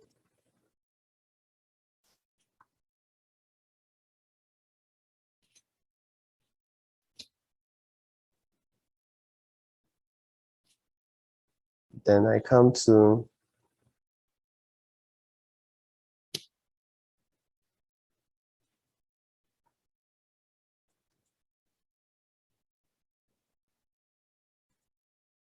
my edge.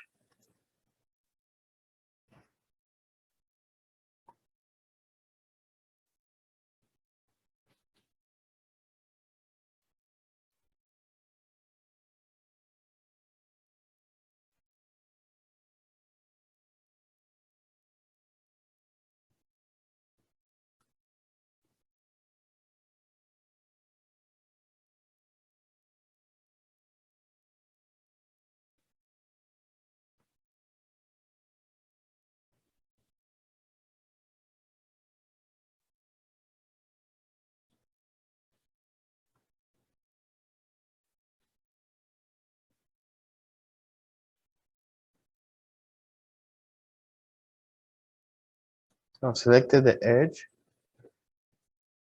I can go ahead to add my distribution. And this to come before my free triangle.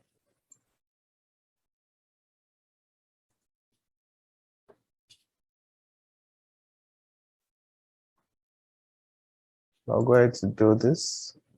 So this should be before the free triangle. That's why it actually happened that way.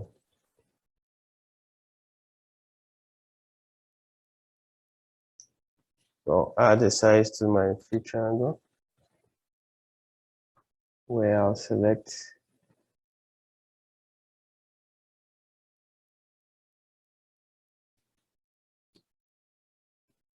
free triangle. I'll make some selections. I'll have to, for the size of the free triangle, make some selection of, I think 6 and 5 will do.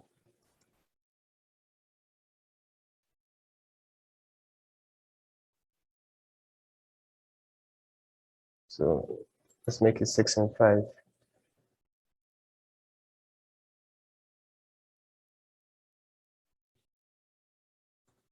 I want to make here custom maximum 12.05.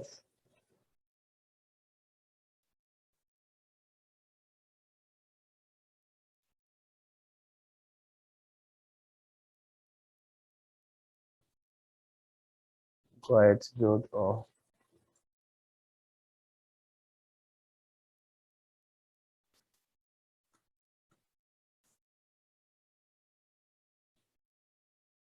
So that builds, that meshes our work, our geometry, as you can see.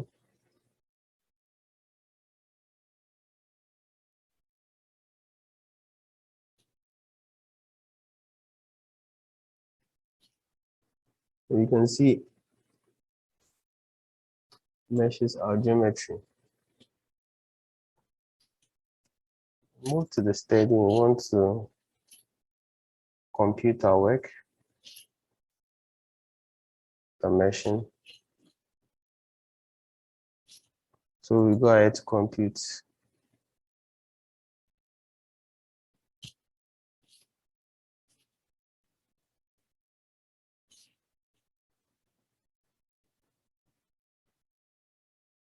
Okay.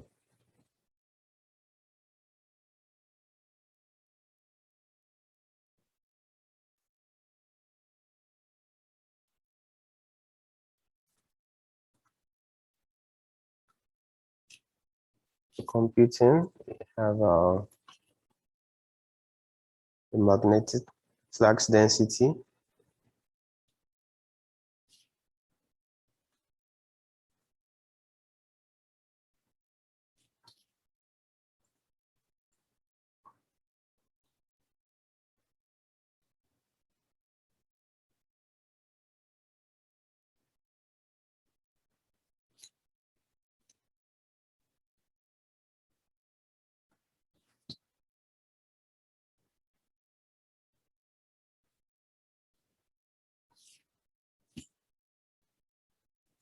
Want to make a 1D plot group.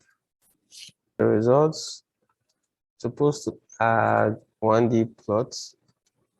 After adding, I have to add a line graph instead. So not a point graph, line graph instead. So select 50, 40. Then I go ahead to plot, and that gives us a plot of the magnetic flux density against the arc length. So that brings us to the end of our work. And thank you for following to the end. And if you have any question, kindly drop them in the comment section. If you would like to suggest some videos you like me to post or produce, I would actually look up to them and create them. So see you in the next video. Don't forget to like this video. Goodbye.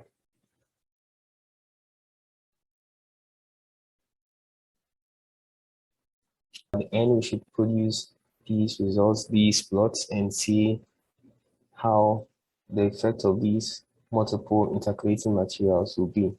So I think we can get started now.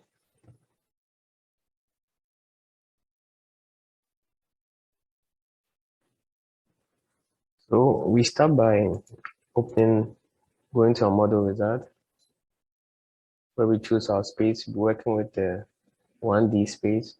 So we choose 1D. Then we select our physics.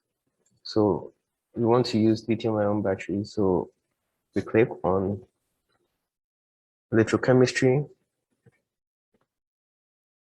and we look for battery interfaces where we select lithium-ion batteries. Then we move to our study. We'll be dealing with time dependent with initialization. So we add to click our study. Done. It brings us to our interface, as you can see. So we look at our parameters and we want to load our parameters. Go. Programs files, console files.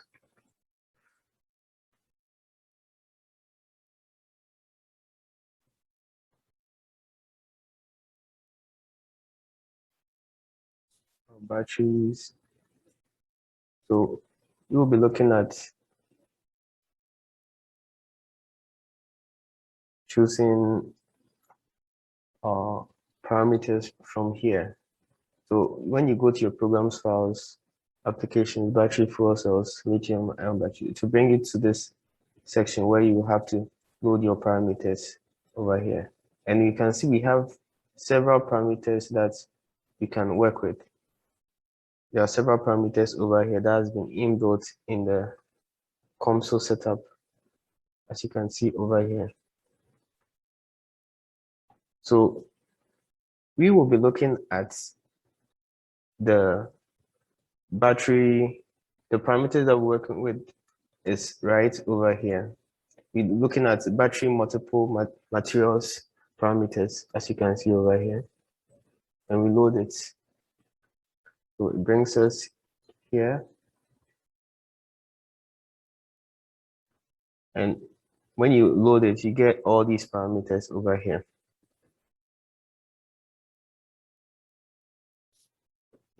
So this is what we'll be working with right here for work today. We can go ahead to build our geometry. We add an interval, specify the interval, make it interval length, and we input what the length will be. We want to use LNEG, LSEP.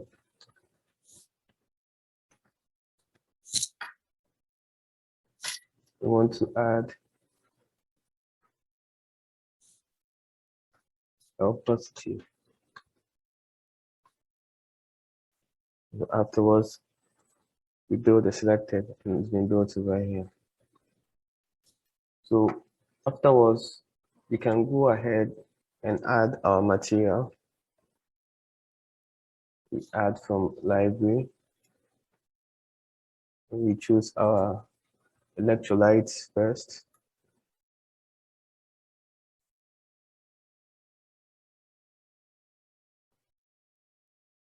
Then afterwards, we add our electrode that will be dealing with.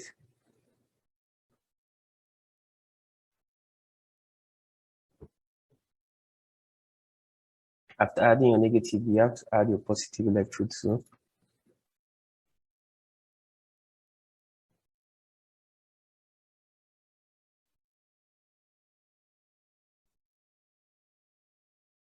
So add our MO electrode too as well. And we close this material section. So as you can see, we have two positives and one negative. We'll look at the NCA, look at the basic equilibrium, and look at the interpolation. Let's see how it looks. As you can see, and we will also look for that of LMO, look at the basics, look at the interpolation, and plot to see the difference. See, there's a huge difference between that. Go on to add our variables, which will load from our file. We'll load from our file right here, multiple materials variables.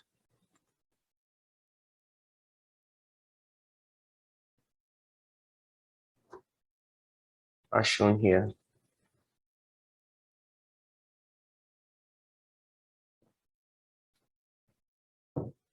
So these are the variables that we will be working with in our work for today.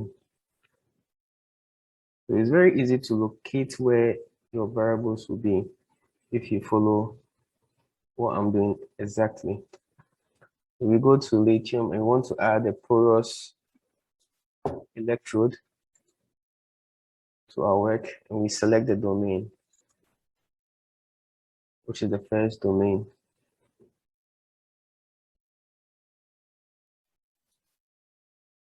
We go on to choose, we look at the, before that, let's open our material section, then to close the side. So at the porous electrode, we go down and we define the electrode material. So we look at the electrode material here, and we want it to be, if chosen here, so we want it to be the negative electrode, because this domain already is indicated as a negative. And we look at the porous matrix. We want to define this, and you see it's Comsol has detected it as an unknown variable, as you can see over here. But later on, as we move on, it will be defined. Go to the particle interpolation. Very important, we select the material, which is a negative. We go to particle transport properties, where we look at the species concentration transport. We want to change this to the selection in here.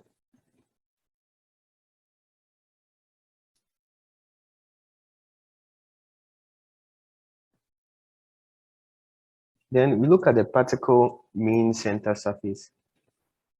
We should use that of the negative.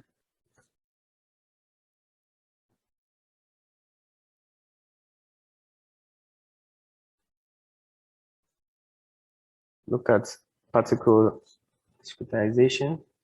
We want to change the number of elements.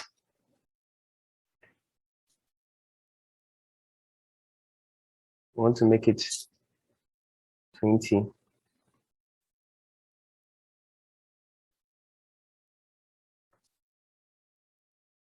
In this section.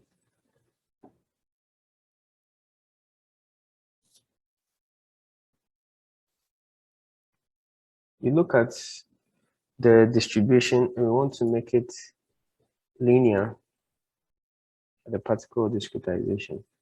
And we quickly move to the porous electrode reaction. We look at the material, we choose negative. We look at the reference exchange current density.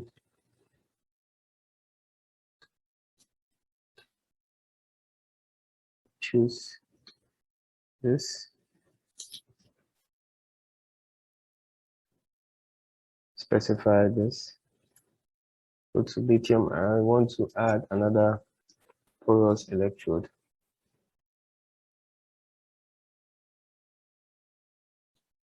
We select the domain.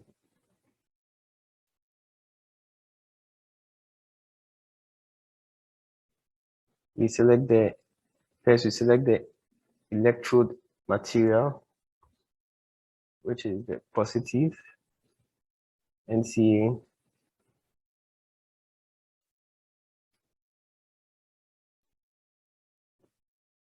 We change this electrode volume fraction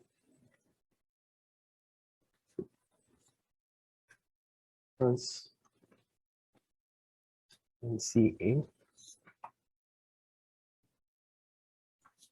Change this to X. We go to effective transport parameter. We make this user defined.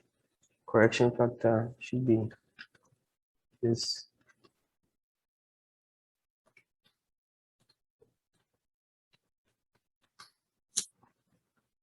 Positive.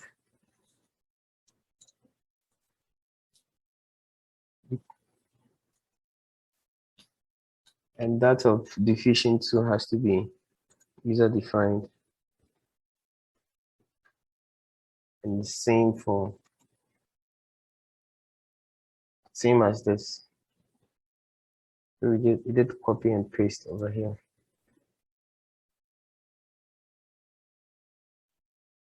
So we move to the particle interpolation. We choose our material.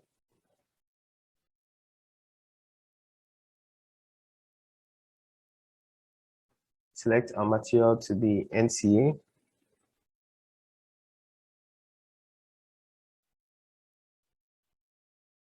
Move to our particle mean center surface, which we change to RP positive of CA.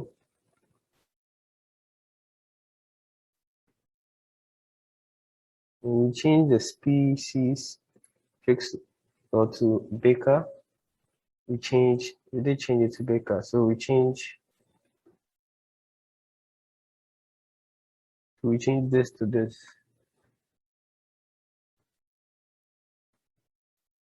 And we go to porous electrode, we change the material to NCA, we change the exchange current density.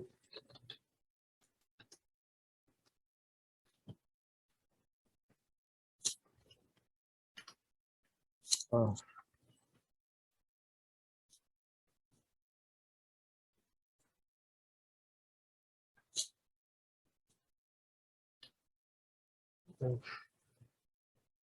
All should be in small caps.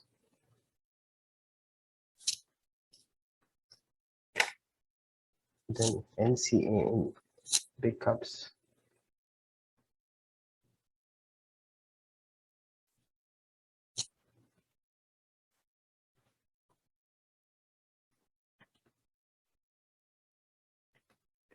This is small caps. Right.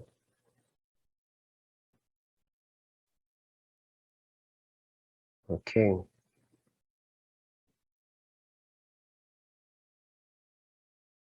We go on to add an additional porous electrode material.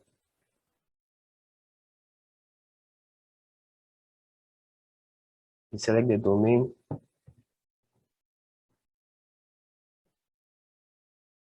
Then the volume fraction too has to be changed.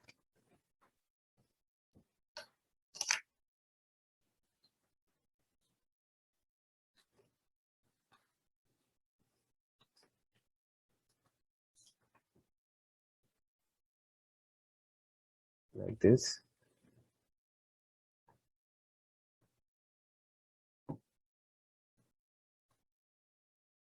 Add the particle interpolation.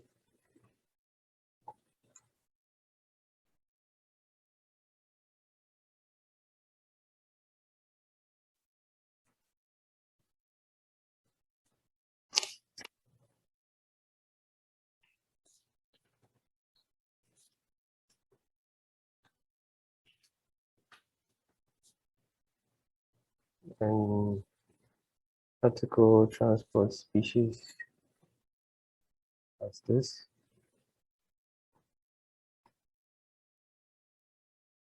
Concentration. We want to change this to solid phase concentration.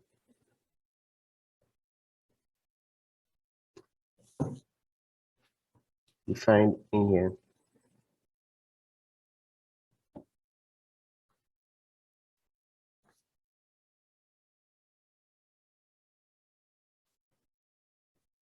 We go to the porous electrode reaction one, then we want to define the material.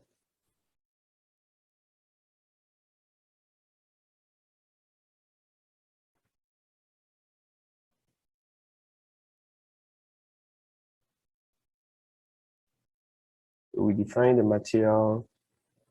You have to select the material for this. So our material is positive. Also, we have to change this exchange current density to this.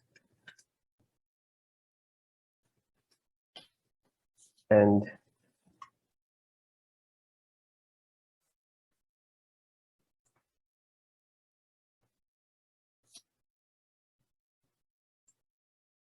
we change the concentration to insertion concentration.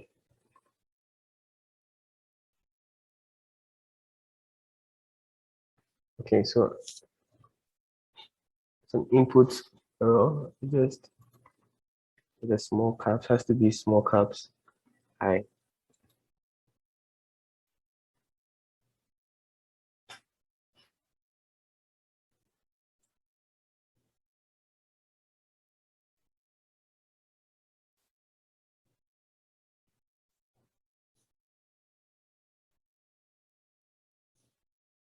So we go on to add a separator.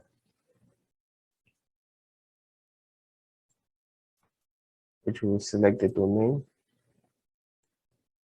Separator is this section. And we replace the volume fraction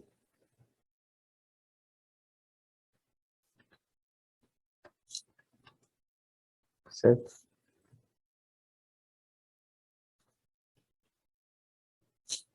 Then electrolyte conductivity is user defined.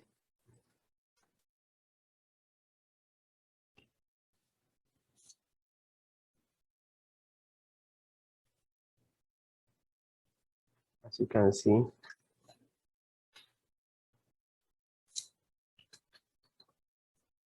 Also, copy this, same for the diffusion has to be user defined.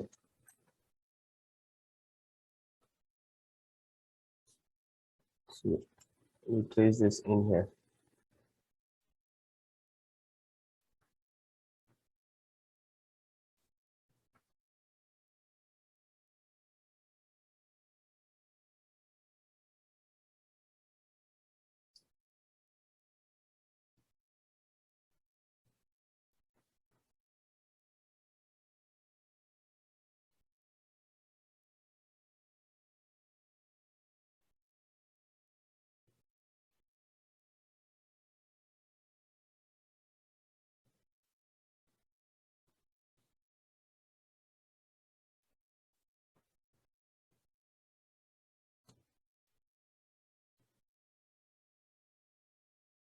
So we go on to add initial charge distribution, the initial cell charge distribution. We want to make this section, the initial charge, battery cell setting as state of charge. And we input this values as SOC underscore cell. Yeah. And this section is also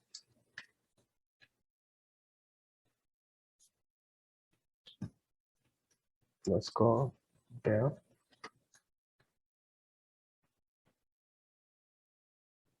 No, this is but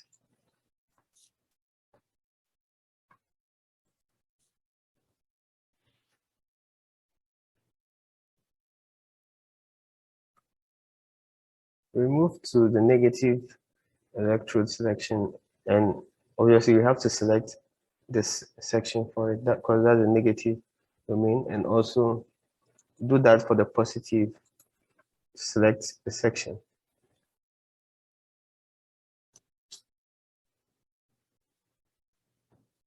So after doing this, we go on to check where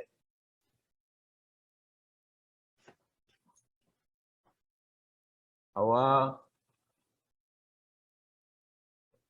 value was in, it's still unknown. It's because of, this should be underscore and it should be correctly named. So now that all our variables are, you go on to add an electric ground.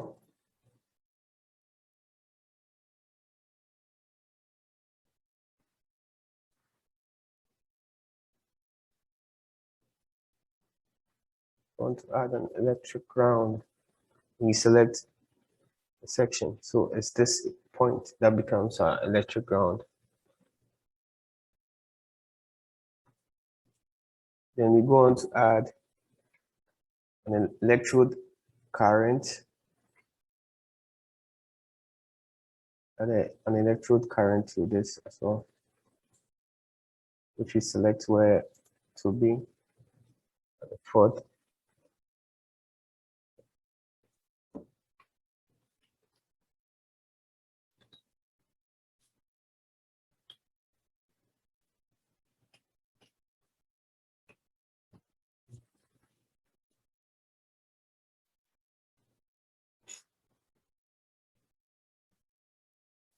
Go to defaults, and we want to click here and make our temperature T. We set it to T.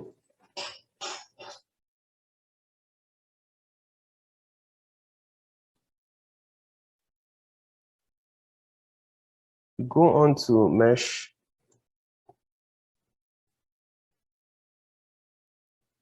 We want, let's make it fine.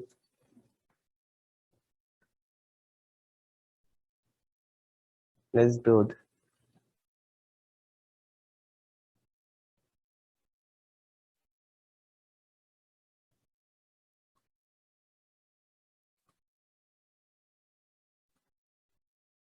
Okay.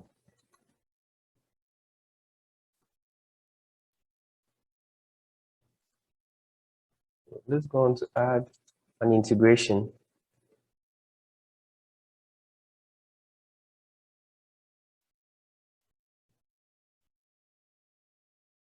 When we select boundary for this integration, we want it to be so it's fourth. Let's name this integration as,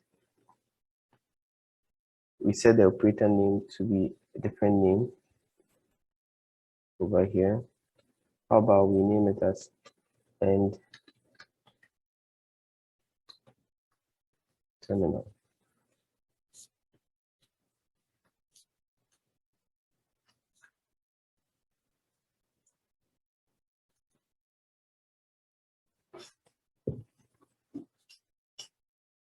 So we set that section. How about we move to the current and we go to the time dependent and we change to 0 to 3, 6.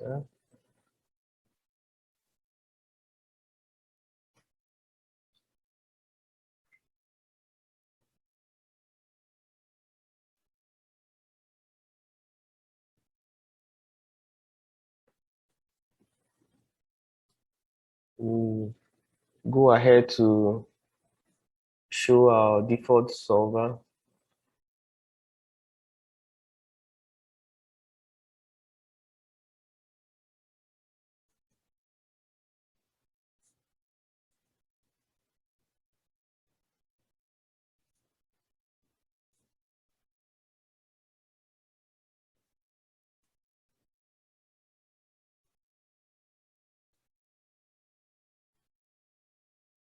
And our time dependent solver. How about we change the times to store as this?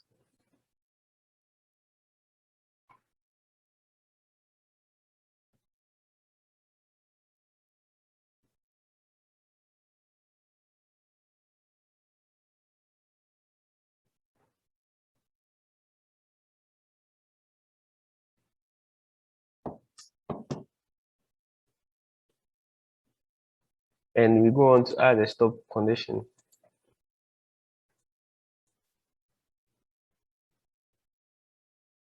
We add our stop, our expression.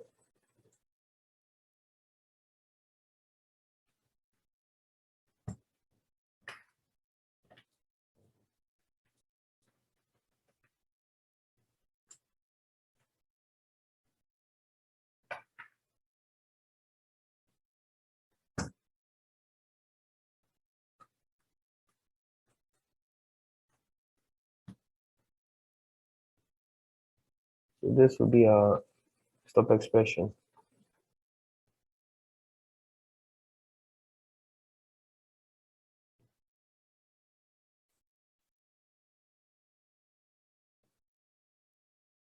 So our output at stop, we want to deselect and check this.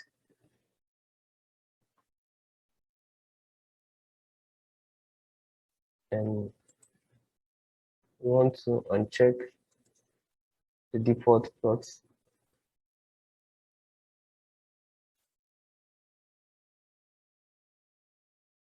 And we go ahead to compute.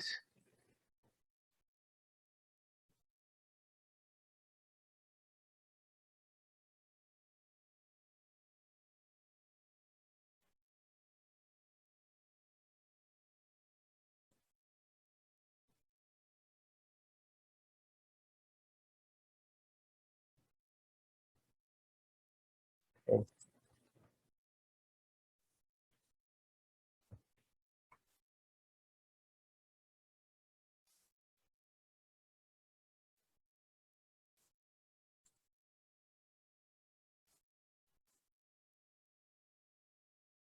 So we've been able to compute this. It has given us some results.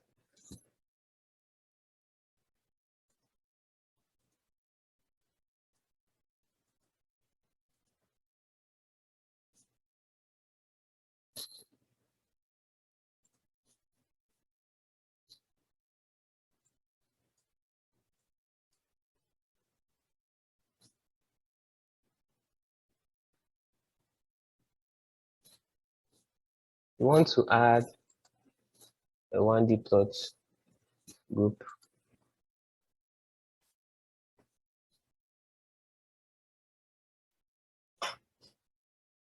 Where we want to name this plot group as constant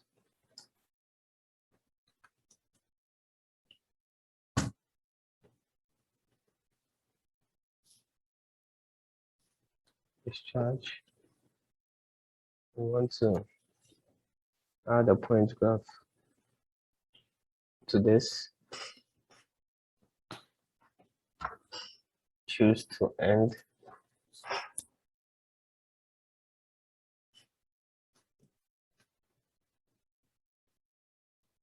We make a selection.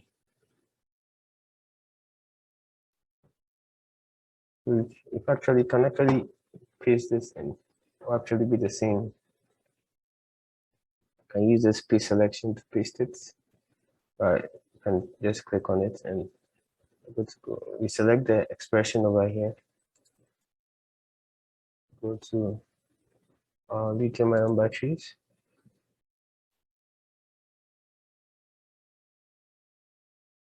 This is our expression that we should be using.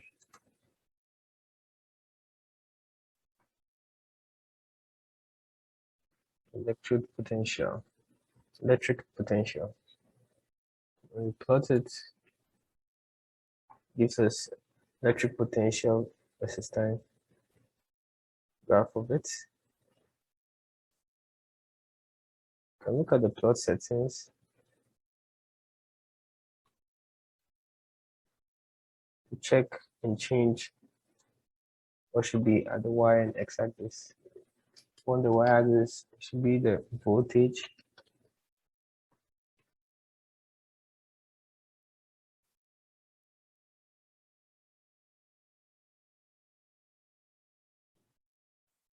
The title, we want it to be this.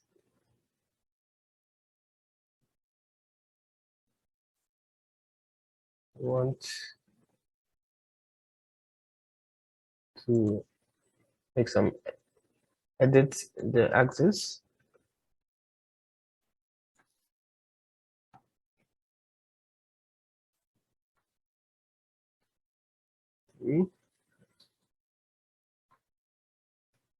So,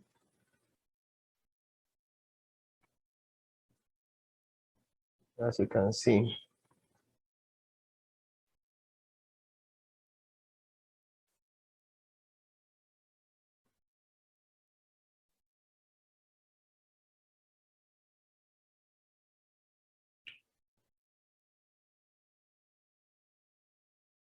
so you go on to add another plot group.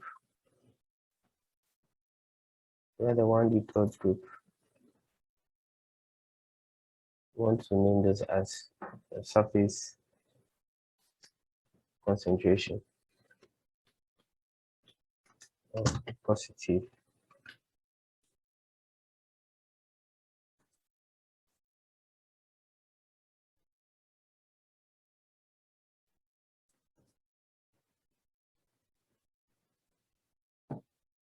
And we'll add a point graph. We will select this and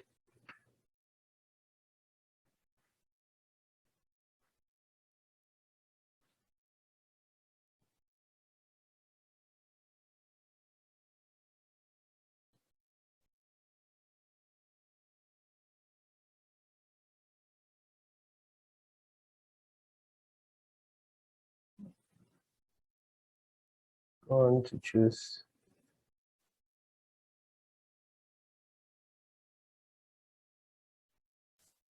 particle interpolation. Then is the after solid phase we have insertion.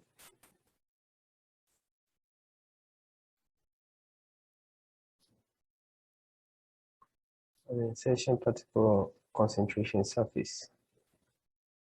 Legends we want to name this as NCN. We want to plot this. So we have our plots here.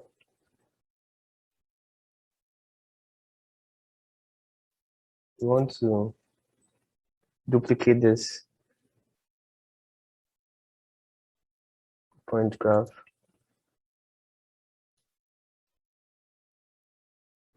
Want to change the expression over here.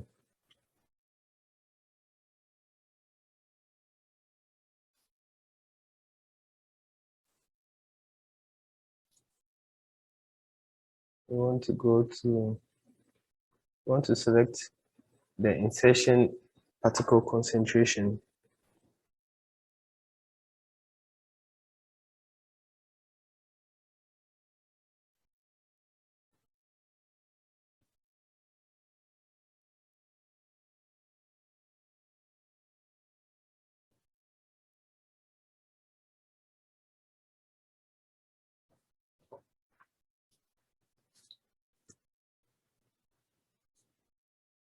So we have our insertion particle concentration.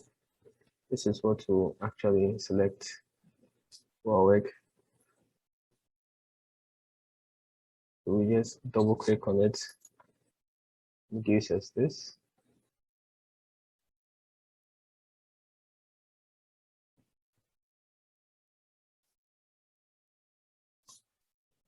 Or you can just type this expression over here and that will give you the same results. So we have our plots being done.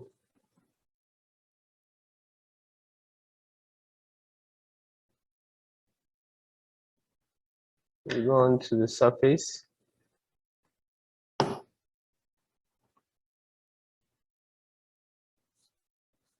Title, we want to name the title as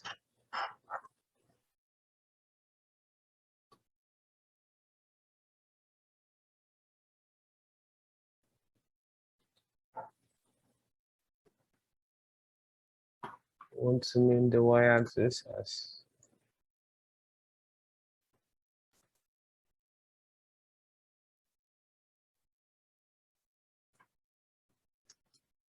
surface concentration.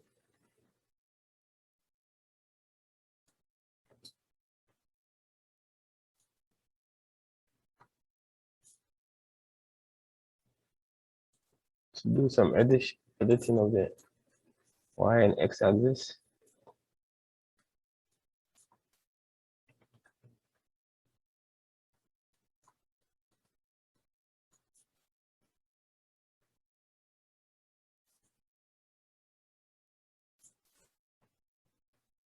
Okay, so we plot this. We've seen some changes. We want to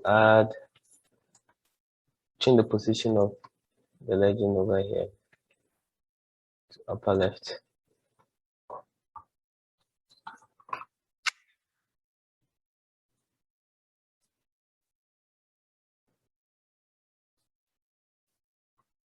Let's see.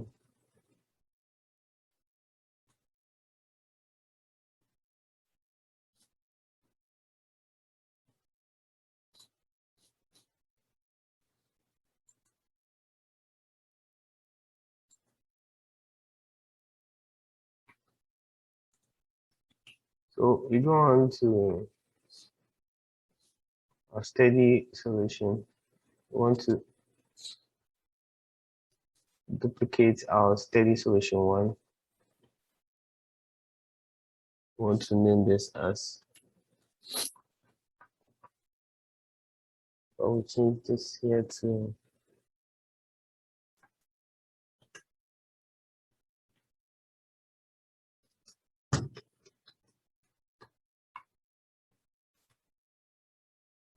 take the component from this first section.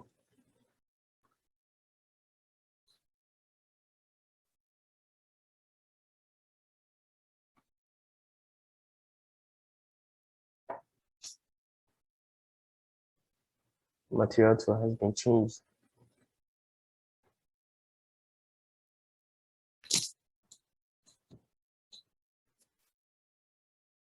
Go to our results. We want to add a 1D plot group.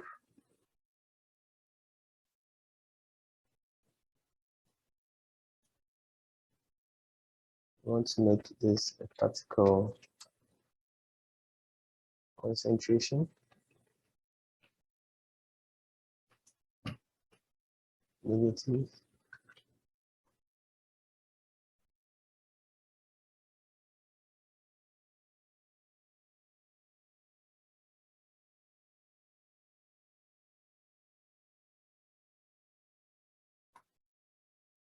We change the data sets to this. We do our time selection as interpolated.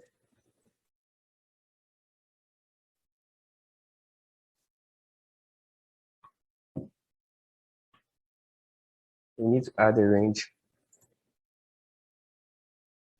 To start from 0, step 200, stop at 2000.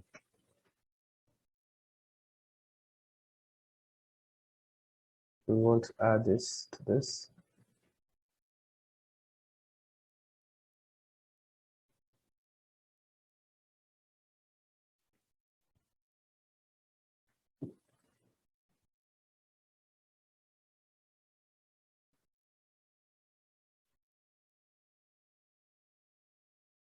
We want to add another range to as well. We want to start at 2032. Step will be 2030. Then 2200. Let's add it. No, we make this 2030 instead.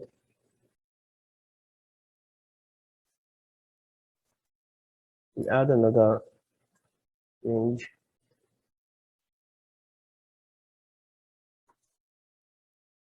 And this would be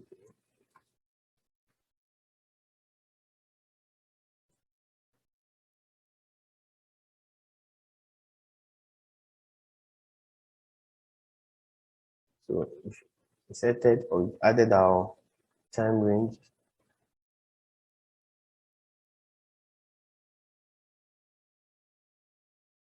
We want to add a line graph to this.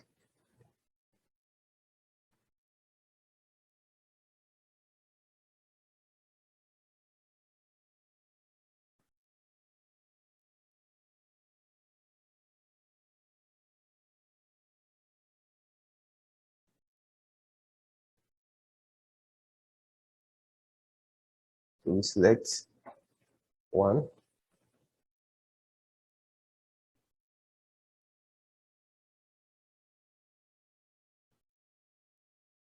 Can also click here to select all, and we have to put our expression for this, which will be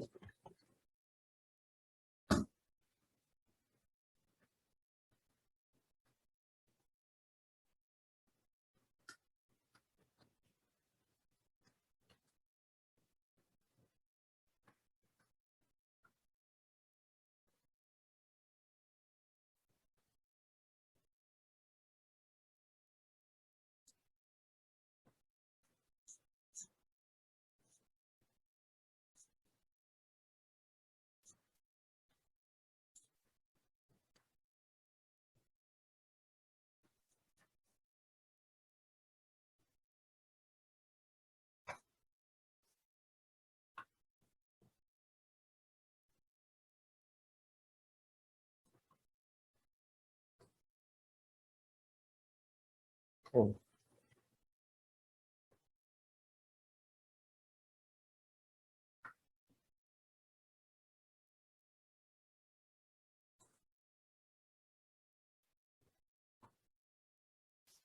So we want to plot this, and here we have our plot.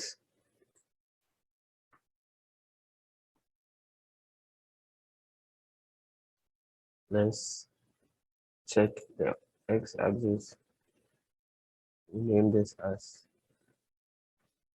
normalized particle dimension.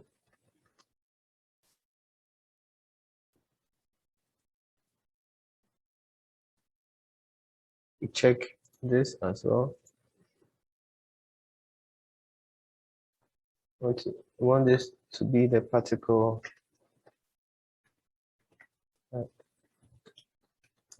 concentration.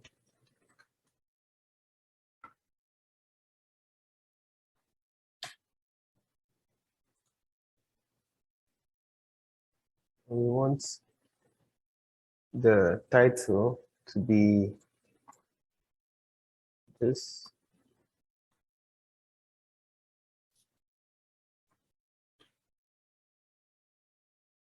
We add another steady. We go ahead to add a steady for this.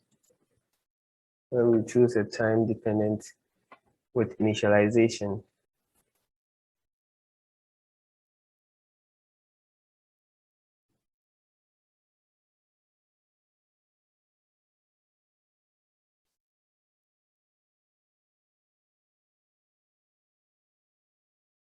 Steady 2, we want to change here to 600. We want to add the parametric sweep to this.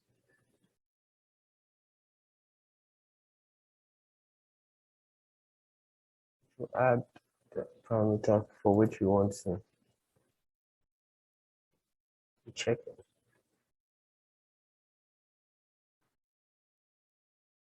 So we choose this and we try to vary within these parameters.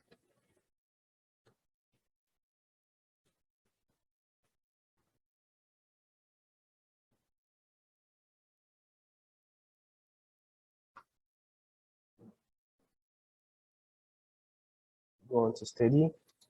We want to show the default solver.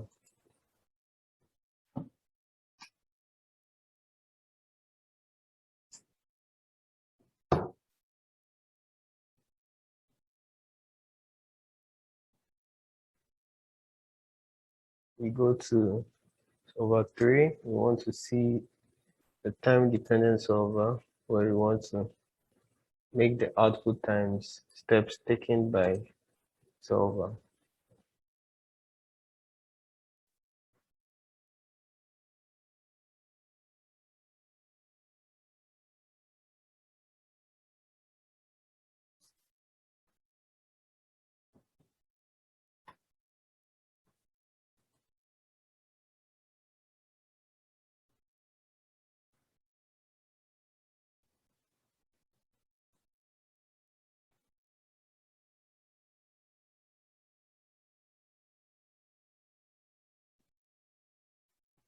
How about after that we add a stop condition. We input the expression.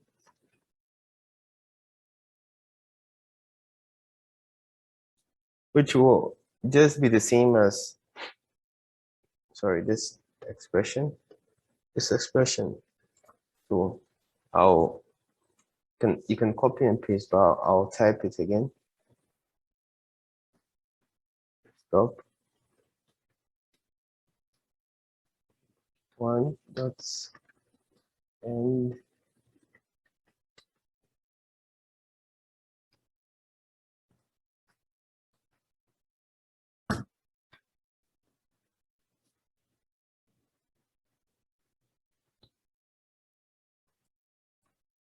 that's the expression. Stop expression. We want to uncheck this. Add 1 inside.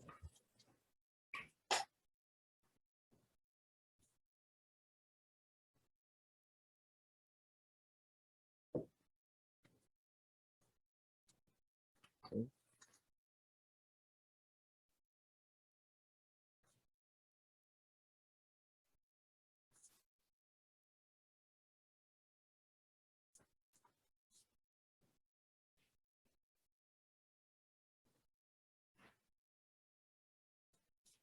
We want to also uncheck our default plots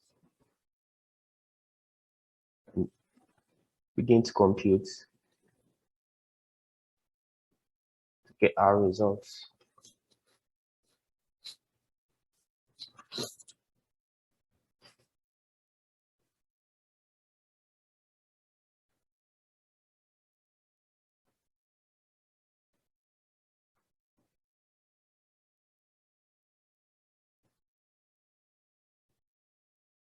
We begin seeing some results.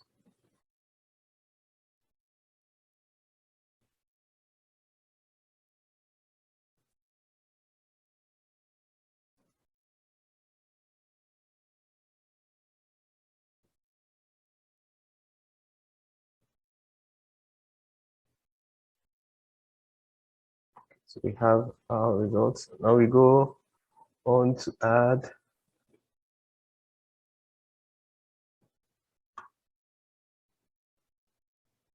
a 1D plot group.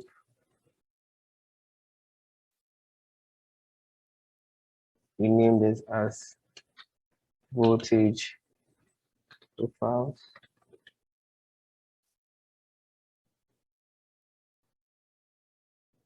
Voltage profiles. We'll make it parametric.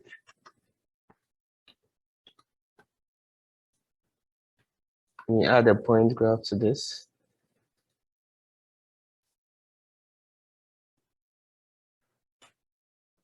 We take the data set from our parametric solutions.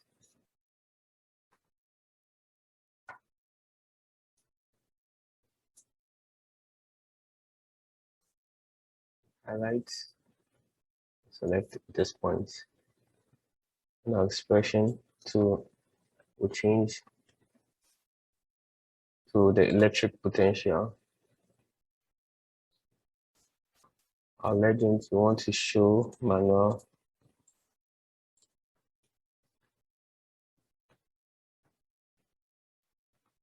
'95 volume 5.1 mix of NCA and LMO.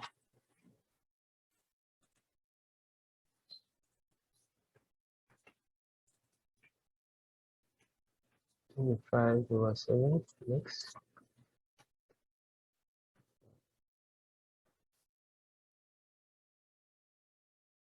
That's 55/45 mix.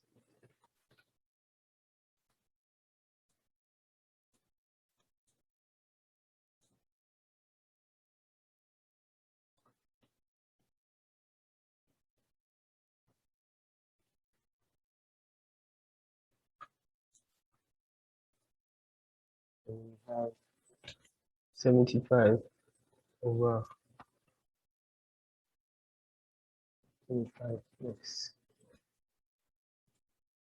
of NCA and LMO. We have 525/75. Then we go ahead to plot. As you can see, we have our plot of electric potential time showing different volume mix of electrode materials.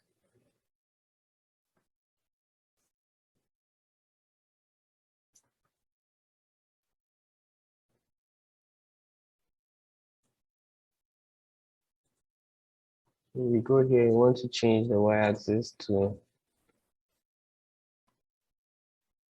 change our y-axis here.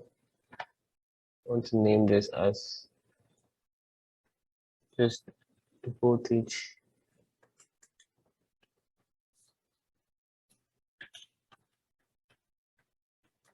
and we want to title should be manual because voltage profiles for different mix fractions and for NCA and NCA and O. So after that, we want to manually edit the x-axis and y-axis. Bring this to 0. Bring this to 3, and bring here to 0.2. We plot. Okay, so now it makes it more better. Then we want to change our legend position to the lower left. You can see over here. So we've been able to see how mixing different positive electrode materials will have on the voltage on the battery during a period of time, and we've been able to plot these voltage profiles for different mixed fractions of NCA and LMO. Also made a surface concentration plots for the NCA and LMO electrode materials. Also, we're able to do some parametric study on how these different mixed fractions will have on the voltage over a period of time in the battery. So I'm glad we're able to produce these plots in this work that we did today. Okay, so thank you for your attention. The anode and another side to represent the cathode, and we are going to illustrate how the stress corrosion cracking will occur under the geometry. So at the end, we should be able to plot the local current density over a period of time, and also we should also see the stress corrosion cracking results for this model. So kindly follow to the end, and if there are any questions, please let me know. And please don't forget to subscribe and like the video for me. Thank you.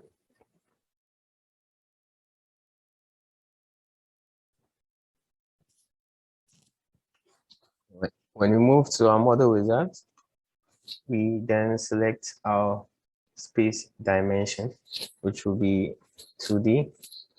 Go ahead to electrochemistry, where we want to select corrosion secondary.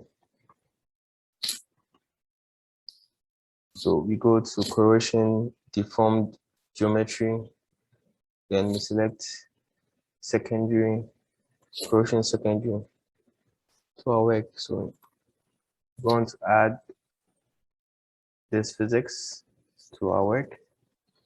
This will be using a secondary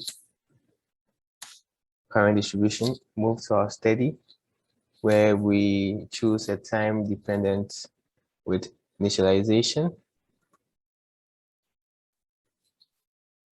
which brings us to our interface. So quickly go to our geometry, where we add a rectangle. We want to add a rectangle, and we want to draw our rectangle. 0, 1.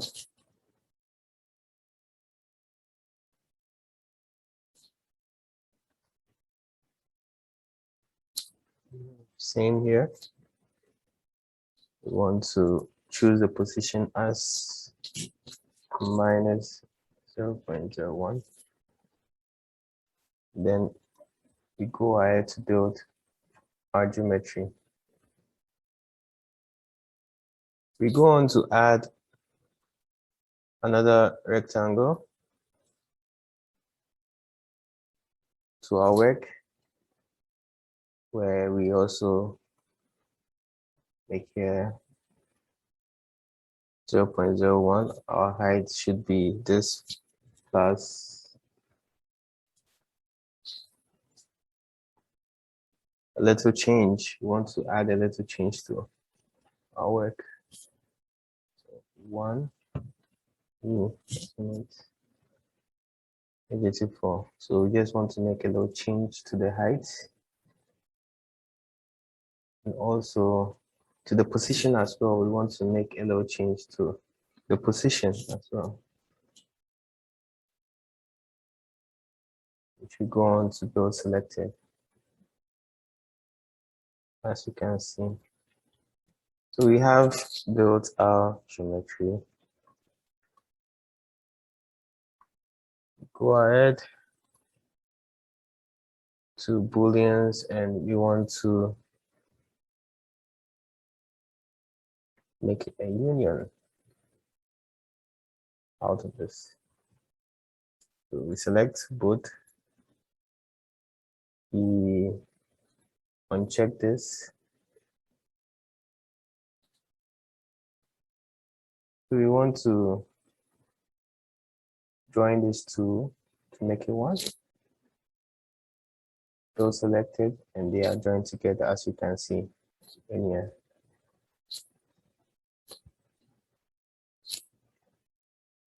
So we can see that we've joined our two rectangles together to form a single unit.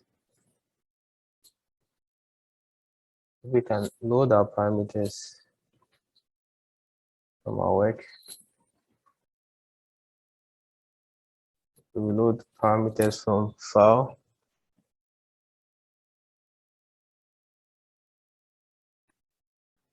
We'll be using galvanic corrosion.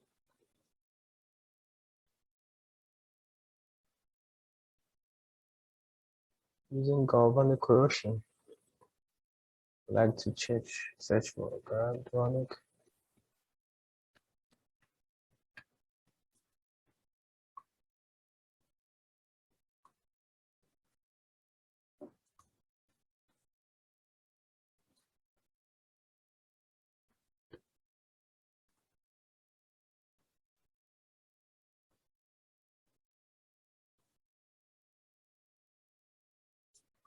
So these are parameters. We found it. That's galvanic corrosion with deformation, as you can see. We load our parameters. So after forming our geometry, we go on to add an electrode surface to our work. So we add an electrode surface where we select where this electrode surface will be. So we select 2 and 4 for our electrode surface. We check the species conservation. Check that. Let's open to check all these sections. Okay. Then we can now go to the electrode reaction. So temperature from the model inputs, the equilibrium potential, we put in this expression. That's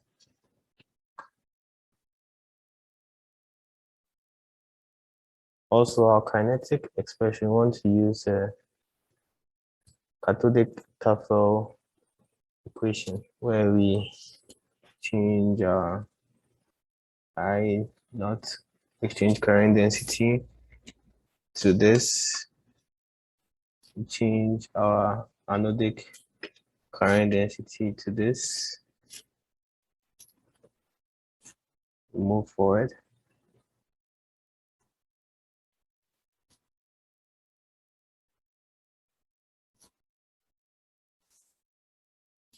And we go on to add a second electrode surface.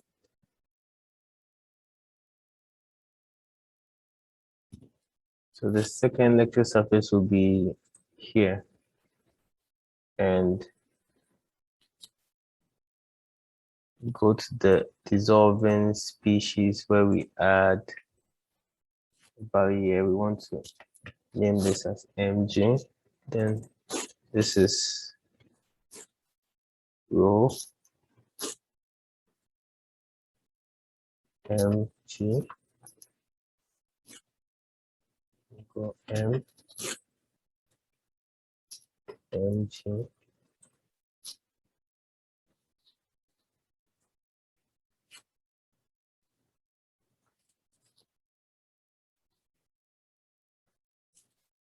So that's what we change in here.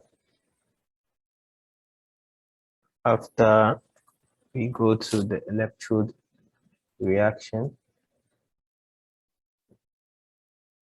where we number of participating electrons, we make it 2. We set this to be 1.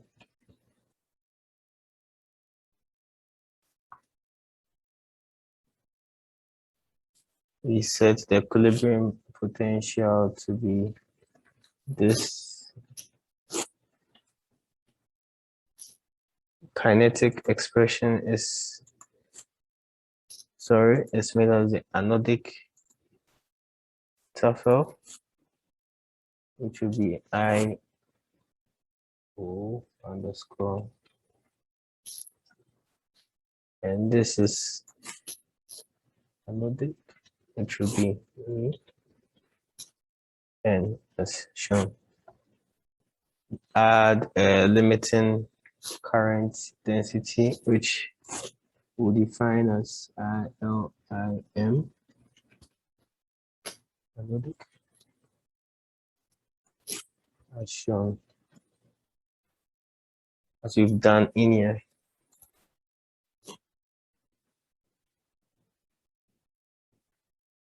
So that's for the electrode reaction. So we want to check what we did earlier.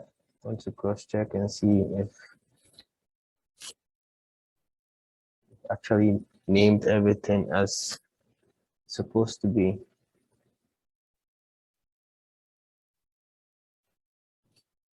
Our electrolytes itself, we go to electrolyte conductivity, where we make this user defined, and this has to be sigma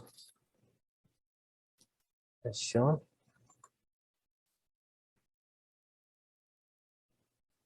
Go to our multiphysics deformed geometry, check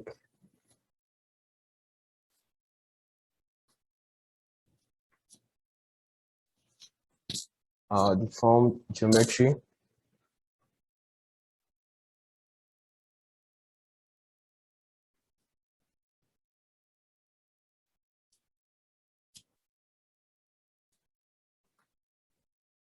So things set in here, geometry, deformation also sets. Move to the non-deforming boundary.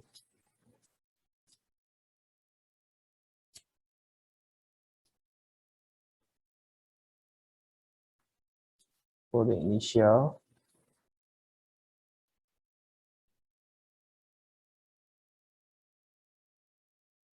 go to the second.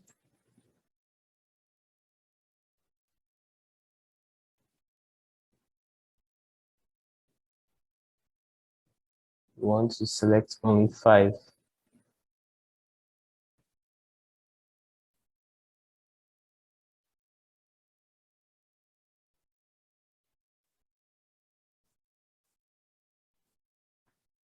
So we want to select only 5 for this. So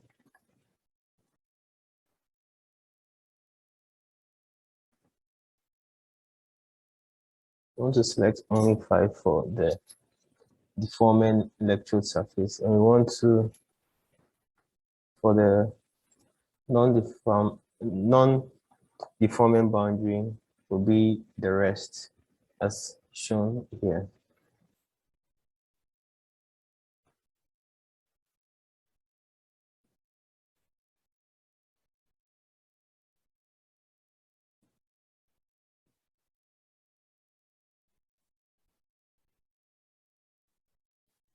So we go on to check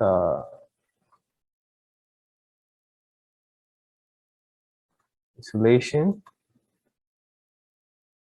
Everything sets, then we can proceed to check our time that we want to set. We want to set our time from 0 to 12 times 3600, and we want to end at 3 times 24 3600 as shown.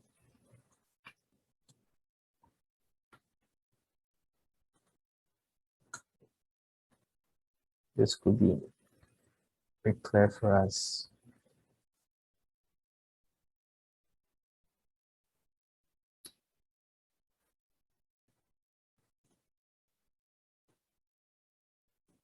So we can go ahead and compute our work.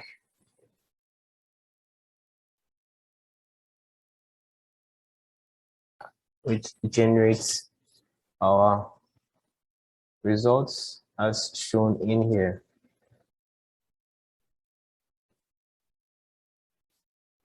So we've been able to generate our results as shown in here.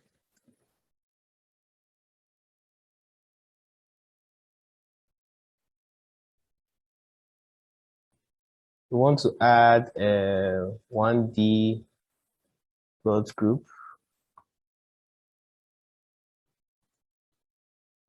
1D plot group to our work.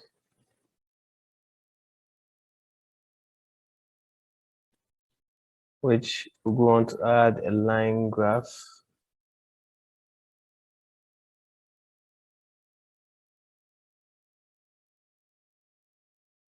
In our 1D plot group. So we want to select the data set from our steady solution 1. We want it from the remeshed.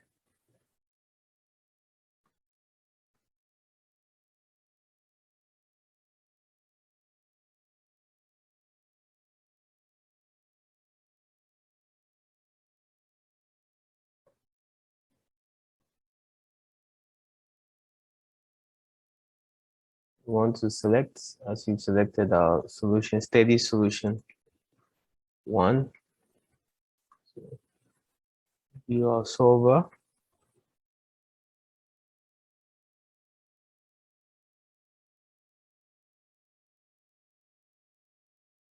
We check our meshed. Okay.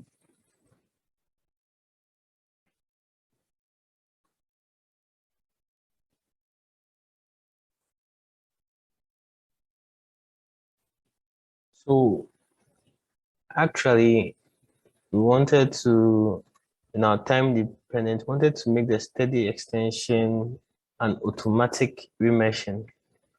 So I have actually gone there to do automatic remeshing and want to compute it again so that we can get that result, because we need a remeshed solution. So I'm recomputing it so that we can get our remeshed solution, because it's very important for our work. I just went to time dependent, came here. Okay, now, so we have our remeshed results. It's very important to allow us to plot our results.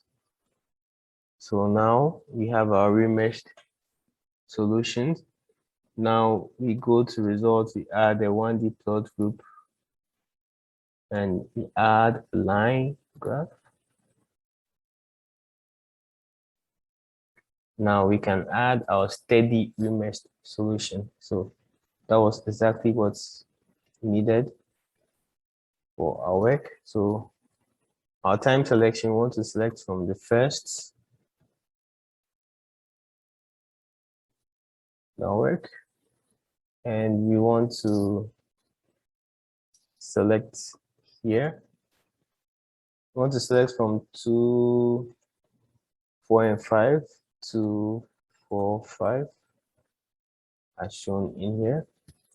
We want to change our expression in here to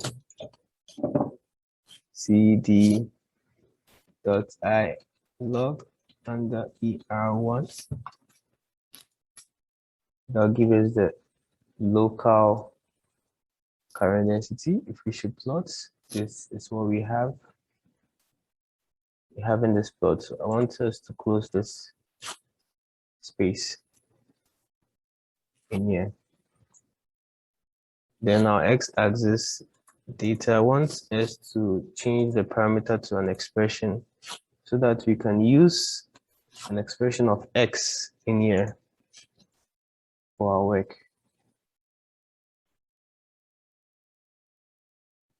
As you can see,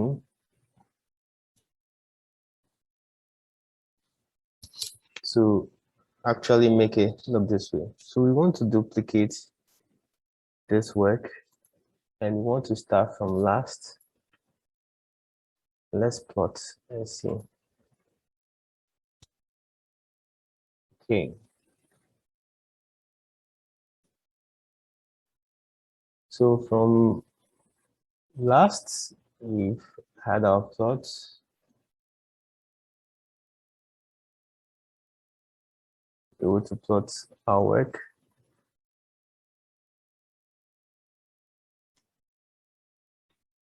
So let's go ahead to open a file for this galvanic corrosion with deformation, which will open and add. We want to view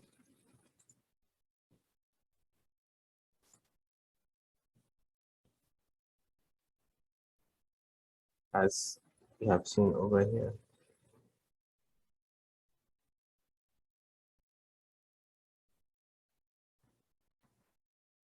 So we go to want to add physics. We want to add physics to our work, new physics to our work. So we go and we add new physics to our work in here.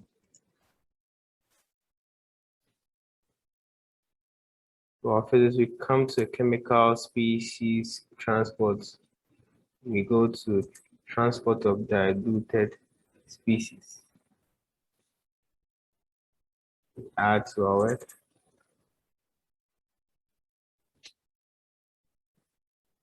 Where we define the variables. We want this to be 2, we want our concentration to be CMG. We want this to be COH.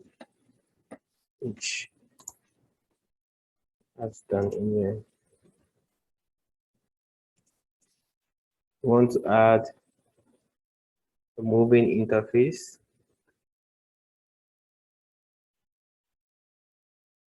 That's under mathematics.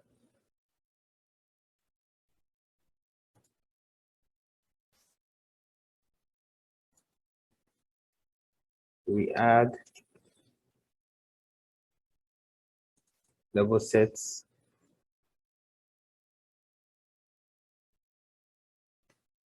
To our work. Go to the parameters.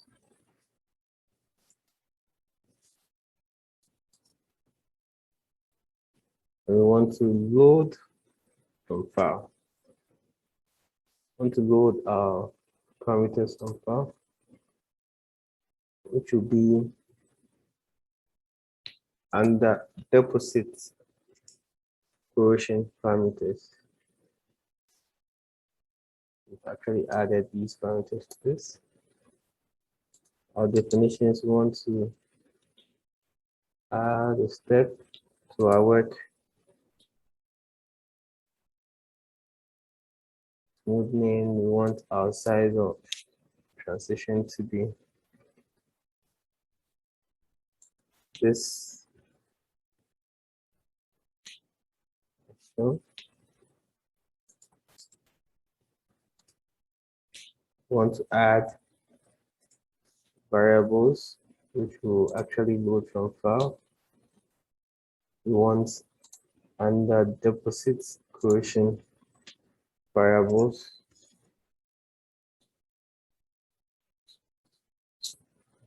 This is not defined, but later will be defined. Later we define as we move on the course of our work. Definitions, we want to add non-couplings and general extrusion as shown in here. We want to select a boundary for that. So select boundary.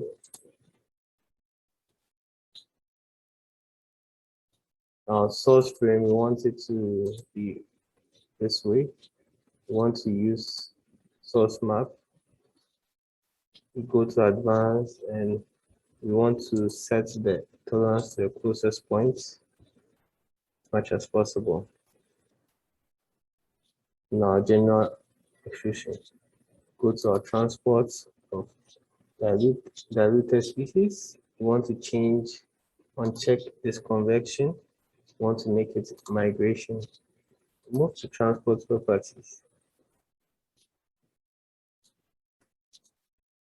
And we want to define the diffusion coefficient as dm on s dot bf2 plus dm e on s dot infl. And we want to also define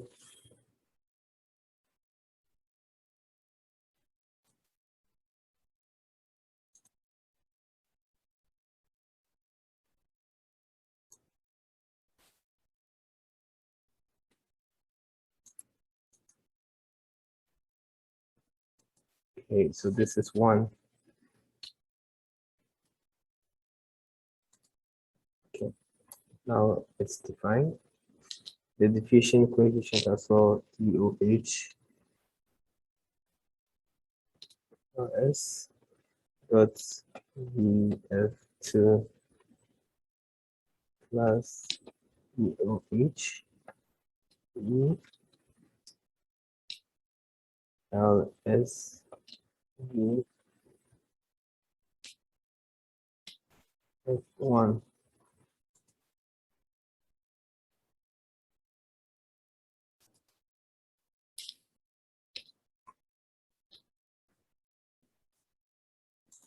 If we start before this,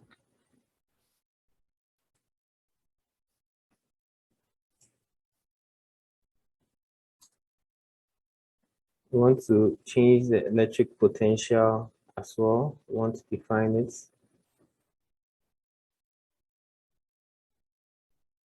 as Q. The charge number, we want it to be 2 and -1. Initial values 2 as well. We want to make here COH4.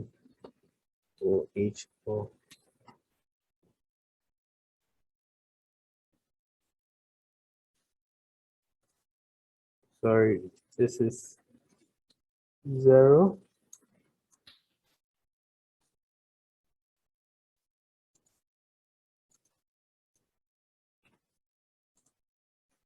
as shown here. We go on to want to add reactions.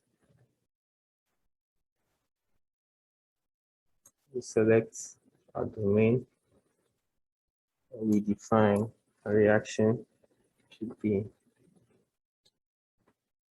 R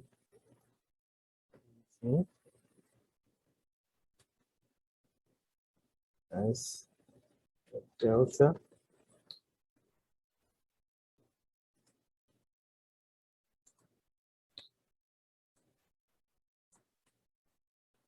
this also is R, let's go OH, it's not delta.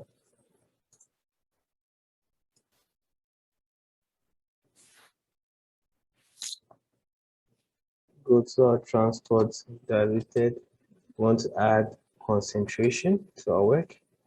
We select boundaries and we define our species. Should be H0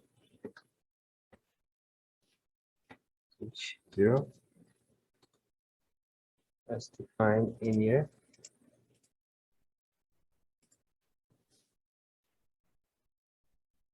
Go to transport.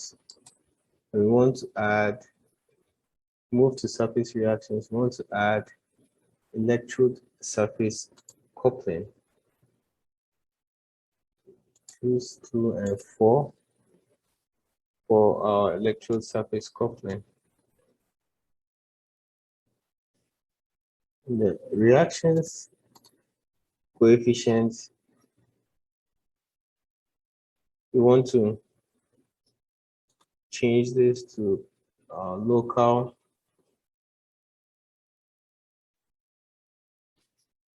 current density. For this, it has to be local current density.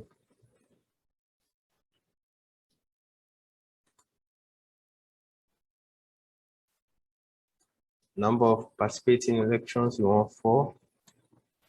And so the section 2, we want it to be 4. Go on to add surface reactions. We want to add another electrode surface coupling. So this is the second surface coupling that we're adding. When we select domain 5, we go to the reactions. Same here, we choose the second region. The number we want to for this section, and we want to start from -1 in here.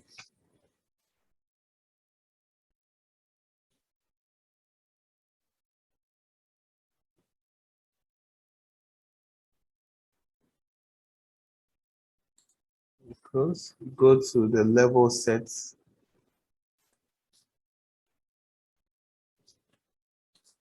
We want to look at the level sets model.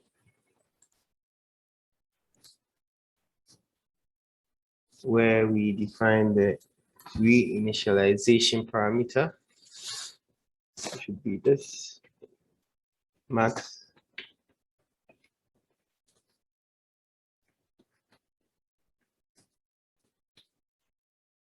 for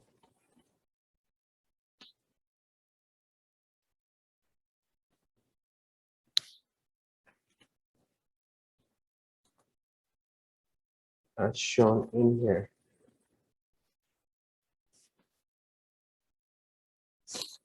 We've defined our parameter for the reinitialization. This side, we also have to define the parameter for the controlling interface thickness. It should be LSHM. before, we set the velocity field to this value.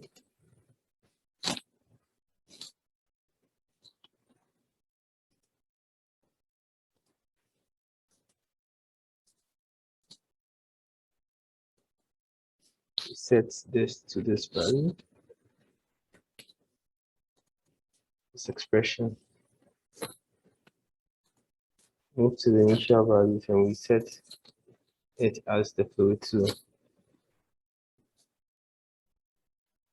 We want to add an inlet. The inlets we select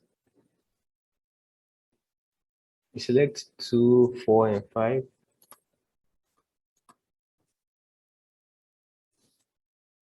And we go on to add, once we've added an inlet, we have to add an outlet. Very, very important.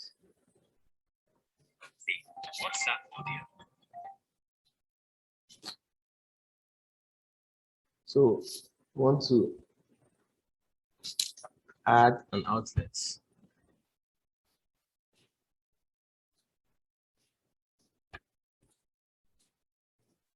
So after selecting our outlet, we need to select which area our outlet will be, because we've already chosen where our inlet will be. So we select our outlet, and the outlets will be the outer areas, will be from 3, 6, 7, and 1.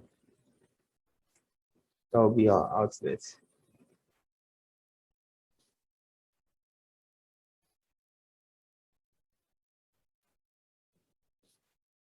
Go to our secondary electrode.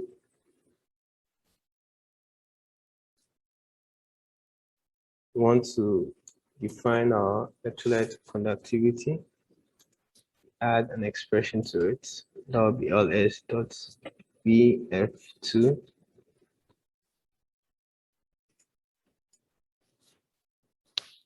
F2 plus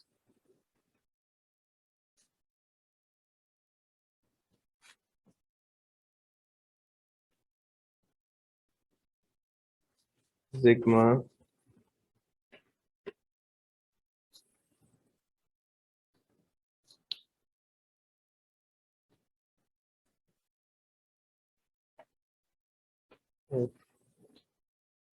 F1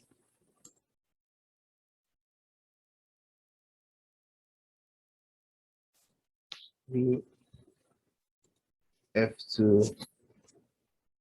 VF1 plus short linear. Go to our mesh.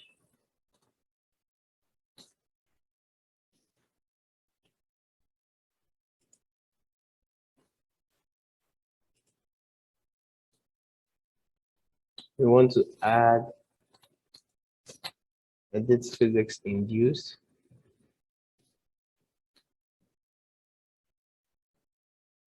For the first size, we want to make this calibrate for fluid dynamics,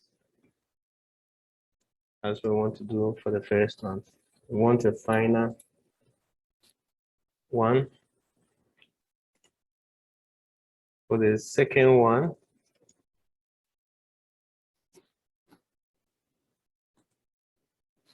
we want also extremely fine. We want fluid dynamics, extremely fine. Wow, work.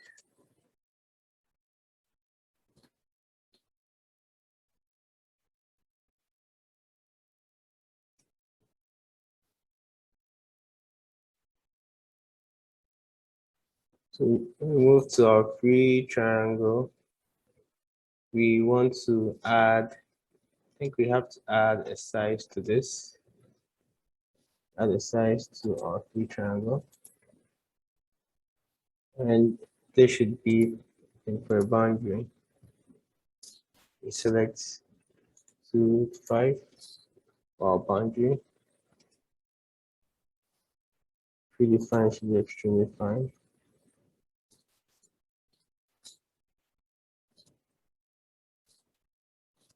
Let's build and see how it looks like. So, seeing how it looks like for now.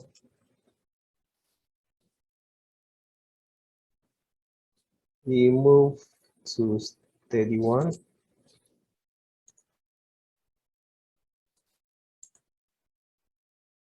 We want to uncheck certain areas like the deformed geometry. We want to uncheck this. We want to uncheck this as well. We want to uncheck these two. And we want to compute. Let's get rid of this. It should take some little time to compute.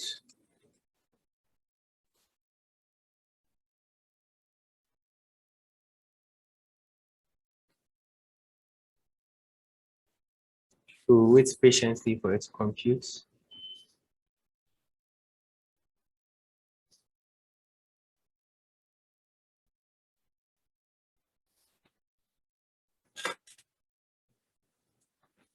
Wait a little while.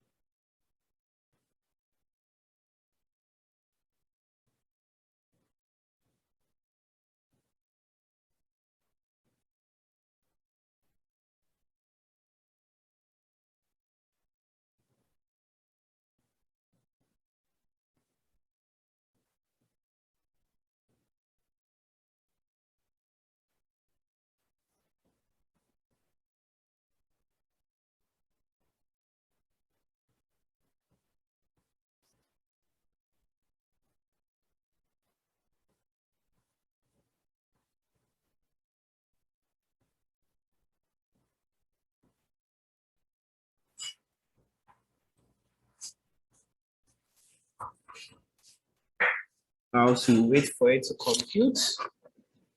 To take some time. To take some time.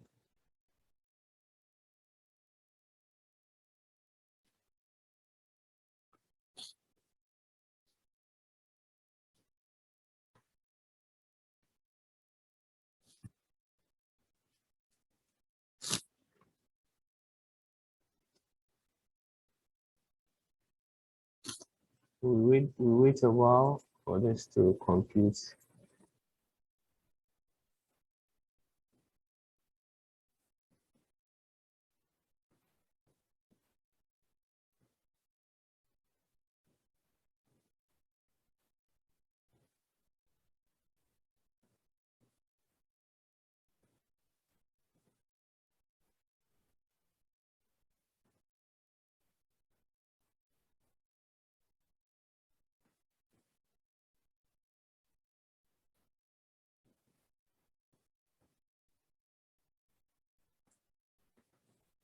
Take some time.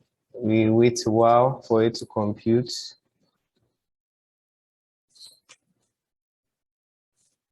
Yes.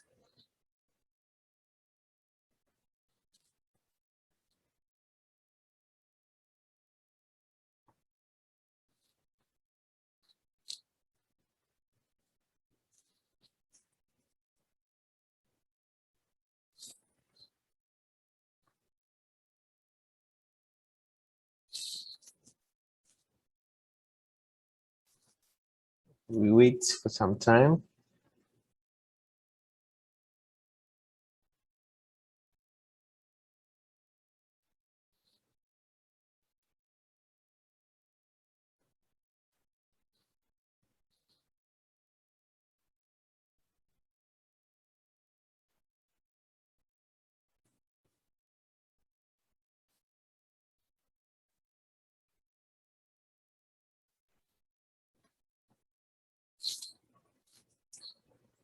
It's actually taking a while.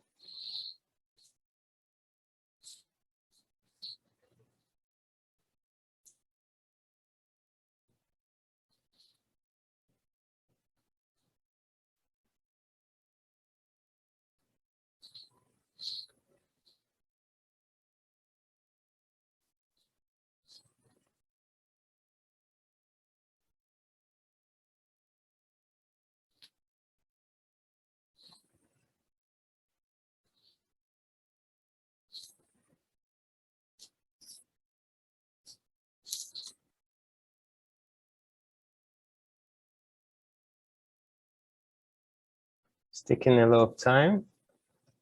Really sorry about that. But we can't continue unless we're done computing. So I'll plead with you that we actually wait. I'm sure yours is not also done yet.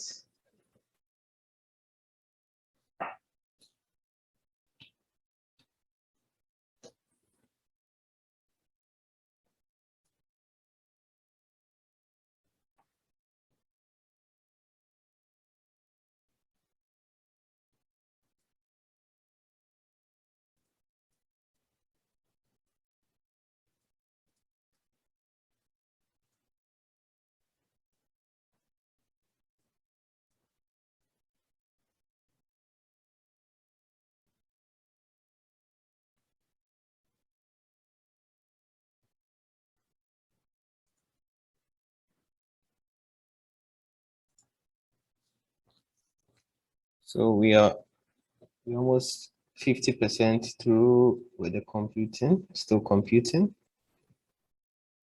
Patiently waits.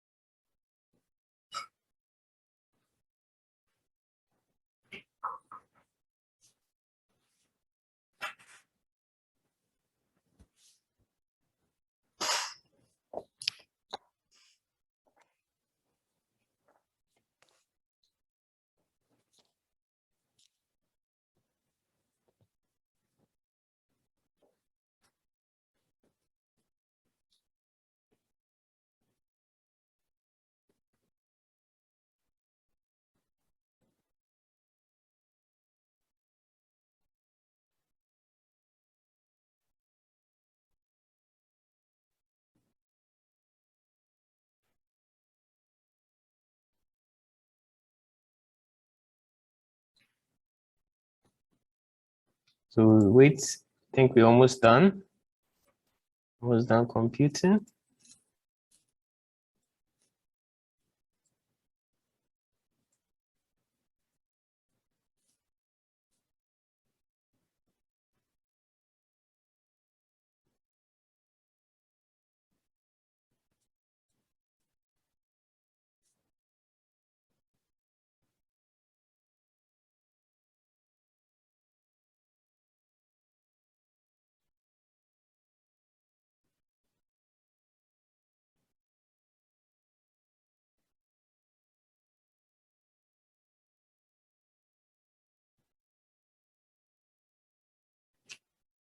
Finally, we're done.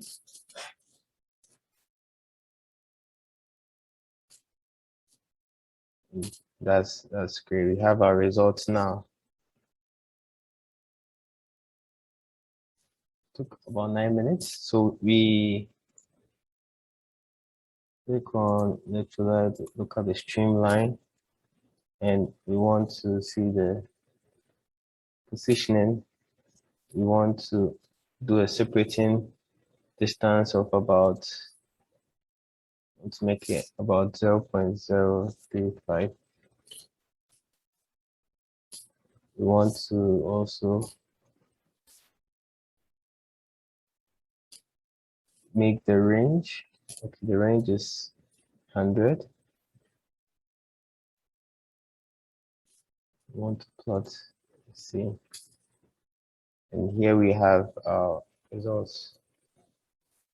We go on to the surface to our work. We put an expression as 1 here. Then we select our coloring. We want it to be uniform. We want our coloring to be uniform.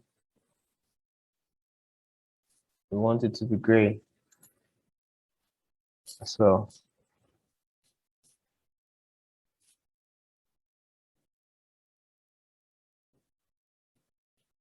Go to the surface and we want to add a filter to our work. We want to name this filter as LS. That's 1 greater than equal to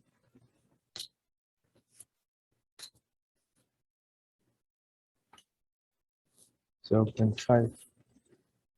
That will be our filter. We want to plot our filter. So when we plot our filter, this is what we have.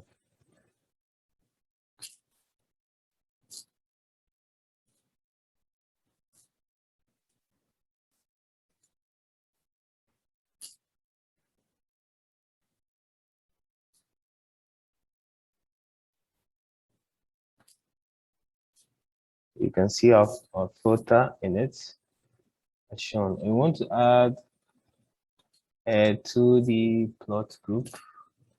We want our data sets from our remeshed solution. We want our data set from our, we want to select our time from about, let's say the last time in here. This is what you want to select, and we want to go ahead and add a surface to our 2D. We want to put this expression in here, and we'll go ahead and plot. This is what we have. We go ahead and add contour to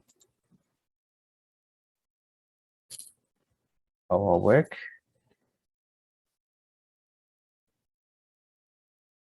Contour to, we want to change the expression in here to s dot bf1. Unit should be 1. Labels should be, we have entry, or then we have labels, total levels. So let's make our entry mode levels, and want this to be 0.5 as shown.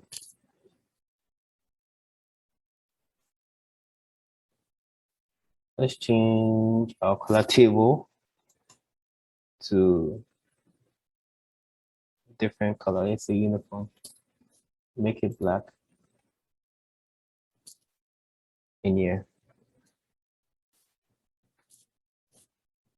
And plot. So that brings us to the end of this work, and I hope we're able to plot our work, able to follow till the end. Thank you. And please kindly subscribe if you haven't. And if you have any questions, please kindly drop them in the comment sections. And don't forget to like the video. Thanks. So we start by going to our model wizard, select new, and we select our space dimension, work with the 3D, which we select. Then we come here to select our physics.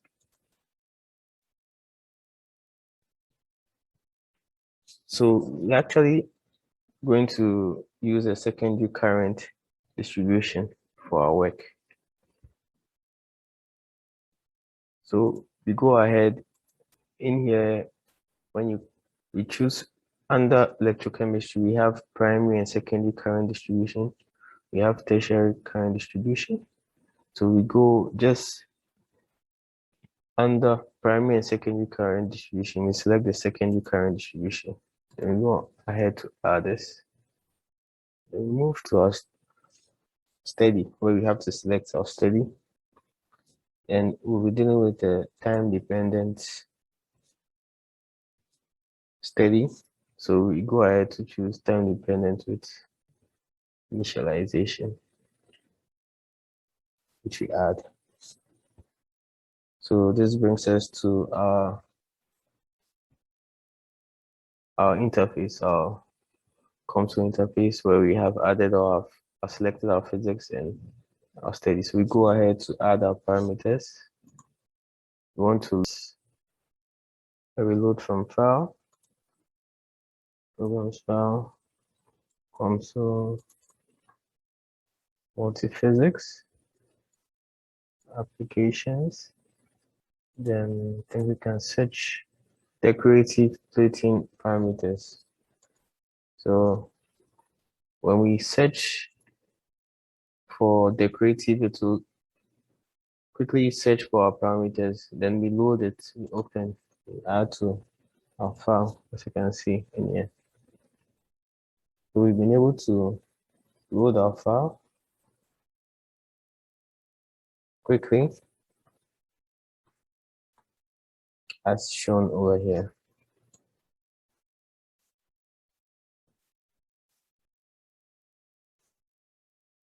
So I think we can start to build our geometry. We go to geometry, right click, then move to insert sequence, which we go ahead to add. And for our sequence, we'll be using the decorative plating geometry for our sequence.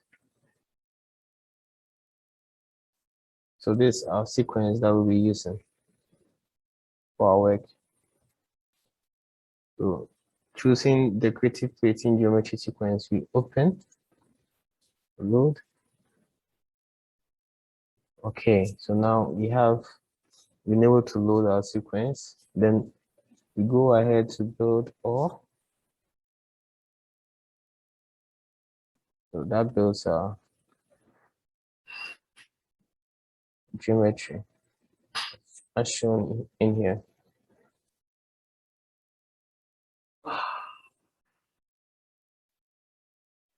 Want to show transparency as well.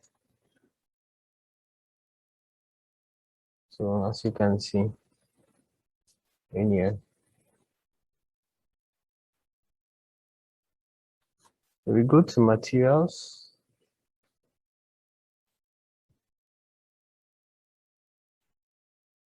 Check for materials also.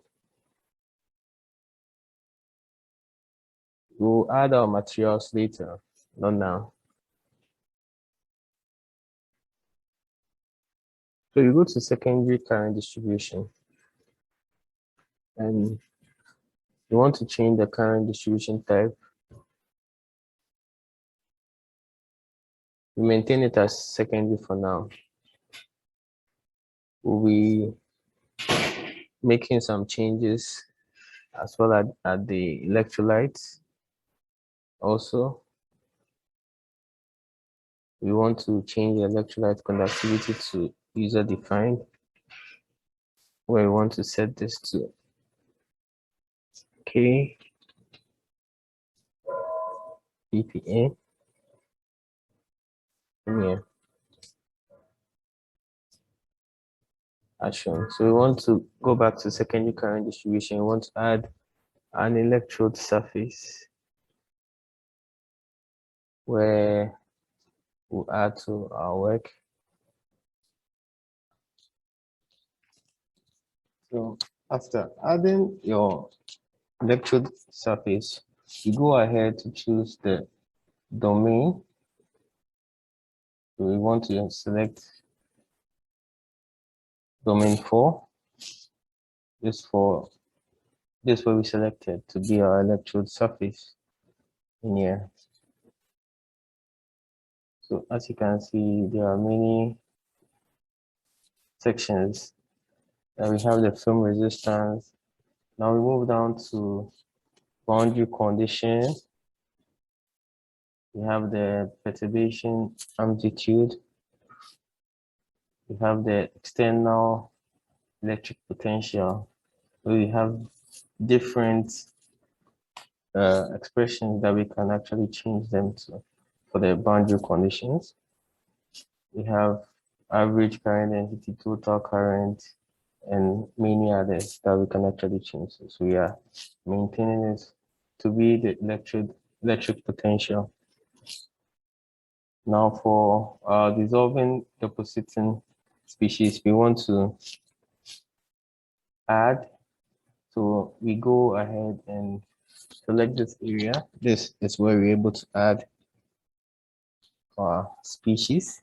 So click on to add, and it has added a species to it. So we have S1 being density as this and molar mass as this.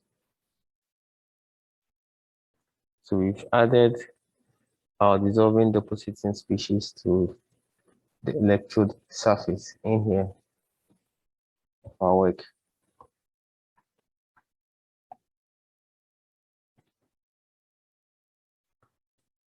So like I said earlier on, we selected domain 4 for our electrode surface in here, and we went ahead to add the species, but we want to modify the variable for our species. We want to define it based on our parameters. So we go ahead to define it as N I. We want it to be the RO, RHO, and I.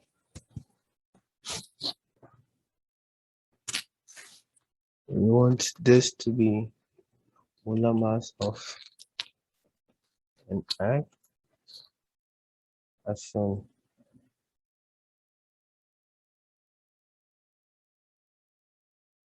So we go ahead to open the subdivision for electrode surface, then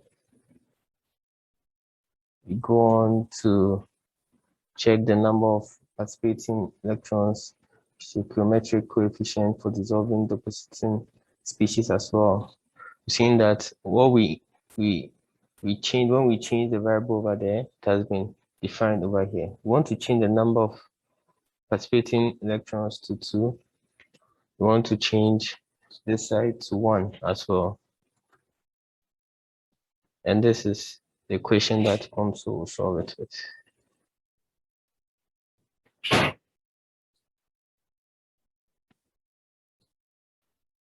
Goes down.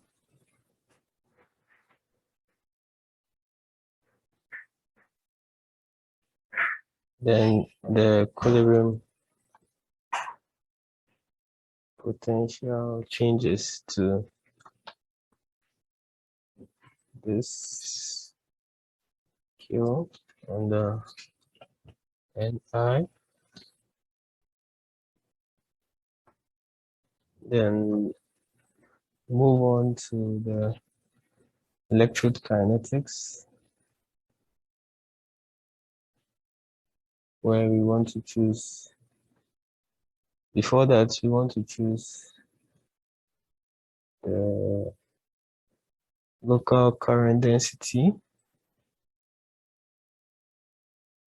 So we go to electrode kinetics, then we select our expression type to Butler-Former equation. We change this current density to this underscore nickel I Ni, non-nickel Ni. So we've changed the current density this side. And move ahead to duplicate this electrode surface. We have a second.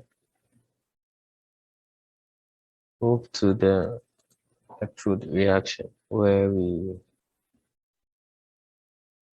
compare, but before that, it has to be changed. The domain has to be changed.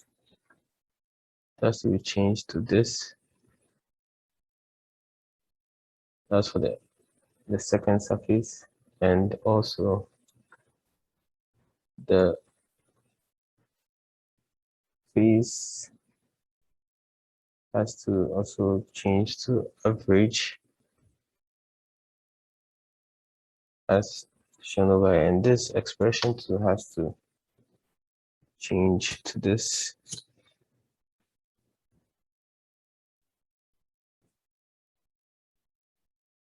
As shown in here. Then move back to here and also the coefficient has to change to 1, has to be 1. So we go ahead to the electric surface and we want to add a reaction.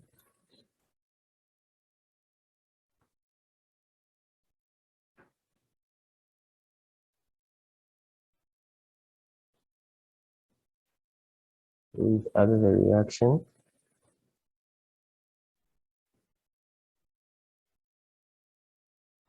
We've added a reaction to this.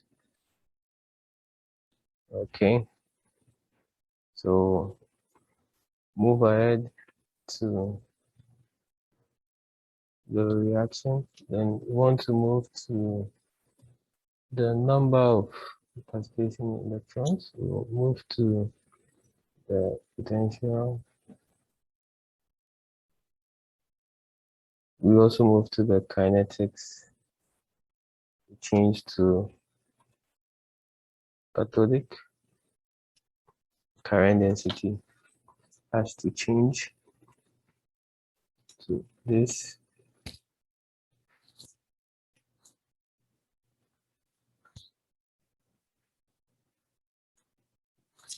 Change this section to this.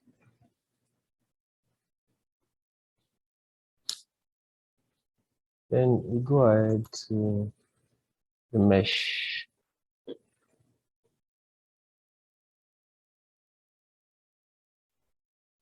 As shown. So we want to change the element size to a final. We want to build all.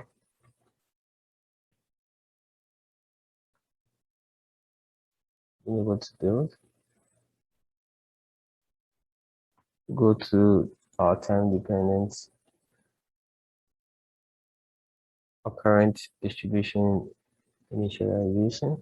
And we want to change this current to secondary.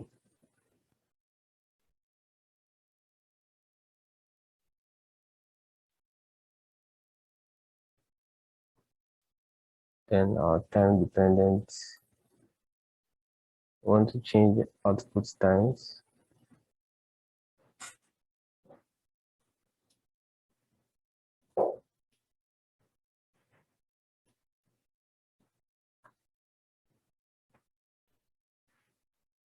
Let's change just this section,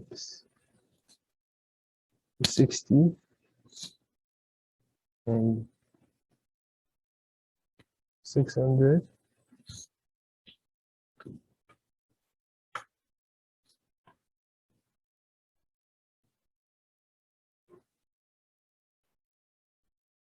Then we go ahead to, we can study now, compute.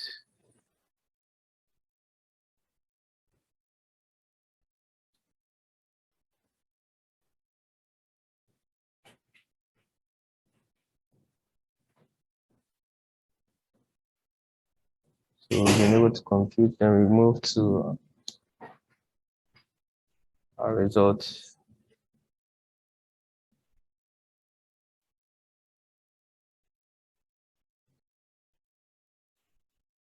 So we move to the selection. We want to select just a particular area, which will be the boundary. We want to select this. We want to plot to see.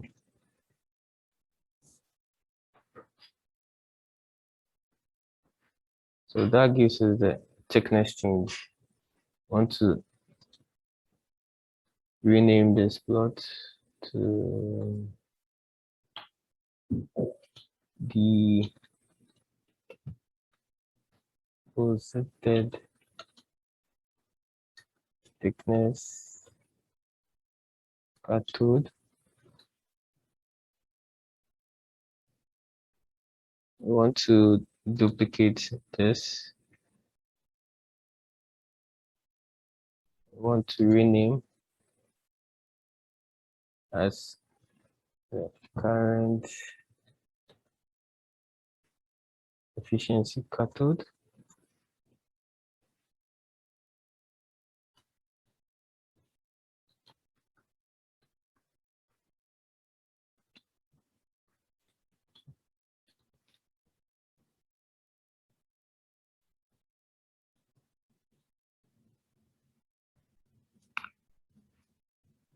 We've renamed it. We want to look at the surface and also change the expression in here to CD ILOC underscore ER1 CD.ITOT.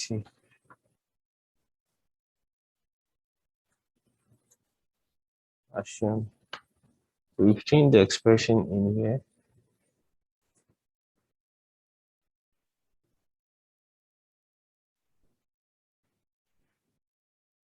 Then finally plot final work